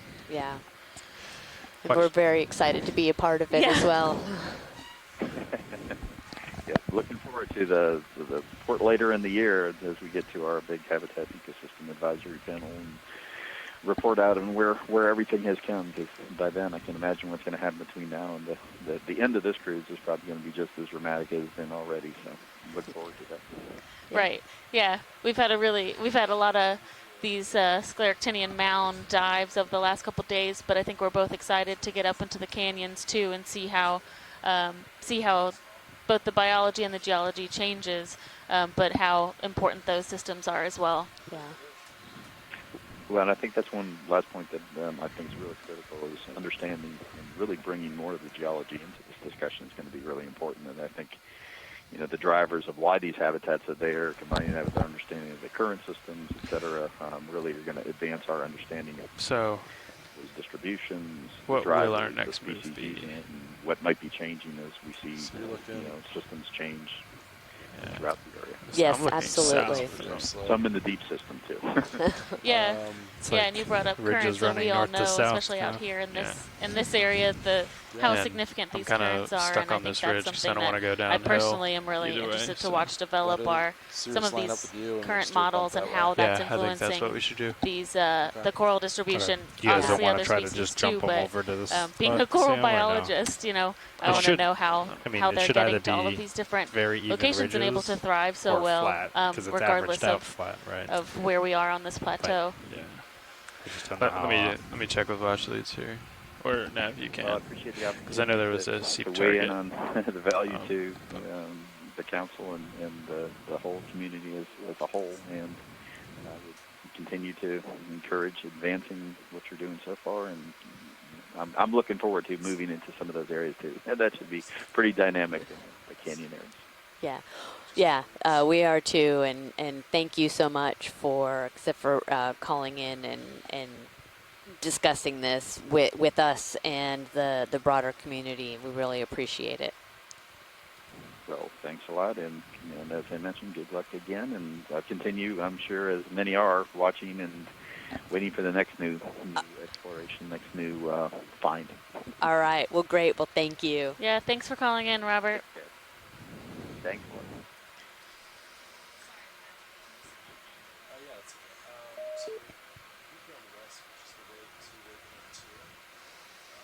Slope kind of drops off and it's downslope. But if we go a little south, it's upslope. So as the bush is doing is to keep going upslope. Get a quick zoom on this fish video just while we're figuring it out.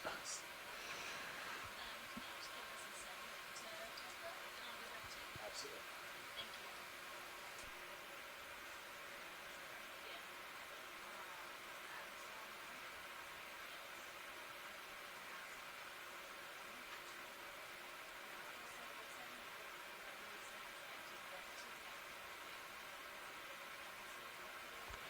Alright, whenever you're clear, we can come wide. Just figured we'd zoom on that guy while he was there. We're kind of at the top of this hill. Can't go left, can't go right.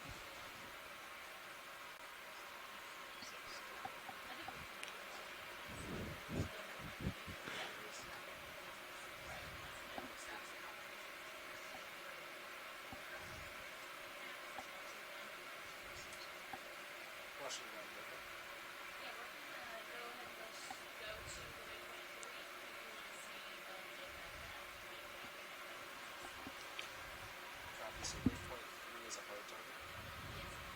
Okay, sounds good. Is it okay if we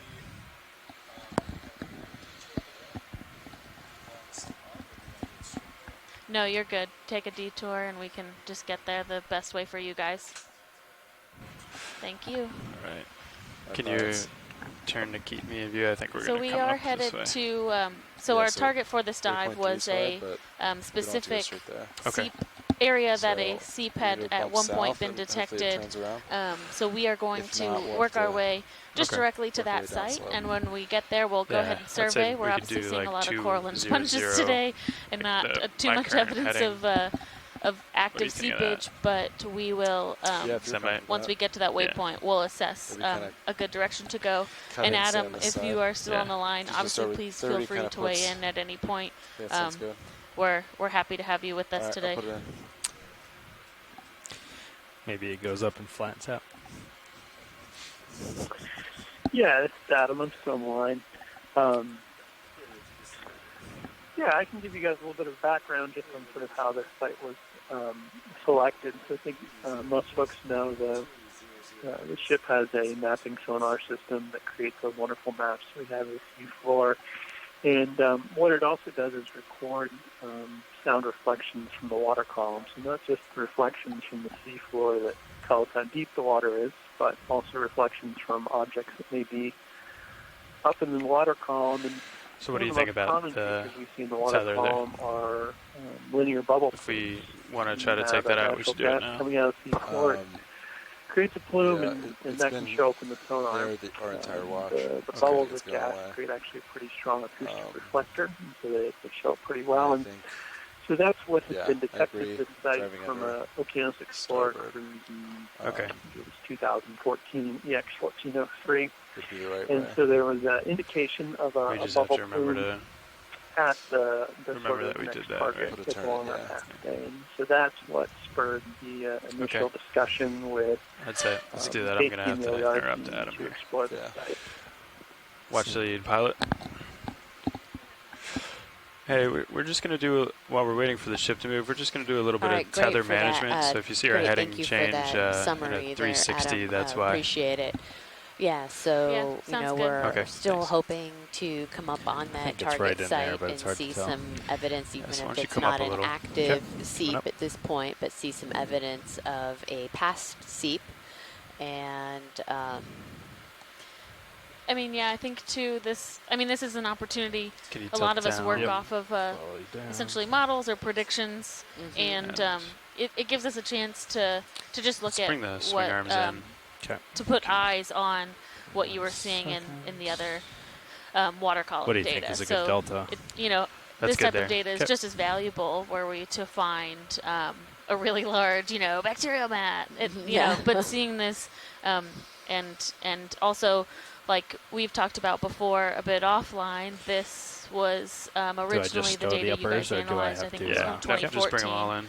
And we'll just do it. A lot of these seeps have the ability, or they do turn on and off, so it's not always a constant seepage, and it may be that it's just not on at the moment, or it turned off a while ago. So yeah, I think we're doing good today, and still getting valuable data. Oh, absolutely. Yeah, I think you make a good point. We've seen a lot of evidence, actually, using Okeanos Explorer data, that any number of these seeps that the ship has identified are ephemeral. They can, as you said, turn off and on. There can be periods of time when gas is coming out, there's these bubble streams from the seafloor, and periods of time when that stops.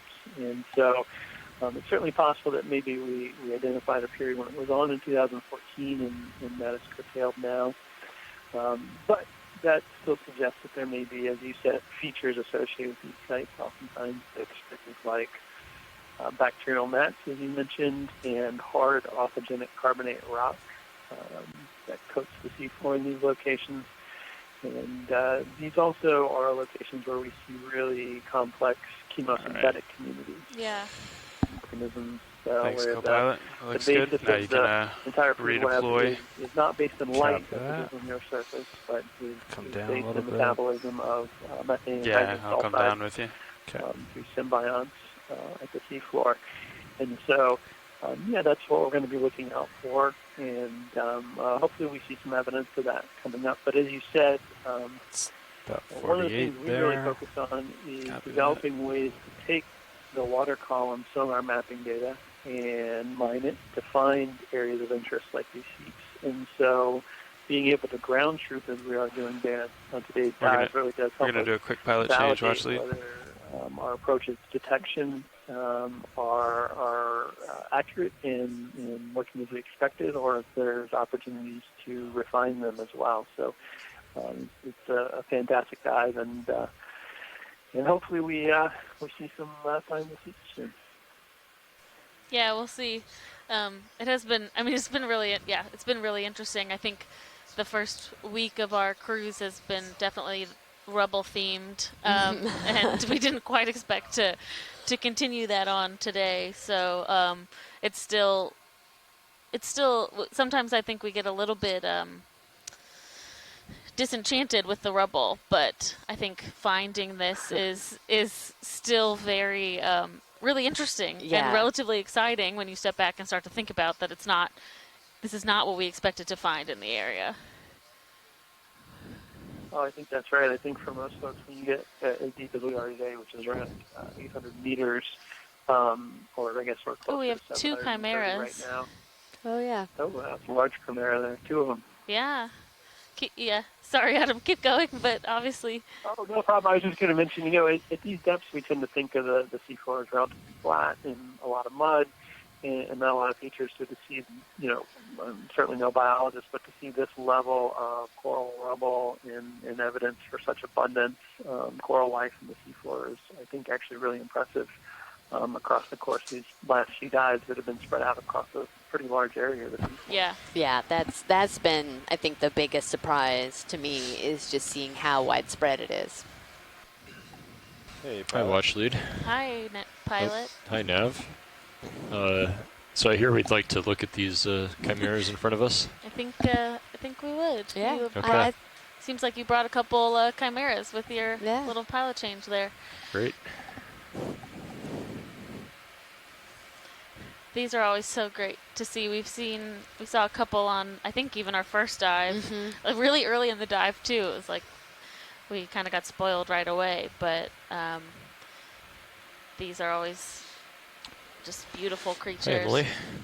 You can go partial zoom if you'd like. Let's hold there. Oh.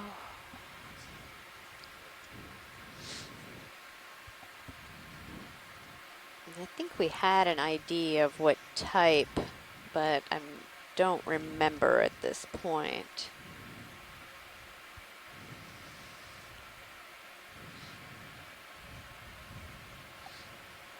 Because this is a fairly unique coloration pattern. Go tighter if you'd like. Kind of that, I guess we talked a little bit about Hold that. Disruptive coloration.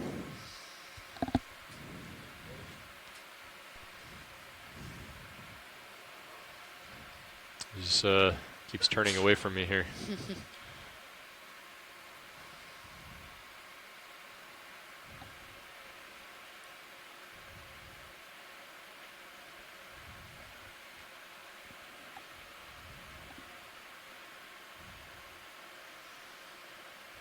Thanks, Emily.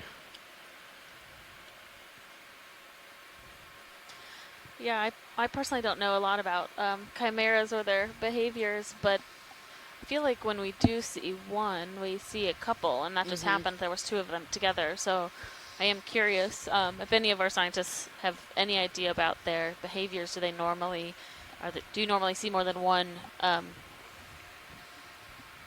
around together? Yeah, are they more schooling? Yeah, or like, do they have? I'm not sure we fixed our partners and they stick with them. I don't know. It's just interesting. Might be it. Maybe. It's hard to tell. If you get more stretched out at some point, we should be able to tell better.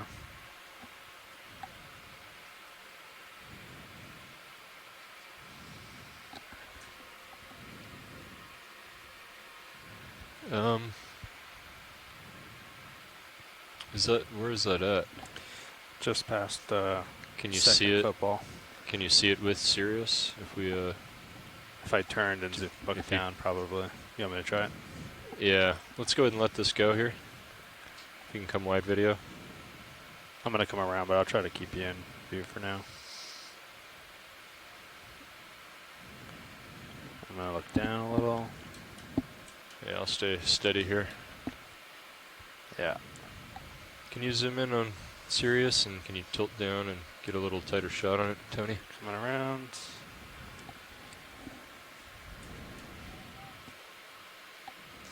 So we tried to fix it with the turn, but it might not have propagated up far enough. It's been about this.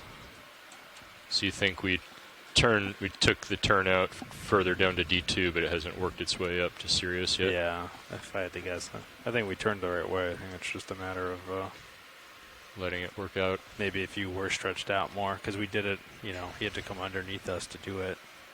But so maybe if you stretch out, it will start to work its way out. Okay. Just give you a heads up for the next. Yeah, I appreciate it. Thanks. Next shift. So. Okay. We'll watch it. Okay. Thanks, Tony.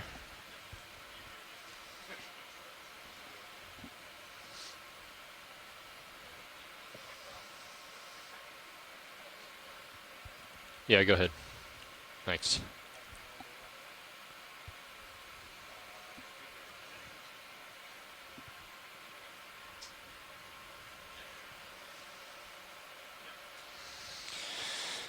Okay, so we've been moving at like 200, Sean?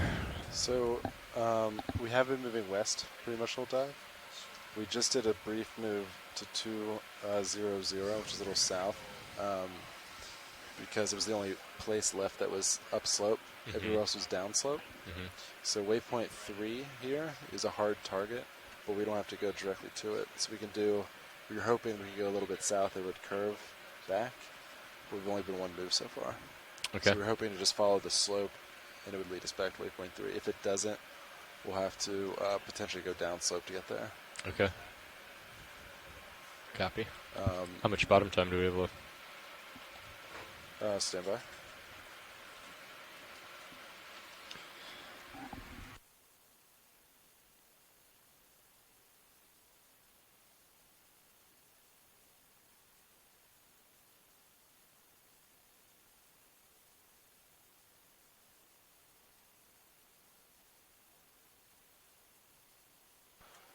Yeah, Pilot, I think we have about an hour and a half left.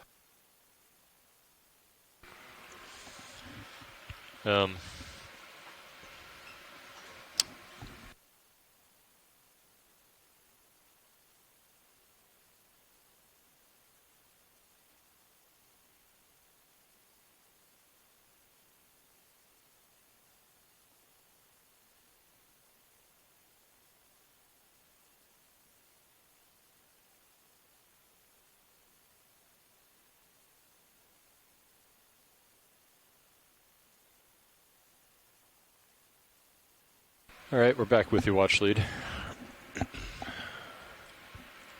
All right, roger that. Thank you, pilot.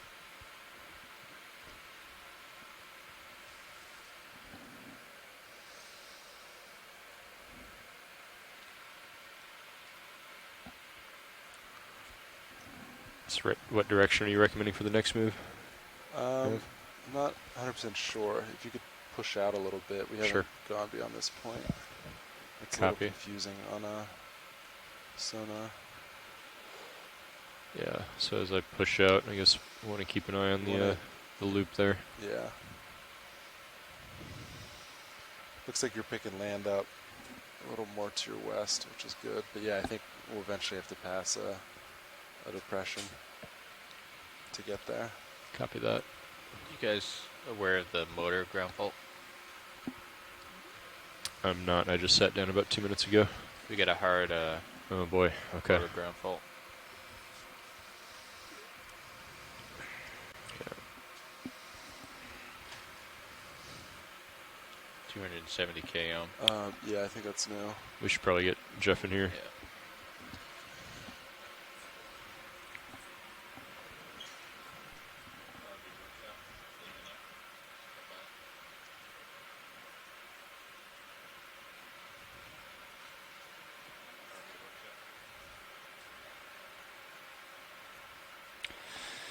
Hey, watch leads. We've got an electrical issue that we want to talk about with our lead electrical engineer here. So we're going to kind of stay put, keep the ship stationary for now.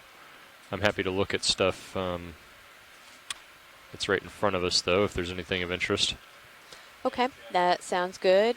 You can just kind of pan around and you know, you can zoom in on things or just take a look. There's always something interesting down hiding in the nooks and crannies, so.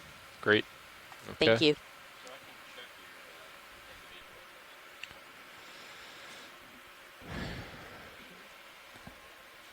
Yeah, let's see what Jeff says. He's probably going to recommend the same thing, but... Well, I mean, I don't know if that ground fault is looking at the high voltage or the controller. Yeah. See something here to the left.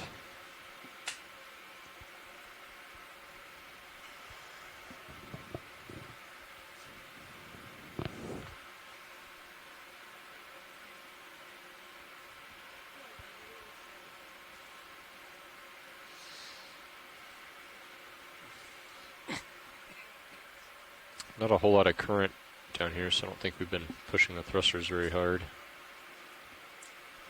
Yeah, it's been really low. I don't think Chris and I were in last shift. Neither of us had to use a lot of... Okay, Emily, you can go in. Thruster capability.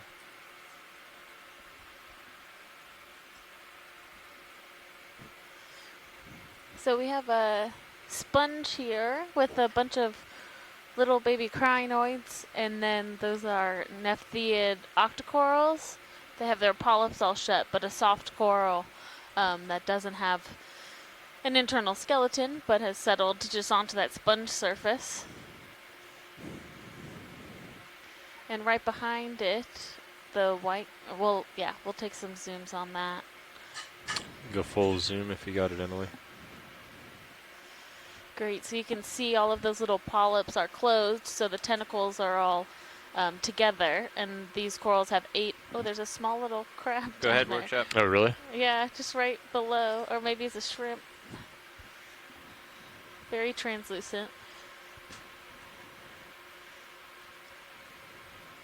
Forward lat, copy. Looks almost like it's...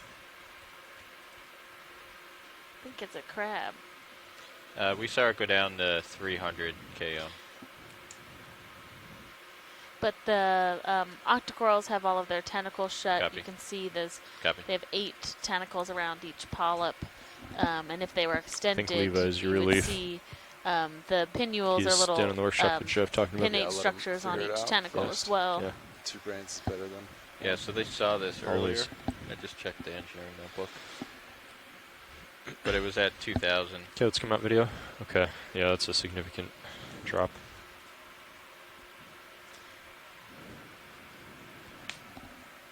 So we have a question from John Reed at the Harbor Branch ECC, a question from the Pine Jog H2O and Go High School group. What sort of information are you hoping to learn by studying methane seeps on the seafloor? And I can give a little bit of information, and then Adam, of course, is welcome to talk as well, since he does a lot of work with methane seeps. But so methane seeps are essentially a different type of energy and habitat on the seafloor. So you have methane that actually is seeping from underneath the sediment, and it supports chemosynthetic communities. So communities that are driving, or that are receiving their energy from the methane itself through bacteria that's able to process that methane. And so we're interested in what kind of communities are living there, what is the geology of the area like, is it different than other seep sites that we've seen along both the southeast coast and in other areas like the Gulf of Mexico, where seeps are really common. Copy that. Copy. And so we're really looking to just characterize what kind of what are we seeing when we go to these different methane That might make midwater seeps. sampling a little trickier.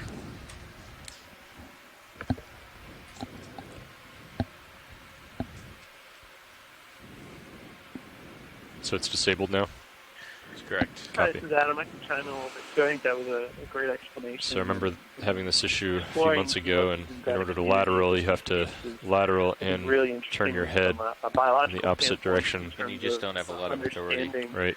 I think the midwater won't matter too much because we don't lateral a lot. Ecosystems that don't more rely of on light backing down came to and be, and how turning the your head. species inhabit them have migrated across the ocean. Originally, they were thought just to be at sort of mid-ocean ridges in the center of oceans. And back up to the 50,000 discovery of coal km. seeps, where we have a lot of them where we have methane coming out of the seafloor. We have the biology want to turn and your ecology head, we come to realize maybe face me.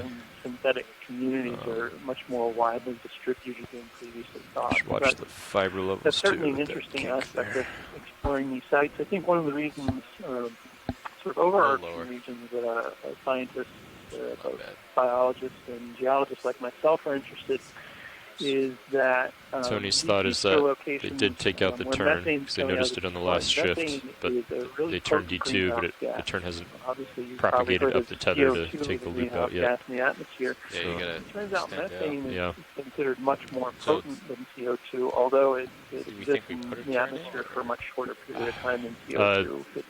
Chris had mentioned that Sean was turning what we're starboard interested in is when he got to the knowing bottom the sort of last couple what we call days, the and then carbon Levi cycle, turned where port we this morning. understand how And so carbon maybe there's moves some through memory the there. oceans and land and Well, I did atmosphere of turn the world. port the other day. It's looking more and more like these And that seafloor was okay. seeps are really important I know. pathways for carbon to move But that from was the a short seafloor up into the ocean. And so one of the reasons we want to study them is to understand I'm sorry, how what was much that, watch carbon lead? is moving and how it's moving from the seafloor into the ocean. The reservoirs Oh, I think I've got ULACH, not OKEX though. methane on continental Sorry. margins are actually one of the largest carbon reservoirs on Earth. And so understanding how gas escapes from that and understanding how much gas escapes from that into the ocean is really important for understanding greenhouse gas cycles on Earth. And it's also important for understanding some things that are happening chemically in the ocean that we're I really think concerned Sean about. wanted to face Turns as out a west lot as of that possible escaped while still methane, going upslope. gets oxidized by bacteria in the ocean, and that causes the ocean to become more acidic, and it also causes the ocean to have less oxygen. Both of those things are potentially bad for organisms that live in the ocean, particularly things like ocean acidification can be really bad for the corals, like we see in front of us, that are calcium carbonate and actually can be dissolved if water becomes more acidic. So that's some of the reasons we like to study these methane seep features and try and understand how they work and how many of them there are and where they are, so we can really quantify how they contribute to some of these global scale processes in the ocean. Trying to hit that waypoint 3, huh? Yep. So we were That was acquiring such an which amazing direction uphill explanation. is. Thank you, Adam. And, I have looking questions at like for a you 260, about maybe. Josh, if you move your head over. when methane is processed by bacteria, move it in. actually changes the pH in the water as well. So is that true? Is that what you were saying? 260. Yeah. So what will happen How many meters would you guys like? That, there's a process how many called meters to anaerobic waypoint 3? oxidation of methane, and that's where Select microbes for us will from oxidize the methane, Sirios. and the oxidation reaction will We have consume the methane, and 7 the 0 the meters, product 70 meters. through that reaction, it will You use want to up jump there? oxygen, You want it'll to consume slowly oxygen. move there? Why don't we produce do a CO2. 30-meter move? And the addition of CO2 into the ocean Got a little causes loop, it but it's to actually, become more it looks acidic. like it's improving. They took took a full turnout in the right direction last shift, and we're waiting for it to propagate up the tether. So you want 30 Wow, meters? that's really interesting. I don't think I really understood that 260 or side something of like that? how much it could influence ocean maybe- acidification as well What do you as want? just Maybe the 270. general Why don't you bring your head over a little more, Yeah, Josh? and We'll do I should 270. say, I guess it's Copy. I'll call it probably in. the primary driver Bridge, this is of RV nav. acidification is likely uptake of carbon dioxide. I'd like a ship from move, the 30 atmosphere meters, into the ocean bearing through surface water. 270 degrees, The speed ocean decimal is 2 a knots. global sink for atmospheric carbon dioxide. But I think certainly this injection in the Good copy. oxidation Thank you, of Bridge. methane from the seafloor is turning out to be a larger, sort of more widespread process than we thought. So one of the questions we're really starting to ask is how much of an effect could that have, or does it have on overall acidification? Right. Kind of looks like yeah, I guess, it's between the as we footballs find right more, now. Evidence of these seeps widespread, then It'll keep working we its would way have up. a greater influence of methane oxidation as well throughout different parts of the ocean. I think it would help if I cycled up and down. That's on the right. winch. And it's been just to give some context. Maybe you could first try it. Deep sea cold seep was found by Charlie Paul in Florida in 1984. So It's definitely improving. Almost 40 years ago, 35 years ago. We'll have to suss that Ford Lat out, huh? And since then, there's sort of been this steady discovery of more and more and more cold seeps emitting methane.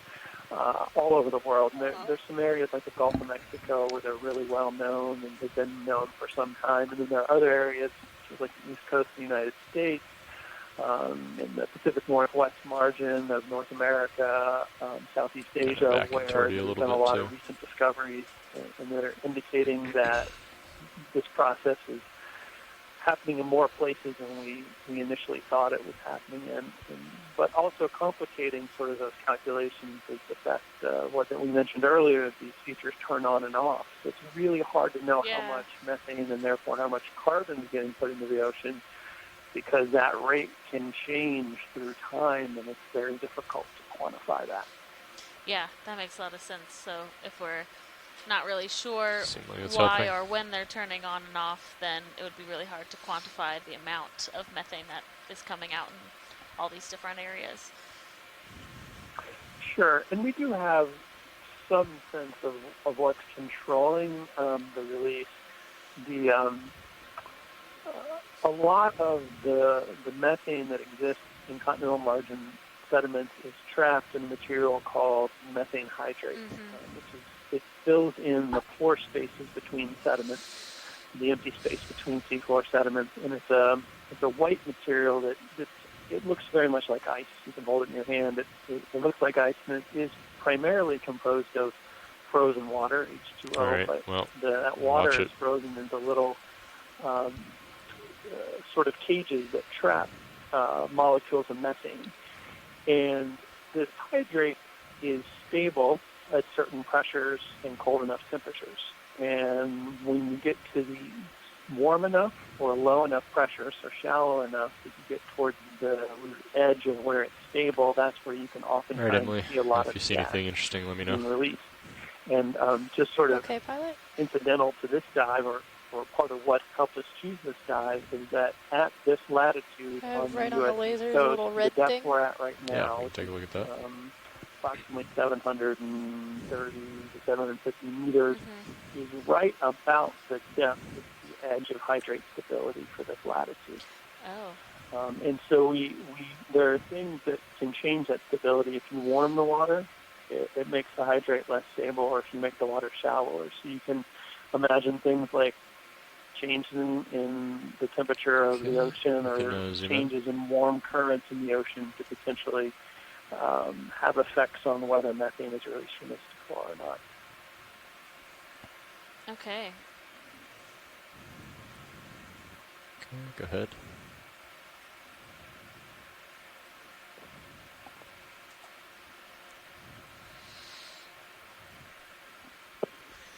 I've definitely started to move. Copy that. And we have, I believe, a small pseudoanthomastus. So talking with Tina Malitsova the other day, when we had done a snap zoom on one of these, she had described a bit of a difference between anthomastus and pseudoanthomastus, in that the little white dots that you can see on the surface of the colony here are the I know the rotator was part of it. Which is a type of polyp, and that is what classifies pseudoanthomastus, as being able to see those. Come out, Emily. Versus there just being a solid layer of them in the anthomastus genus.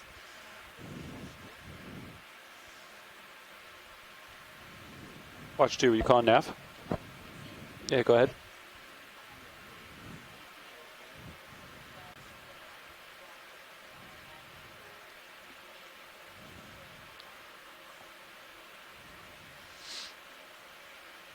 Yeah, absolutely. I can have my video engineer do that. Yeah.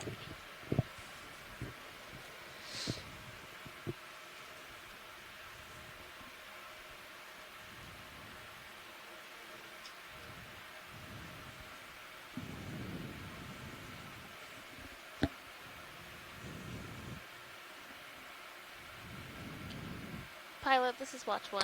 Go ahead, watch 1.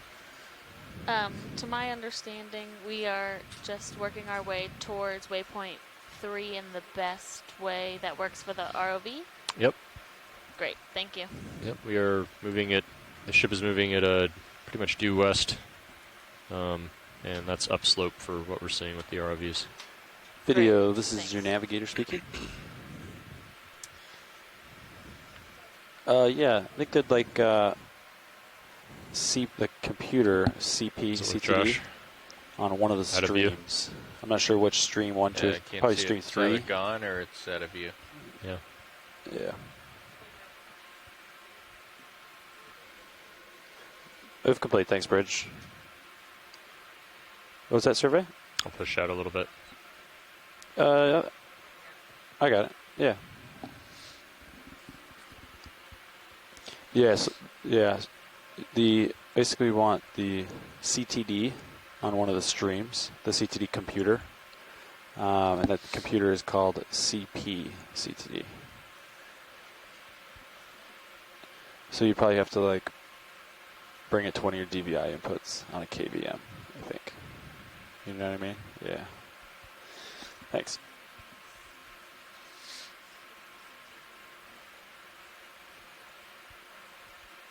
That ship moves complete, pilots.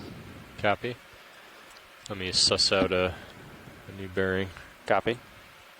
I have it selected, the hard target.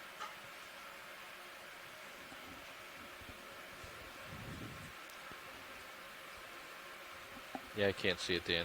I looked with the Titan.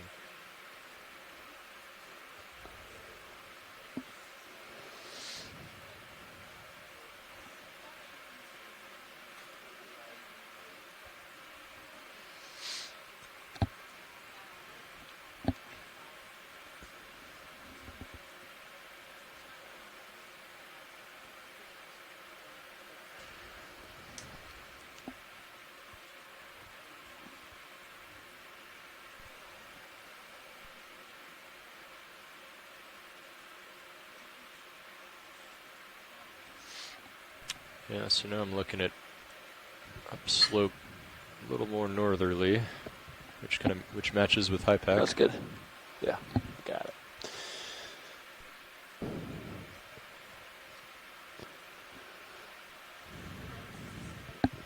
Go ahead, survey 1. So we are definitely experiencing more dense coral rubble as we are moving up this feature. We're at about 452 meters with I think our target's a little shallower than that, closer to 740.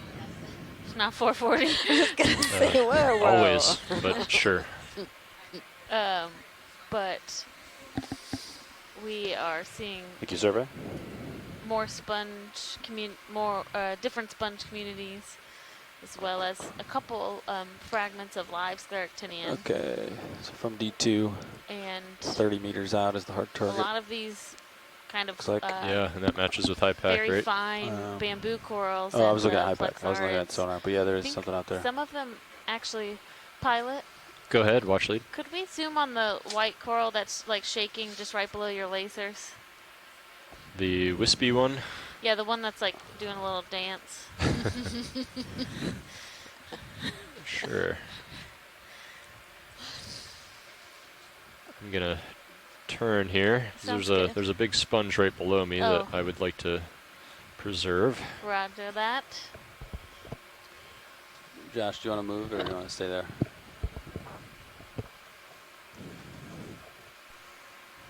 Serious? Yeah. Ship has stopped. This looks really interesting. What heading did Dan want to go on? Is that okay? I guess it's just normally. The idea from Sirius to target. I got 294.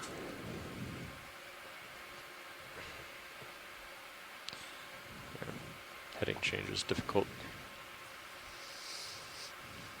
Wonder if I should fly an auto heading or something. How would that work? No. With fine adjustments. You're probably better off in using just going analog. Zoom in a little bit, Emily. Yeah. Okay, go ahead. Going tighter. Is it this one here, or is it the one to the left? This one here. Okay. I just want to get a good zoom since we were seeing a lot of them today, to help with try the forward confirmation the headlights, of identification. Josh, if you'd like. Yeah, definitely. Okay. I had like inkling, or I had like a suspicion for a second that they We're might going have to turn the been extra lights on, Emily, for you. in the family Paragorgidae, but this is not. This is definitely a Plexaurid. I'll start from the top and we can tilt down. The polyps are mostly retracted except for those few that we'll see in just a second, where they have a couple of them open just a little bit. But getting that nice close-up is helpful. You can see the bamboo to the right as well. Yeah. Just a very fine yeah. Skeletal structure on that bamboo coral.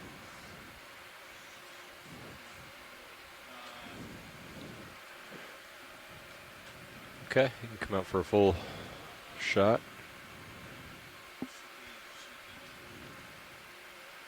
Yeah, thank you. We'll hold that for a few seconds and then we'll move on.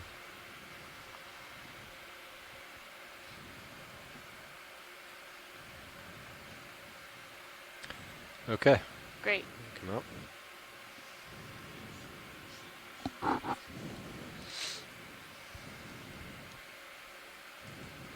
And yeah, always feel free to go past the skids. Thank you, pilot.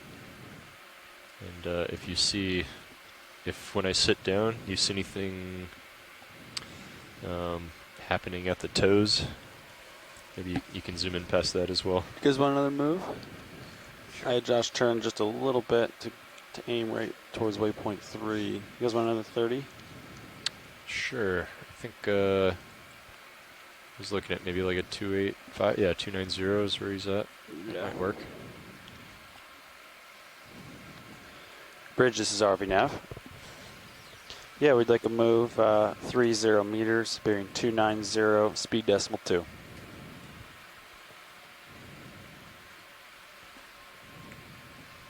Good copy.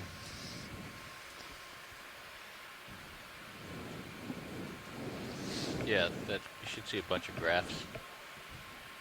So we are starting. We are getting close to our targeted site for this dive, which was the area of potential cold seep. Oh yeah, that really large sponge. Should we put the sonars on a finer resolution? Sirius is on medium already. Yeah. I've seen a couple of the suiting up of the to maps 2. I can switch you to medium. as Look well for bubbles. as we're starting to have more of this complex rubble. Yep. Coming down a little bit to give you some leash. Sure. That sponge is big compared to a lot of the other ones we've seen. Okay, you're set Yeah, to medium it is. now here. That sponge Great. is. Can we put lasers on that sponge when you have a chance? Absolutely. Let's go in a little bit.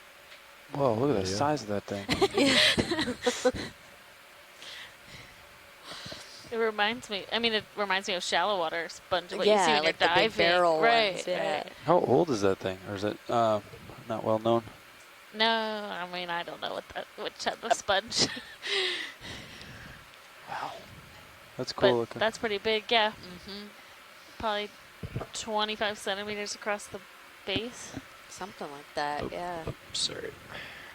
Lateraling turns me now.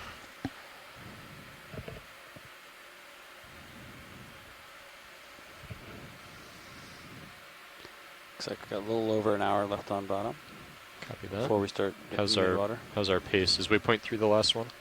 We're just to searching around that area after this. Or? Yeah, let me suss that out. Looks like there's a couple more waypoints. 1 hour. Once we do waypoint 3, we have to do a about I'm face. gonna try the still cam, Josh, and the headlights. Okay, let's see here. Lights coming on. Yeah, we'll get a nice shot of this very large sponge. Oh, look at all the brittle stars down at the base of it, kind of in the fuzzy part of it. Yeah, The spicules. All our technical Copy. I'm terms. gonna tilt down. We can zoom in on the spicules. Go ahead, Emily.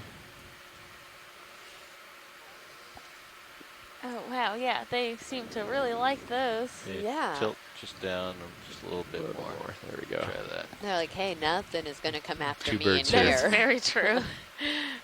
There you go.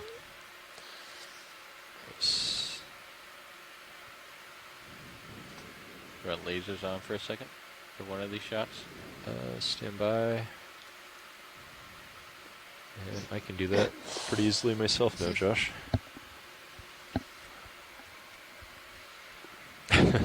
Oh, you got fish in that one too. Nice.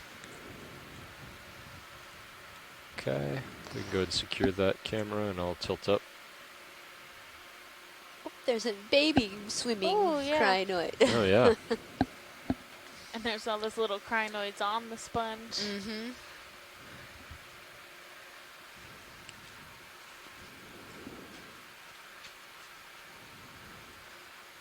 So I think those are just the spicules down at the bottom, correct?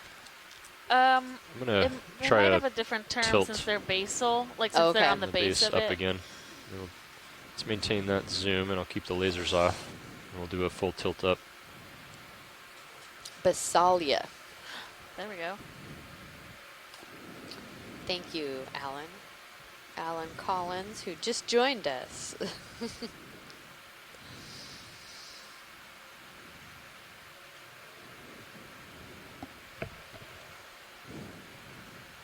Okay, and zoom out a bit, and we'll get a full shot. Looks like a chimenea. It does. Who's ready for, well, I don't want to burn the sponge, never mind. Yeah. I was gonna say, who's ready for a bonfire? Hold this for a few seconds, and I'll get lasers on, and then we'll move on. If we can just get a quick zoom of the body of the sponge as Sure. well. Okay. Yeah, if you want a tight one, go for it. Yeah, I got the spicules, but not the body. Go ahead, survey. Wow, that detail. Wow.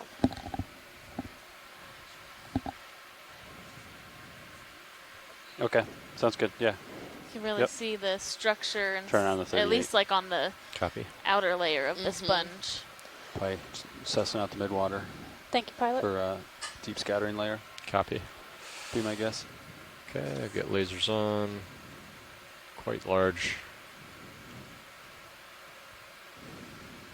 And let's go ahead and come out full wide.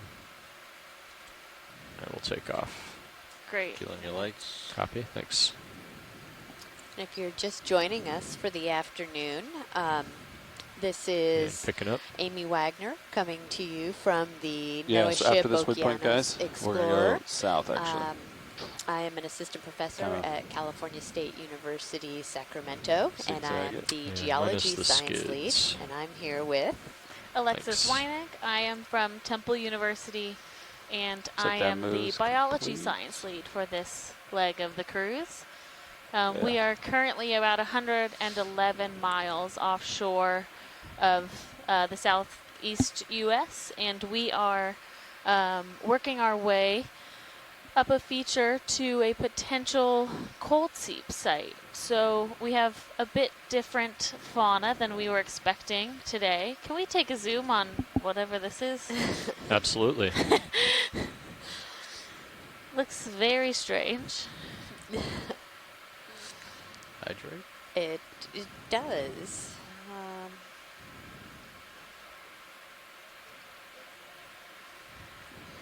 Yeah, it's probably dead at this point.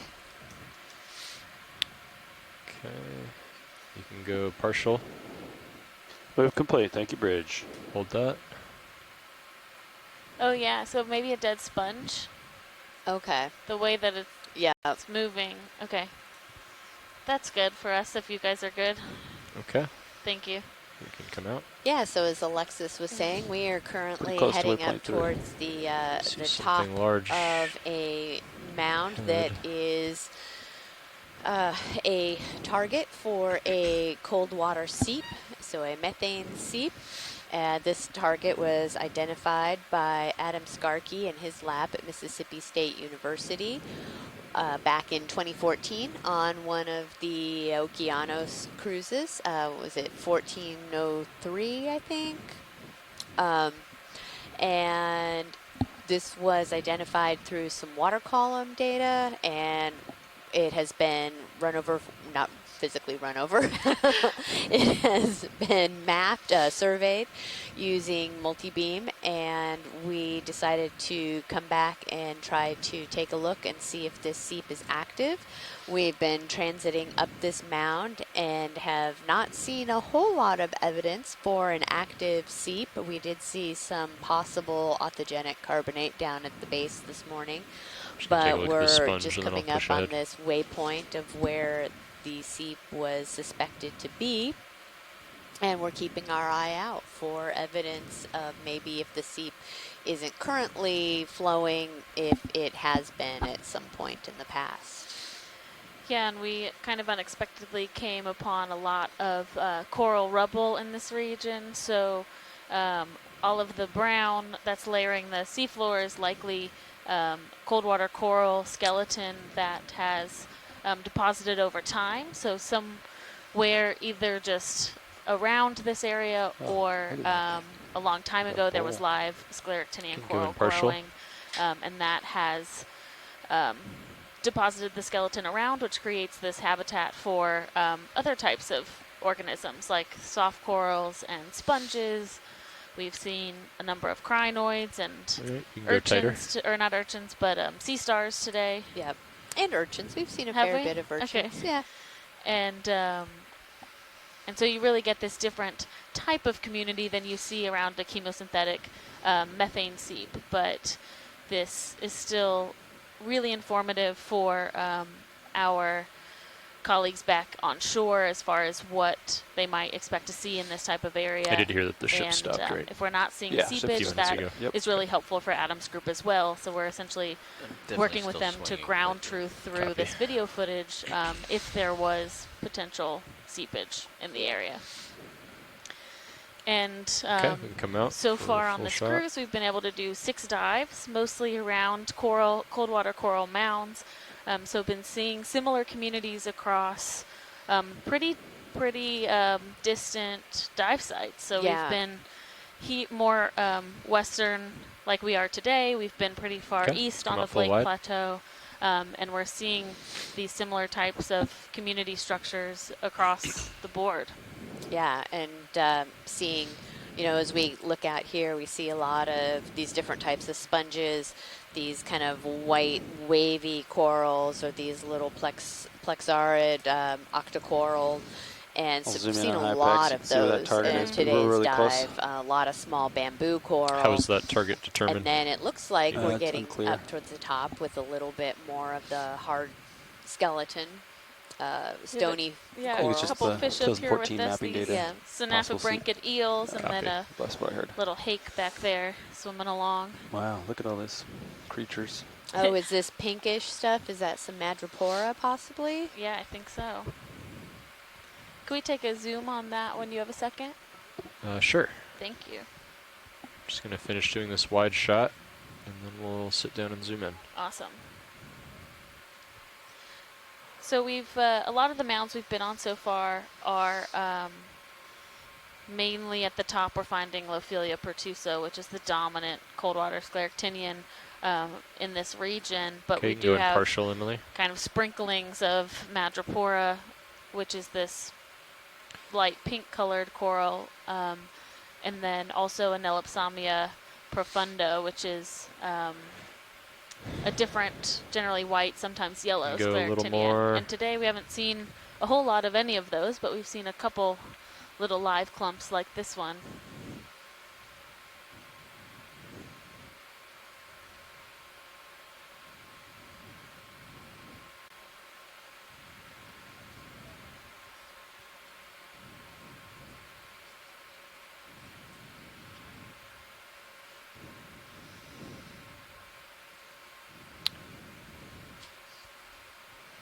Is that enough for your identification purposes? Yeah, that works. Okay, let's come out. Thank and we're gonna push ahead. We are within tether range of waypoint 3, so we're gonna move upslope and take a look around. Sounds good. Thanks. It looks like a yellow plexarid back there, which we haven't seen. Mm-hmm. Yeah, definitely getting finding a little more diversity up here. Is that a pile of sea stars? Goniasterid sea star. To the left? Yes. Yes. The big one up on the. Oh, look. Oh, there's a couple of them. Yeah, so on this, Oh, looks like yeah. on this sponge, there's several of these goniastrid sea stars and a pencil urchin.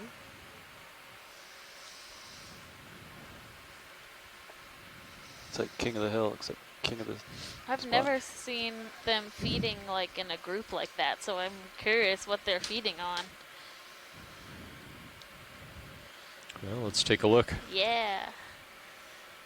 They are, there is a, yeah, we'll definitely keep the lasers on. Chris Ma will want to see the size that giant of one in this the middle. one. Oh, and look, there's a little... Oh, a scorpion fish. A scorpion fish, yeah. That is a massive sea star.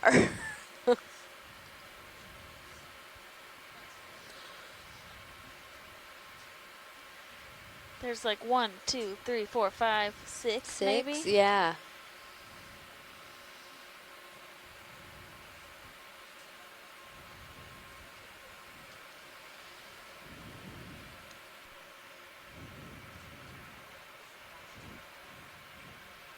Go ahead, watch 2.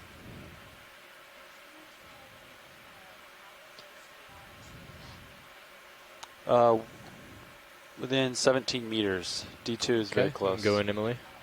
Yeah. And hold that, please. Wow. I wonder, like, what attracted all of them to this same sponge to feed on.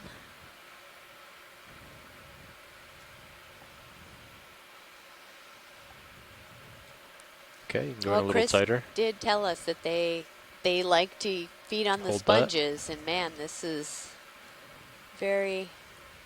It's like a sponge smorgasbord, or not yeah. smorgasbord, but buffet. Yeah, there we go. That's right. All nice you stuff. can eat. Last little bit. We'll get that fixed. Yeah, I mean, look, that's like prime. Yeah. And while we're sitting here looking at this giant sea star in front of us, we'll do a quick round of introductions in the front row. Great. Sitting pilot right now is Dan Rogers. Sitting nav is Levi Unima. Sitting in the co-pilot seat is Joshua Carlson. Sitting in video shading is Emily Narrow. And back in the clipping chair is Bob Knott, and we're all employees of the Global Foundation for Ocean Exploration. Still Kim. And having our ROV and video team is sure really how we acquire such wonderful footage and samples while we're out here. So we all work together to make sure that we are completing our dive track as well as acquiring the best imagery that we can.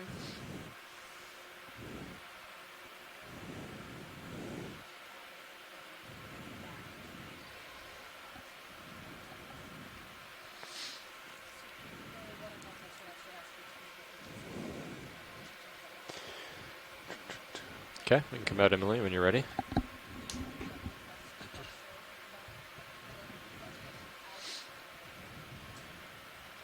Yeah, well, I'll sweep it when I take off. This is my max tilt down right now.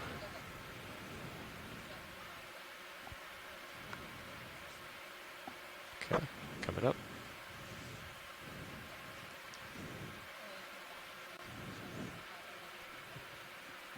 So it's over 10 centimeters in width there. We have a red fish so we on are the right of the screen. Getting really close to our target for today's dive. We're about 17 meters away. So I'm going to push toward ROV waypoint 3 here. are working their way in that direction. And we've had a really great dive today with a lot of scientists on shore helping us both in the chat room and on the audio line. So I think today's dive has had 38 participants from on shore. So it really does increase the productivity out here to have scientists on shore that are able to watch and communicate with us live to help us identify, as well as really Looks like steer there's more the direction of upslope the dive over there to the north. as we continue. And it's Yeah, continuing because around. you know, I'm a paleoceanographer. Alexis is a deep sea coral biologist, and so it really helps a lot to, you know, we get some of the fish people that chime in and help us with identifications. We've seen a lot of really strange and interesting sponges that people have logged in and helped us identify. So This is basically right on top of it, right? It's a really great collaborative effort in coming together and Is it the documenting. same sponge we looked at? No. Oh yeah, well, that is the same type though. Same type. Nav, that big barrel type sponge. We are now right on top of waypoint 3. We are now, okay, thanks Nav. Yeah. We are currently right on top of waypoint 3, so our targeted site for today. So Adam, if you are around and you want to make any comments about what we're seeing, feel free to chime in. Well, unfortunately, we are not seeing evidence of methane seepage here. Yeah, which, of course, is a little bit disappointing. It looks like our water column data from 2014 was pointing us here. But this Should I just does continue allow us clocking around to the south? our understanding of, So, of point detection. My next from the target water is column down data, here. and So while I'm it's not sure. disappointing not to see the site, you can keep looking around. We explore the biggest radius resolution you of can that here with the tether. mapping Copy. data is I don't know. that's about 25 square meters, so it's worthwhile to sort of check things out around the area to see if there's anything in the area that looks like seepage features. But I certainly don't see anything geologically or biologically that looks seep endemic, and Maxed out on does my not lats. appear on the Currents. sonars, the scanning sonars, to be any clear indication. So if you need to, you can bring that motor back up for like That's too bad, but maneuvering. that's sort of the nature of exploration, right? Right. You head out and you're not quite sure what you'll find on the bottom, and you know, we may still find something here yet, but if we don't, I think there's actually quite a remarkable biological community here nonetheless, and we saw quite a few pretty impressive things today. Yeah, thanks Adam. Yeah, it's definitely Potential not the hagfish, biological bottom right. community we were expecting when we were thinking of coming to a seep, but it is definitely informative as far as as far as the rest of our models for the area. So seeing this much rubble and evidence of past live coral is quite interesting, and we're pretty far from the other mound sites as far as Million Mounds, which is a little bit south of us, and then more of like the Richardson Ridge and Reef area, which is a bit more northwest of us. And again, we're not really seeing a lot of Lophelia here, so it looks like this could have either been a past reef, or it's these really slow-growing other scleractinians like Anelopsamia and Madrepora that have produced most of this skeletal rubble over time.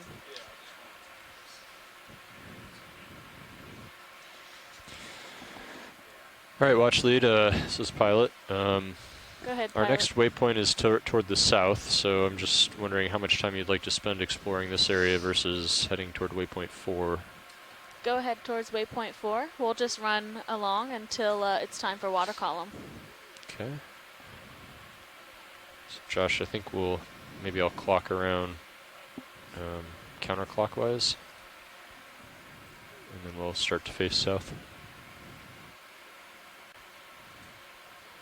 And we were talking about how outstanding it is to have all of our shore-based scientists with us.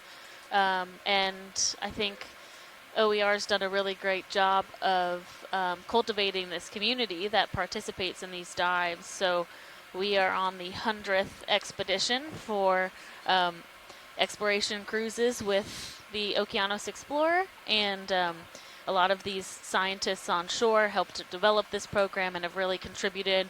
They've been on board before, and so we are really look it up to the left here. Oh my boy. goodness.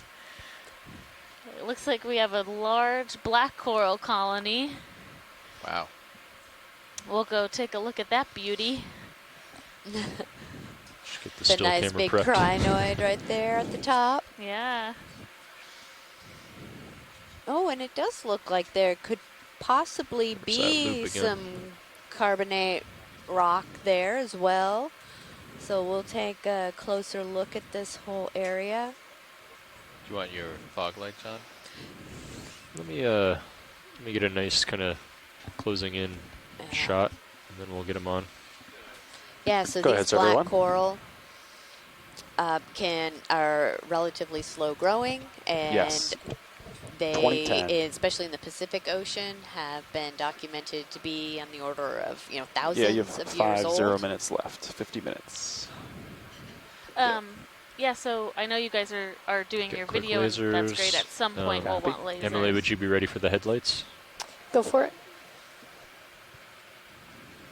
So the lasers that we use on the ROV are 10 centimeters, and they help us to size the coral, which helps us to understand the age of the coral.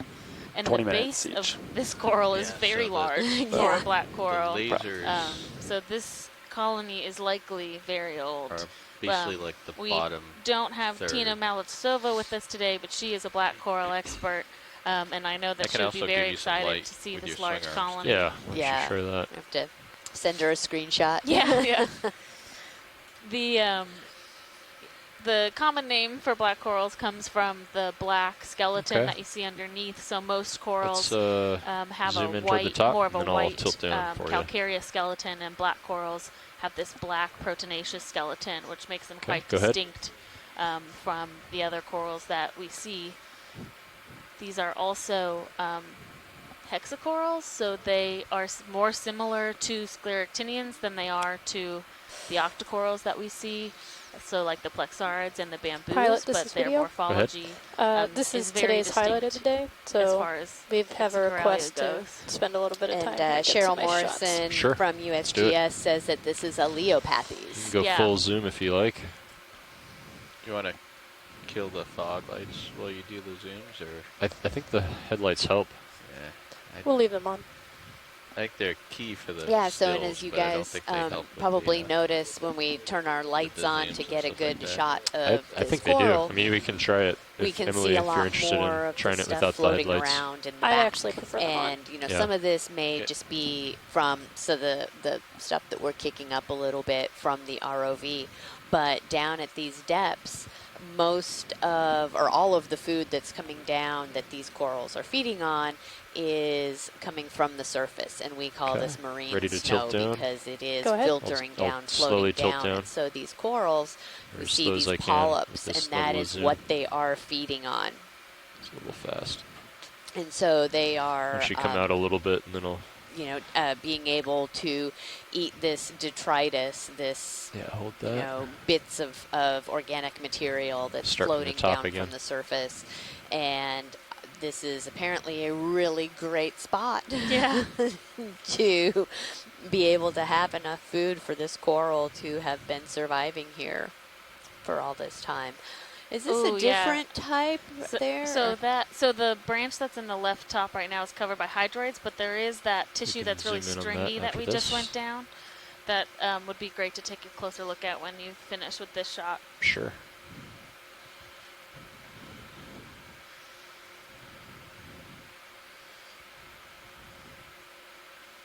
Oh, and there's another type of black coral right kind of underneath what you see in the background on the left. That looks more like a fern. Right, I think that is a Bathypathes that's kind of hanging out underneath the, This is a large black coral colony, foliage huh? of this big Sure black is. coral. Probably the biggest one I've seen. Black coral. Tilts up a little bit, Emily. We're framing 2 cameras right now, momentarily.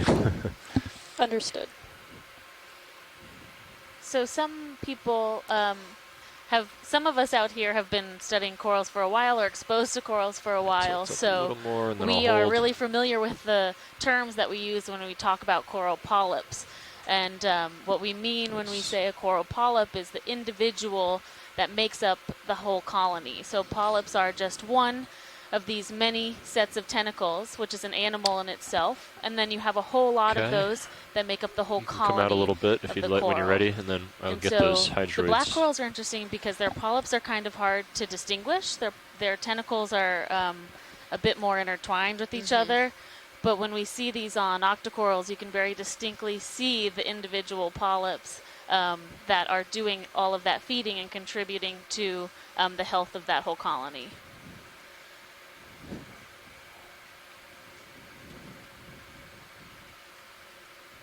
Okay. Yeah, so right below the fuzzy part.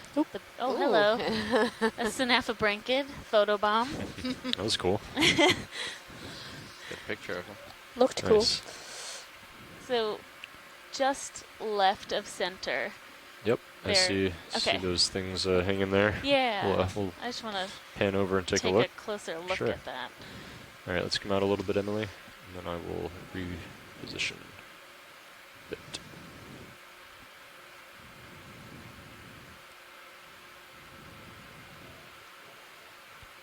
Try to inch in a little bit and center it up. And we often get asked, why are these corals so brightly colored, or why are other organisms so brightly colored? And honestly, that is a field of this area of research that a lot of people are still working to understand. That's not something that I think anyone has a distinct answer for. Some of it might be just chemical, some of it might not really, they are in the dark, so some of it might be that it isn't really significant, it's just happenstance that they have color. Left on bottom. Or they could have a more significant, there could They be a more wanted the significant We'll head hydroids? south next. I think so, yeah. Yeah, so the these left, polyps are like very stringy, and I don't know why. But this would be really, this is a great thing to document. Maybe we can reach out to Tina later today and ask her if any of our other scientists on the line have ever seen polyps with these really long tentacles. Well, it seems to be there where right near the intersection where the hydroids are kind of taking over the skeleton. So if it's a defense mechanism, if they're trying to really kind of reach out and sting it. Yeah, so corals are in the phylum Cnidaria, which essentially means stinging. So they have little cells inside of each polyp called cnidocytes Hold that for a bit. that actually sting. And so you are, Amy, that's a great theory that they might actually be combating that hydroid as it's trying to take over that bare skeleton.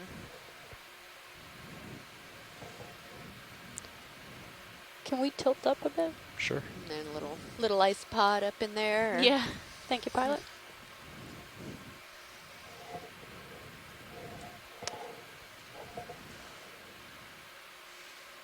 I'm going to turn off your still for now. Copy. Yeah, Scott France from University of Louisiana Lafayette has chimed in to say they remind him of sweeper tentacles, which are defensive. Inch a little bit closer. Yeah, maybe that is. And I'll pull back. Yeah, I think you can get, all right, zooming out a little bit. Yeah. Any other shots you can think of, Emily? Just another wide, maybe, and that's it. Okay.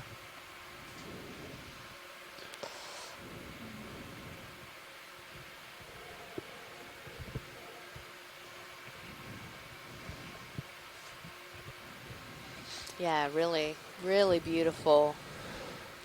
Yeah. Black coral. Love the color contrast that we get looking down into the abyss, you know, with this bright orange coral in the foreground. It's like a bonsai tree. Long sideways. Another question we get a lot of the times is, we see some of these we've seen a lot of white coral on our dives, and because a lot of people are very familiar with coral bleaching, they see that and they think that the corals are bleached or that they're unhealthy. And again, because we are so deep, we're at over 750 meters water depth, that there is no light down here, and so a lot of these corals, they're just naturally white. They don't have any of that color pigment. Try to zoom in on the base when you're ready.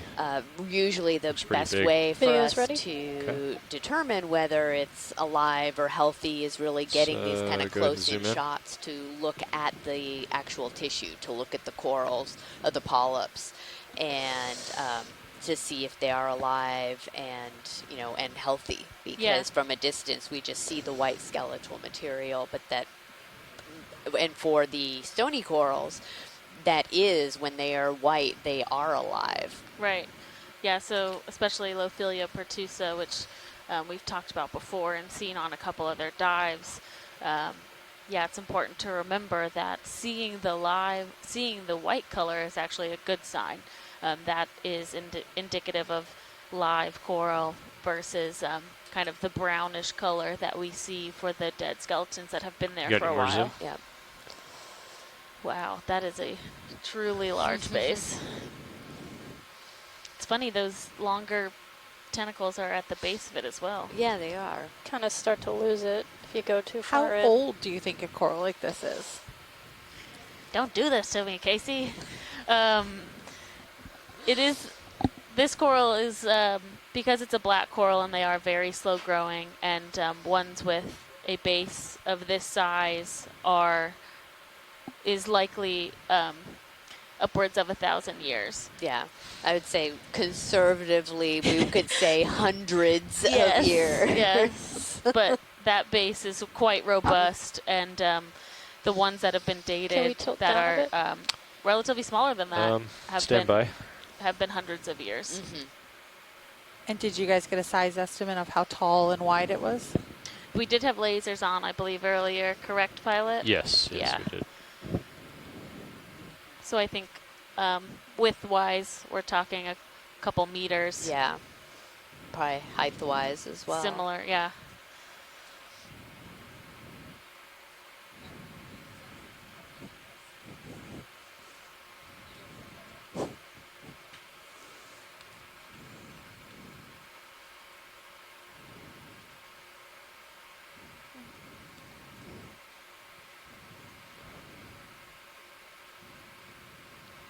Yeah, look at that. I'm going to try to center it up a little better, and then I'll hand it off to you, Emily. This coral always reminds me a bit of a like slimy, stinging weeping willow. Oh, yeah.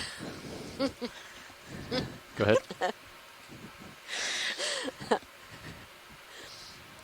It's really unique. Yeah, it is really unique. I don't know if I've seen that before.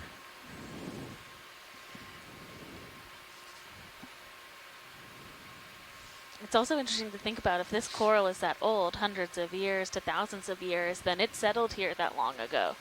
And so when we're thinking about like what this habitat used to be like, there was at least this type of hard substrate up here that long ago. So sometimes we're looking at it now when we're characterizing this habitat, but this coral settled here all that time ago, meaning that that was exposed a long time ago as well.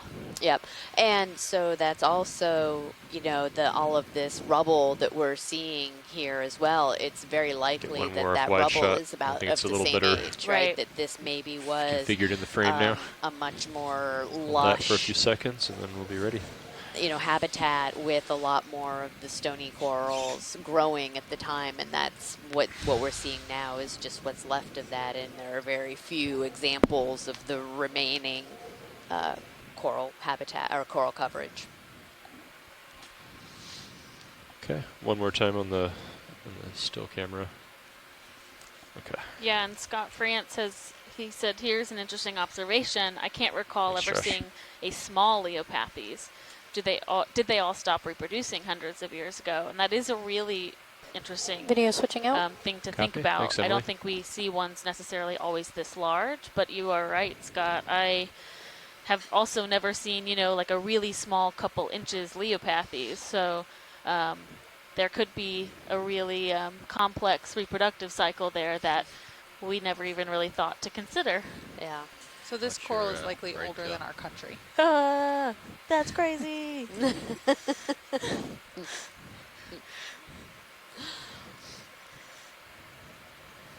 A very timely observation coming up on July Yeah. 4th. Yeah, true.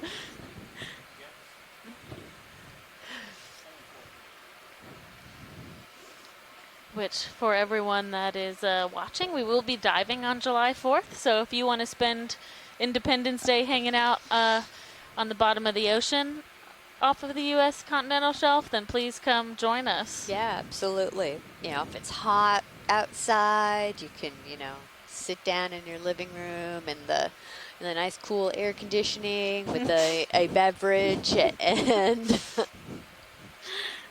for one more shot, and then I'll back away. Hi, Roland. Hi, pilots. How are you guys doing? Good. Is there anything you want to zoom on? Nope. I think we've about covered this. Yeah, great job, everyone. Yeah. Did you get lasers on the base? In the past, We we've sure had did. people Great. refer to Okeanos as I'll get 'em must-see back on for you, deep-sea though. TV. So it's a great way to spend your 4th of July. Yeah.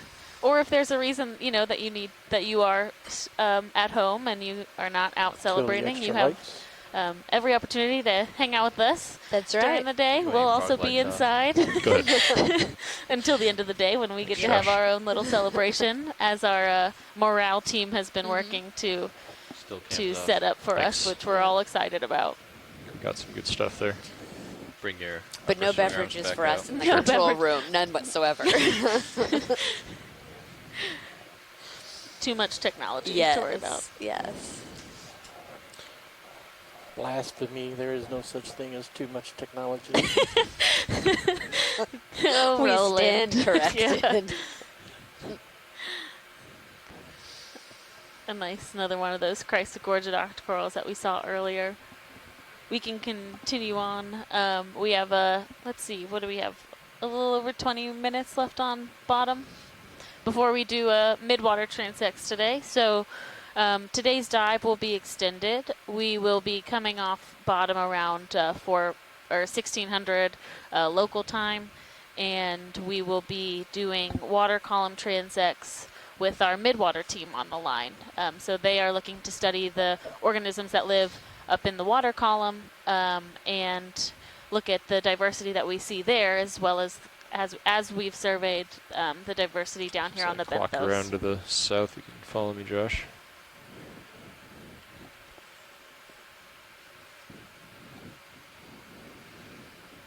You can feel free to zoom past the skid whenever you'd like, video.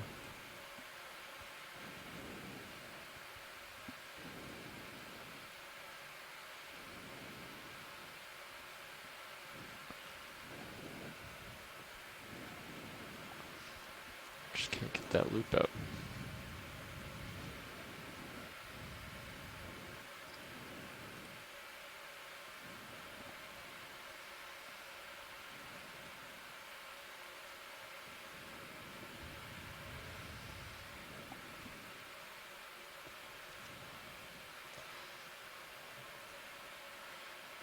And if you are watching camera 1, at home you are watching the feed straight from the main Zeus camera on the ROV. And if you're interested to see an overview of D2, you can switch to camera 2, which is Sirius's view, the second body, or the second part of the two-body system of our ROV. And it gives a nice perspective of D2 on the seafloor. We have another black coral there. Yeah. And a chimera. We've seen, I think, 4 chimera today. Yeah, I think so.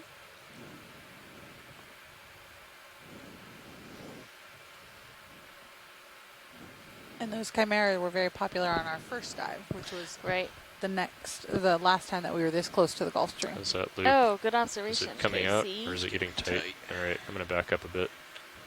And we are, yeah, so we're in a bit colder water, which that first dive was also around 7 degrees Celsius.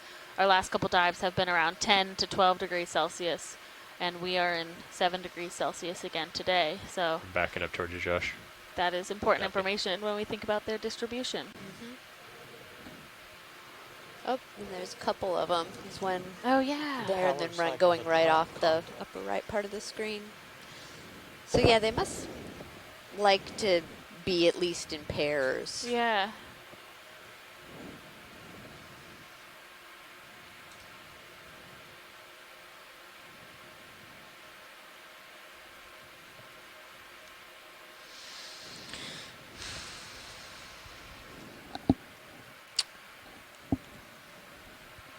advise sussing it out.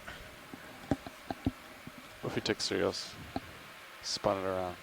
I think they, oh, well, the previous shift did a full turn clockwise. They were at minus half, and now we're at positive half.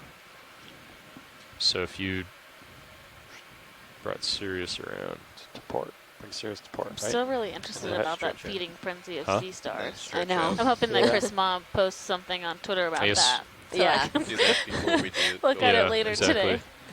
We'll just try to keep this safe until we get up off the bottom, and we can do that. Yep. Okay. South. Just 180. From Sirius to the next waypoint, I have 170. Oh, can we zoom? At the bottom of the screen, there's a Ophiroid, a sea star. Sure. Oh, yeah. Yeah, we can take a look at that. It looks like that one we saw before. Yeah, that really blobby center. This is why my students laugh at me in my class. These are my descriptions, especially of biology. Okay, Roland, you can go in partial. Which I do tend to also describe rocks and sand and mud in those types of ways. I mean, it's relatable, so. Yeah.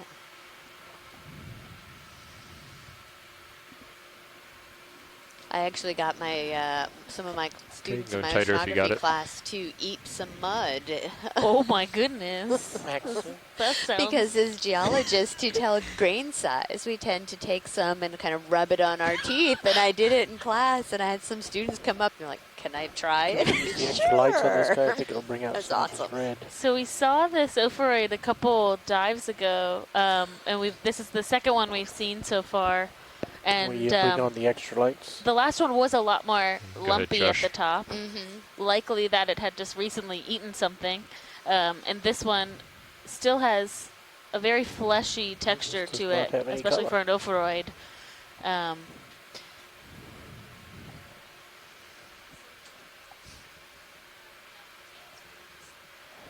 Video is clear. Okay, you can come out. Lights are clear. Could we? Fish coming into shot.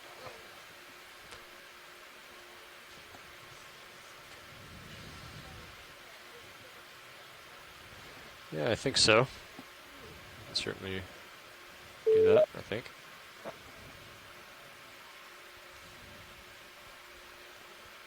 Hello, Chris Ma here. That request. Hi, Chris Ma. I think we would just use the section and put it into a bucket. I couldn't help survey notice you're looking at another one of these blobby brittle stars. Yes. Is there any chance that you could collect? We are going to do our best to collect this, yes.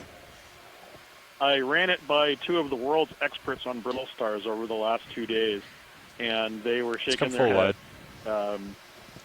They at first thought that it was much smaller, and then I told them that it was about 10 centimeters, and then you could hear it from around the world. Their ears pricked up. So I mean, for all I know, it might turn out to be something canister 4. Totally familiar, but I'm gonna put money on something we haven't. Hydraulics are up. Okay, great. That's super exciting, and that's Well, that's what's so great about this this whole organization, and you know, we're out here to document this and be a part of. So which bucket do we want to use? So I guess we should try a coarse filter. Go ahead. Do you think we could actually try and scoop this sample into a bio box? I mean, how big is it? I can't even see it. It's about 10 centimeters. So do you see the lasers above it? I see it. Is there any reason why we wouldn't want to use the suction on a low RPM? We do have a midwater section later in this dive, so we would like to save those canisters for them. Well, we actually don't have a scoop on the vehicle right now. We just have the suction nozzle. I mean, you might be able to get that with the fingers, but it'll be very difficult. No, you can put it in the no filter. Is that one taken?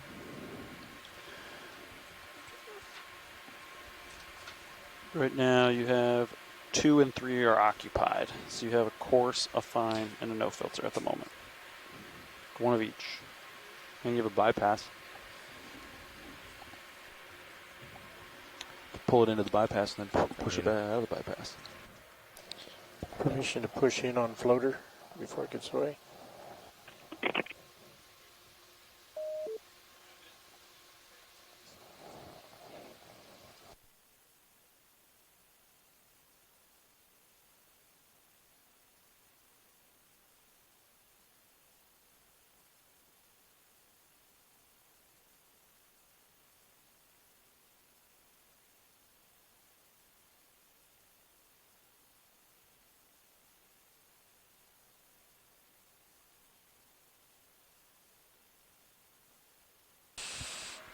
All right, watch lead. This is Pilot. I'm more than happy to try grabbing this with the manipulator fingers. However, I mean, there's a pretty high risk of not getting the sample. I'd be much more confident with using the suction sampler. But I know that you want to save the buckets for midwater sampling. So I'm going to leave it up to you. I mean, I'm happy to try it with the fingers without a guarantee. Like I said, but I'm much more confident with the suction sampler. This guy is really small, and I mean, yeah, it's tough to get with the fingers, but I'm happy to try if that's your prerogative.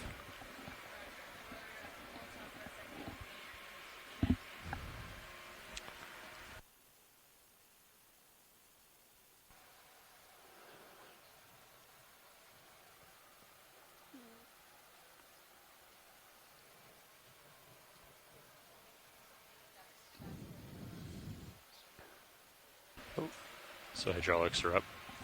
Is this jogging by itself, gentlemen? I am not touching a little bit. That's odd. The might be the deadband on this stick. Copy. I can look at that.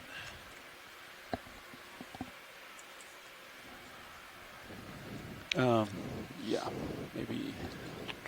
Yeah, go ahead. Yeah, it's very tight deadband. Okay.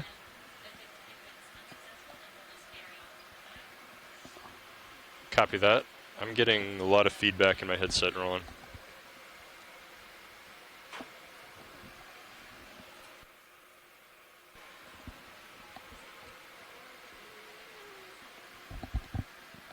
It just went away.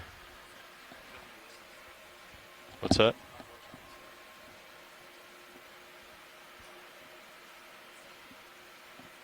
Okay. All right. So they want to go with the jaw. So they go real. Do we have any samples in the bio boxes?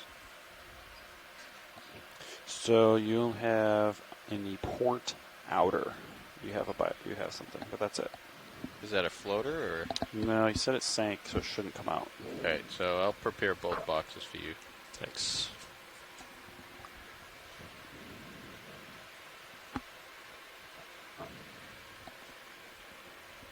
Copy. Alright, we got both bio boxes ready. Okay.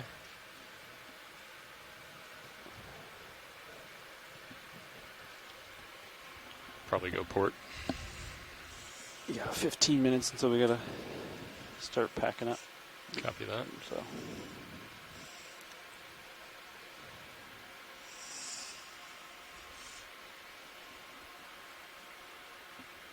So does one close? Looks like it is.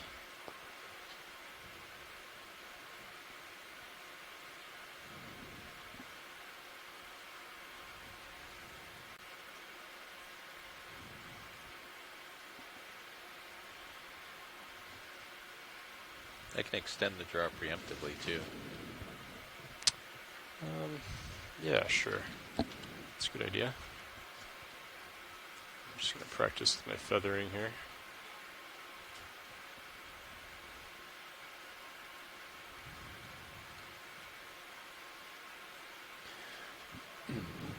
Guy's a little smaller than I thought. Can we zoom in on the Zeus, please?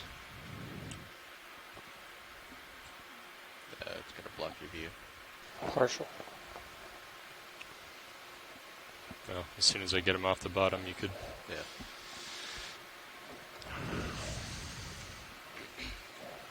You want to tie it on HD2? Sure. Yeah.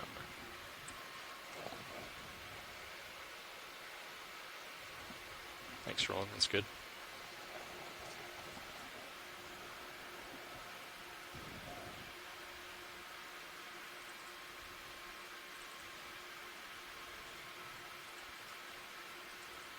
Might be able to get some of the coral rubble with it to try to clamp it.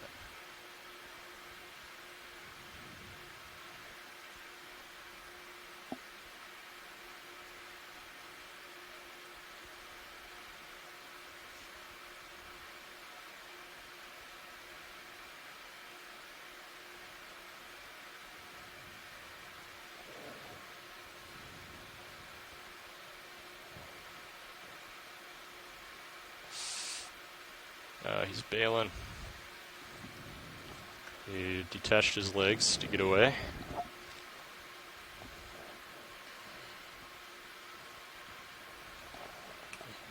Going to put the legs in the basket?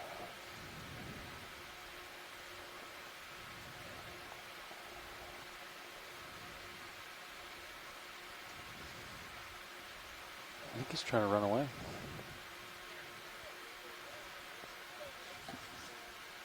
Okay.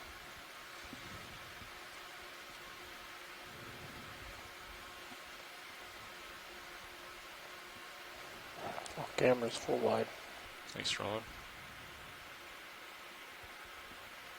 Well, I think we could go back for him. tilting as mini Zeus down. Yeah, go ahead. Let's come full wide on mini Zeus, please. All cameras are full wide. Oh, thought it was.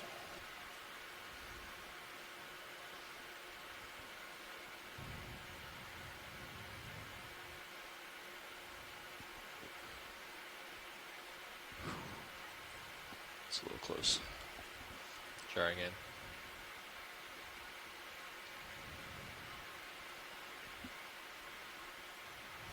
We have a curious chimera coming in. Is he still in view? Do you guys see him? That's him, right? Yeah. Last I saw is he's right here. There he is, yeah, off to the left. Let's try again. Oh, tiny, teeny tiny crinoid. Super tiny.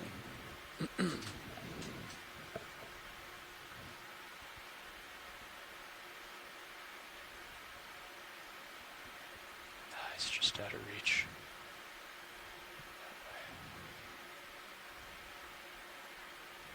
It's a fast little guy, huh? Yeah. In the center of HD2. Sure.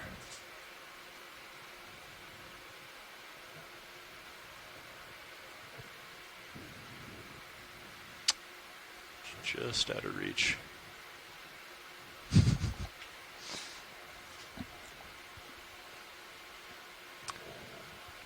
Well, watch it. I can certainly try again. It wouldn't be hard to reposition, but it'll take a little more time. Not sure what the priority here is, if we want to continue moving or if I should go for this.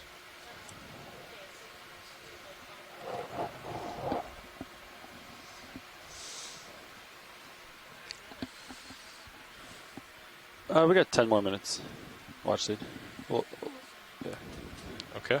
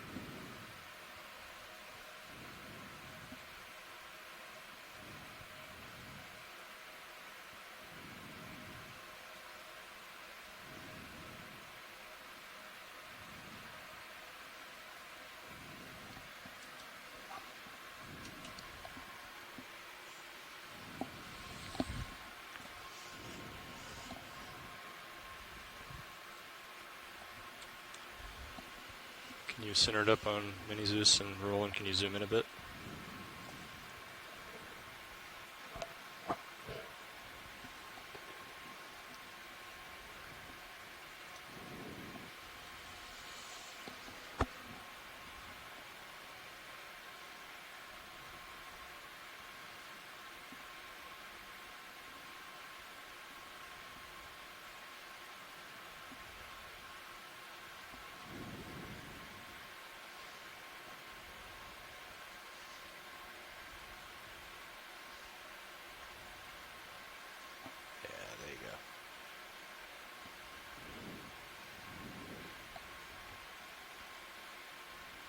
Ready on the jar when you are.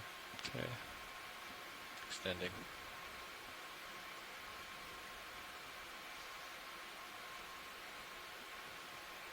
Oh no, the lid caught. That'd be good.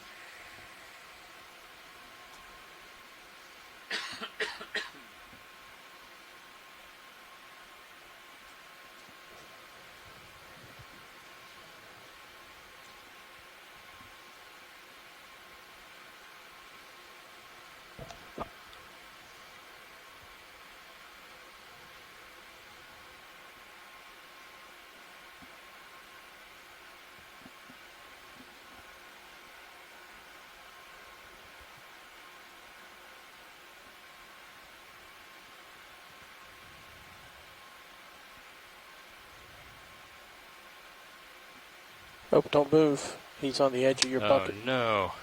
Come on. So it's putting up a good fight, eh? He sure is. I don't really want to push on the drawer. The craft. I don't know. I don't know. I think you're going to crush him if you try to push him. Yeah. You could take the suction sampler, set it to blow, and then blow him in. Just saying. Let's try it. I think that's the best option. Can you? Yeah. Can you tilt up on Mini Zeus? Yeah. Yep. And Zeus Plus, please.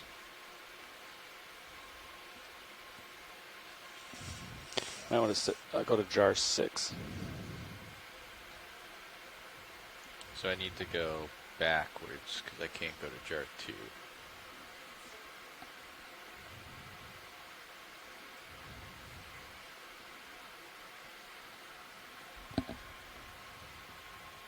Alright, ready on jar 6.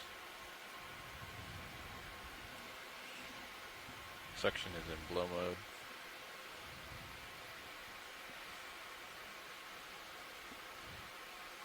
And then, yeah, what I did was try to like get a lot of hose and bring it over. Yeah.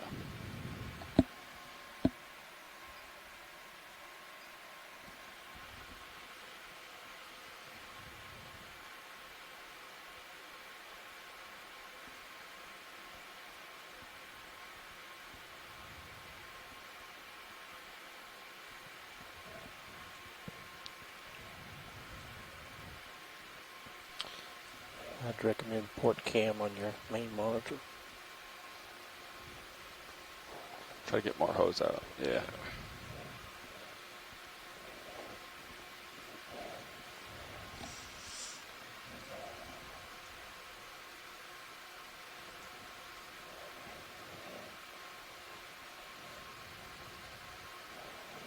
Is that too tight of an angle, you think? Or? I think that's okay.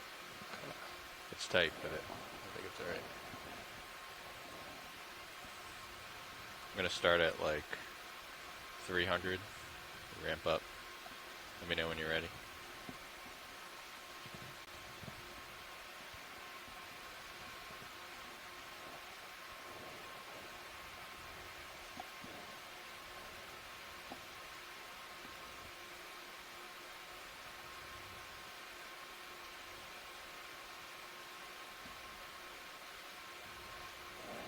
Go ahead.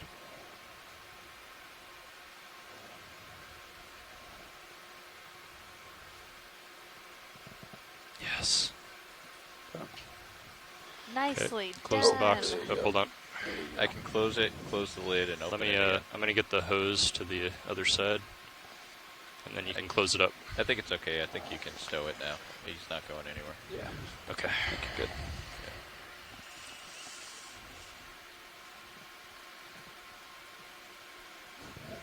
Great job, Dan. That was awesome. That was Levi's idea. Oh. And Josh's finesse on the suction sampler. Good job, team. Thanks. Go ahead. Yeah, so we asked for a pretty challenging sample there so that we could conserve our suction sample chambers for the midwater team. And our ROV team definitely came through and was able to sample that ophiroid in a couple pieces, but all pieces will be used. And I think we are close to needing to come up to prepare for our midwater transects.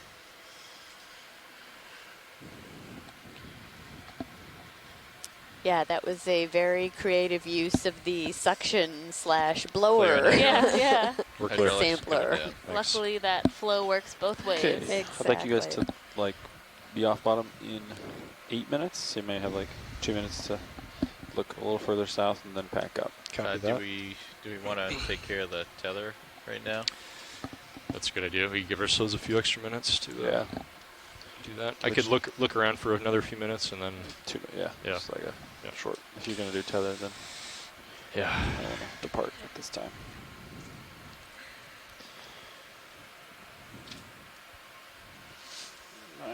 Nice sample, Dan.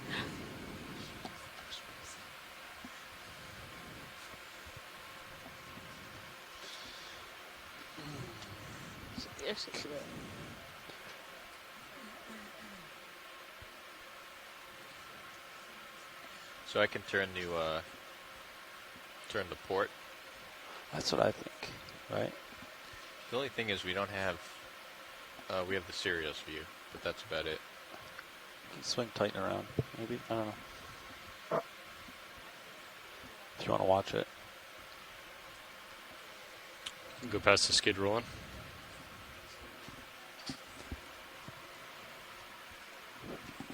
Okay, so I have 7 minutes until we need to leave. So maybe if you wanted to pack up swing arms and do the tether, I think now would be a good time. We'll call now off bottom. All right, that sounds good. Yeah, let's just do it.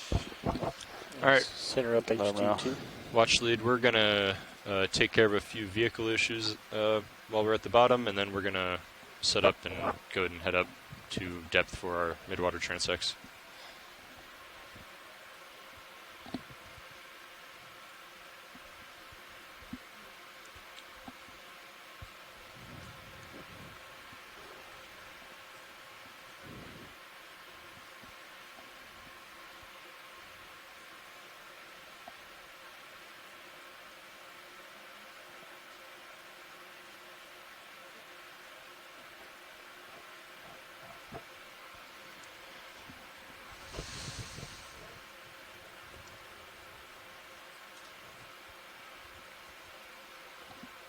All right. We are all stowed. Hydraulics are disabled. Copy. Well, why don't we both come up in formation to 10-meter altitude or something? Stay in visual of the bottom. Yeah.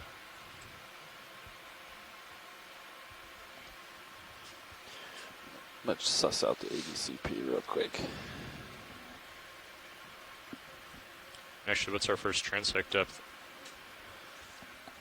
Okay, transect depths are 700, 500, and 300, and we are focusing on the 500. Copy. So we're just going to get in tail-to-tail formation just to get this out, and then we'll get back into flying formation and come up. Sounds good.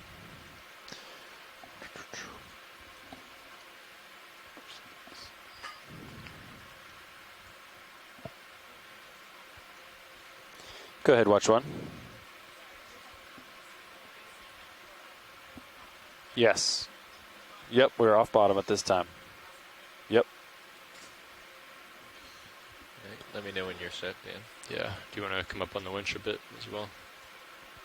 Just make sure we're clear. So we are wrapping up this portion of the dive. So the benthic portion of this dive is over, and we're gonna let our ROV team get set up in order to be ready for our midwater. So how about I just transits. stay here? Yeah, you We're stay there. at I'll come to about port. 745 meters, Yeah. and our first transect will be at 700 meters. Yep, and that'll be And I'm a just gonna try to 20-minute maintain my position. transect at that depth. Okay, I'm going to push the ascent button here. Okay, I'm going to come to port. Copy. There we If go. you have not witnessed a midwater transect, it's can be pretty interesting. We get a lot of the, this blue water and the lights out, and usually a lot of jellyfish and I don't know, all kinds of other little krill or amphipods and whatnot. We got a squid earlier on the dive today, but it's likely that we could see some of those other types of organisms. So just because we're off the bottom, so I'll go ahead and push out, or stick with and come us. up Should be some more till fun we see and this tether exciting straight. ROV work yet to come. Yeah, and we should have some of our midwater colleagues forward. joining in to help identify and select sampling targets. According to my calculations, If you can get it on Titan, actually, maybe we should wait to do that.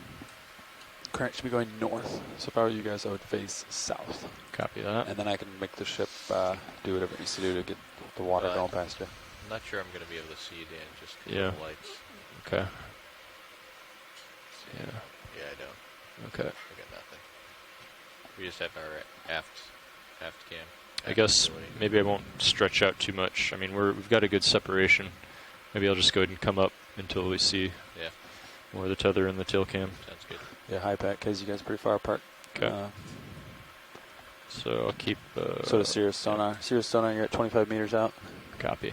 I think that's you, back left. Yeah. Does that make sense? Yeah. Okay. So I'm going to stay at this position and come up.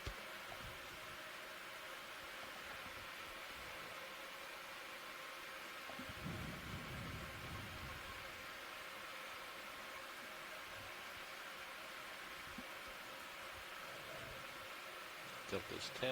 Seeing a little bit of light pool there. I can turn my head a little bit. Your camera is tilted down, by the way. I know. There you are. There we go. Yeah, I'm going to turn a little bit more. Copy. Current's kind of... Yeah. Can we bring up the Sirius aft cam on the big screen? Which screen do you want it? The Josh's big screen. All right, there we go. We're definitely extended. Looks like it's out. Yeah. Nope, that's not it, Roland. There we go. Thanks, Roland. Yeah, that's out. Let me get the auxiliary light on there. And, yeah, we're good. Good? Okay. How about I'm going to just push forward and... You guys just want to come out to 700 like this? And do the transect? Good. Be a little quicker, I think. Yeah. Let's push up. I'm just gonna put a little tension on it and get it out here. If you need that forward line, you can always re-enable it, just for maneuvering. Do you want to keep this camera up, or do you want to... I think we could probably turn it back. I'll keep an eye on it up there. I mean, I can see my camera there. So Yeah. Okay. Yeah, sure. Why don't we do that then? Right, ready to come up? Auto head. And yeah, let's go ahead and come up. I'll just do it manually. We're just going to 700. So. Do we want to go out of auto head and then we'll swing I with think the current? Well, current should be going almost straight north, so I would face south. Yeah, why don't we do that? Because then we'll actually be able to fine tune the current, right? Pinwheel it. Yeah.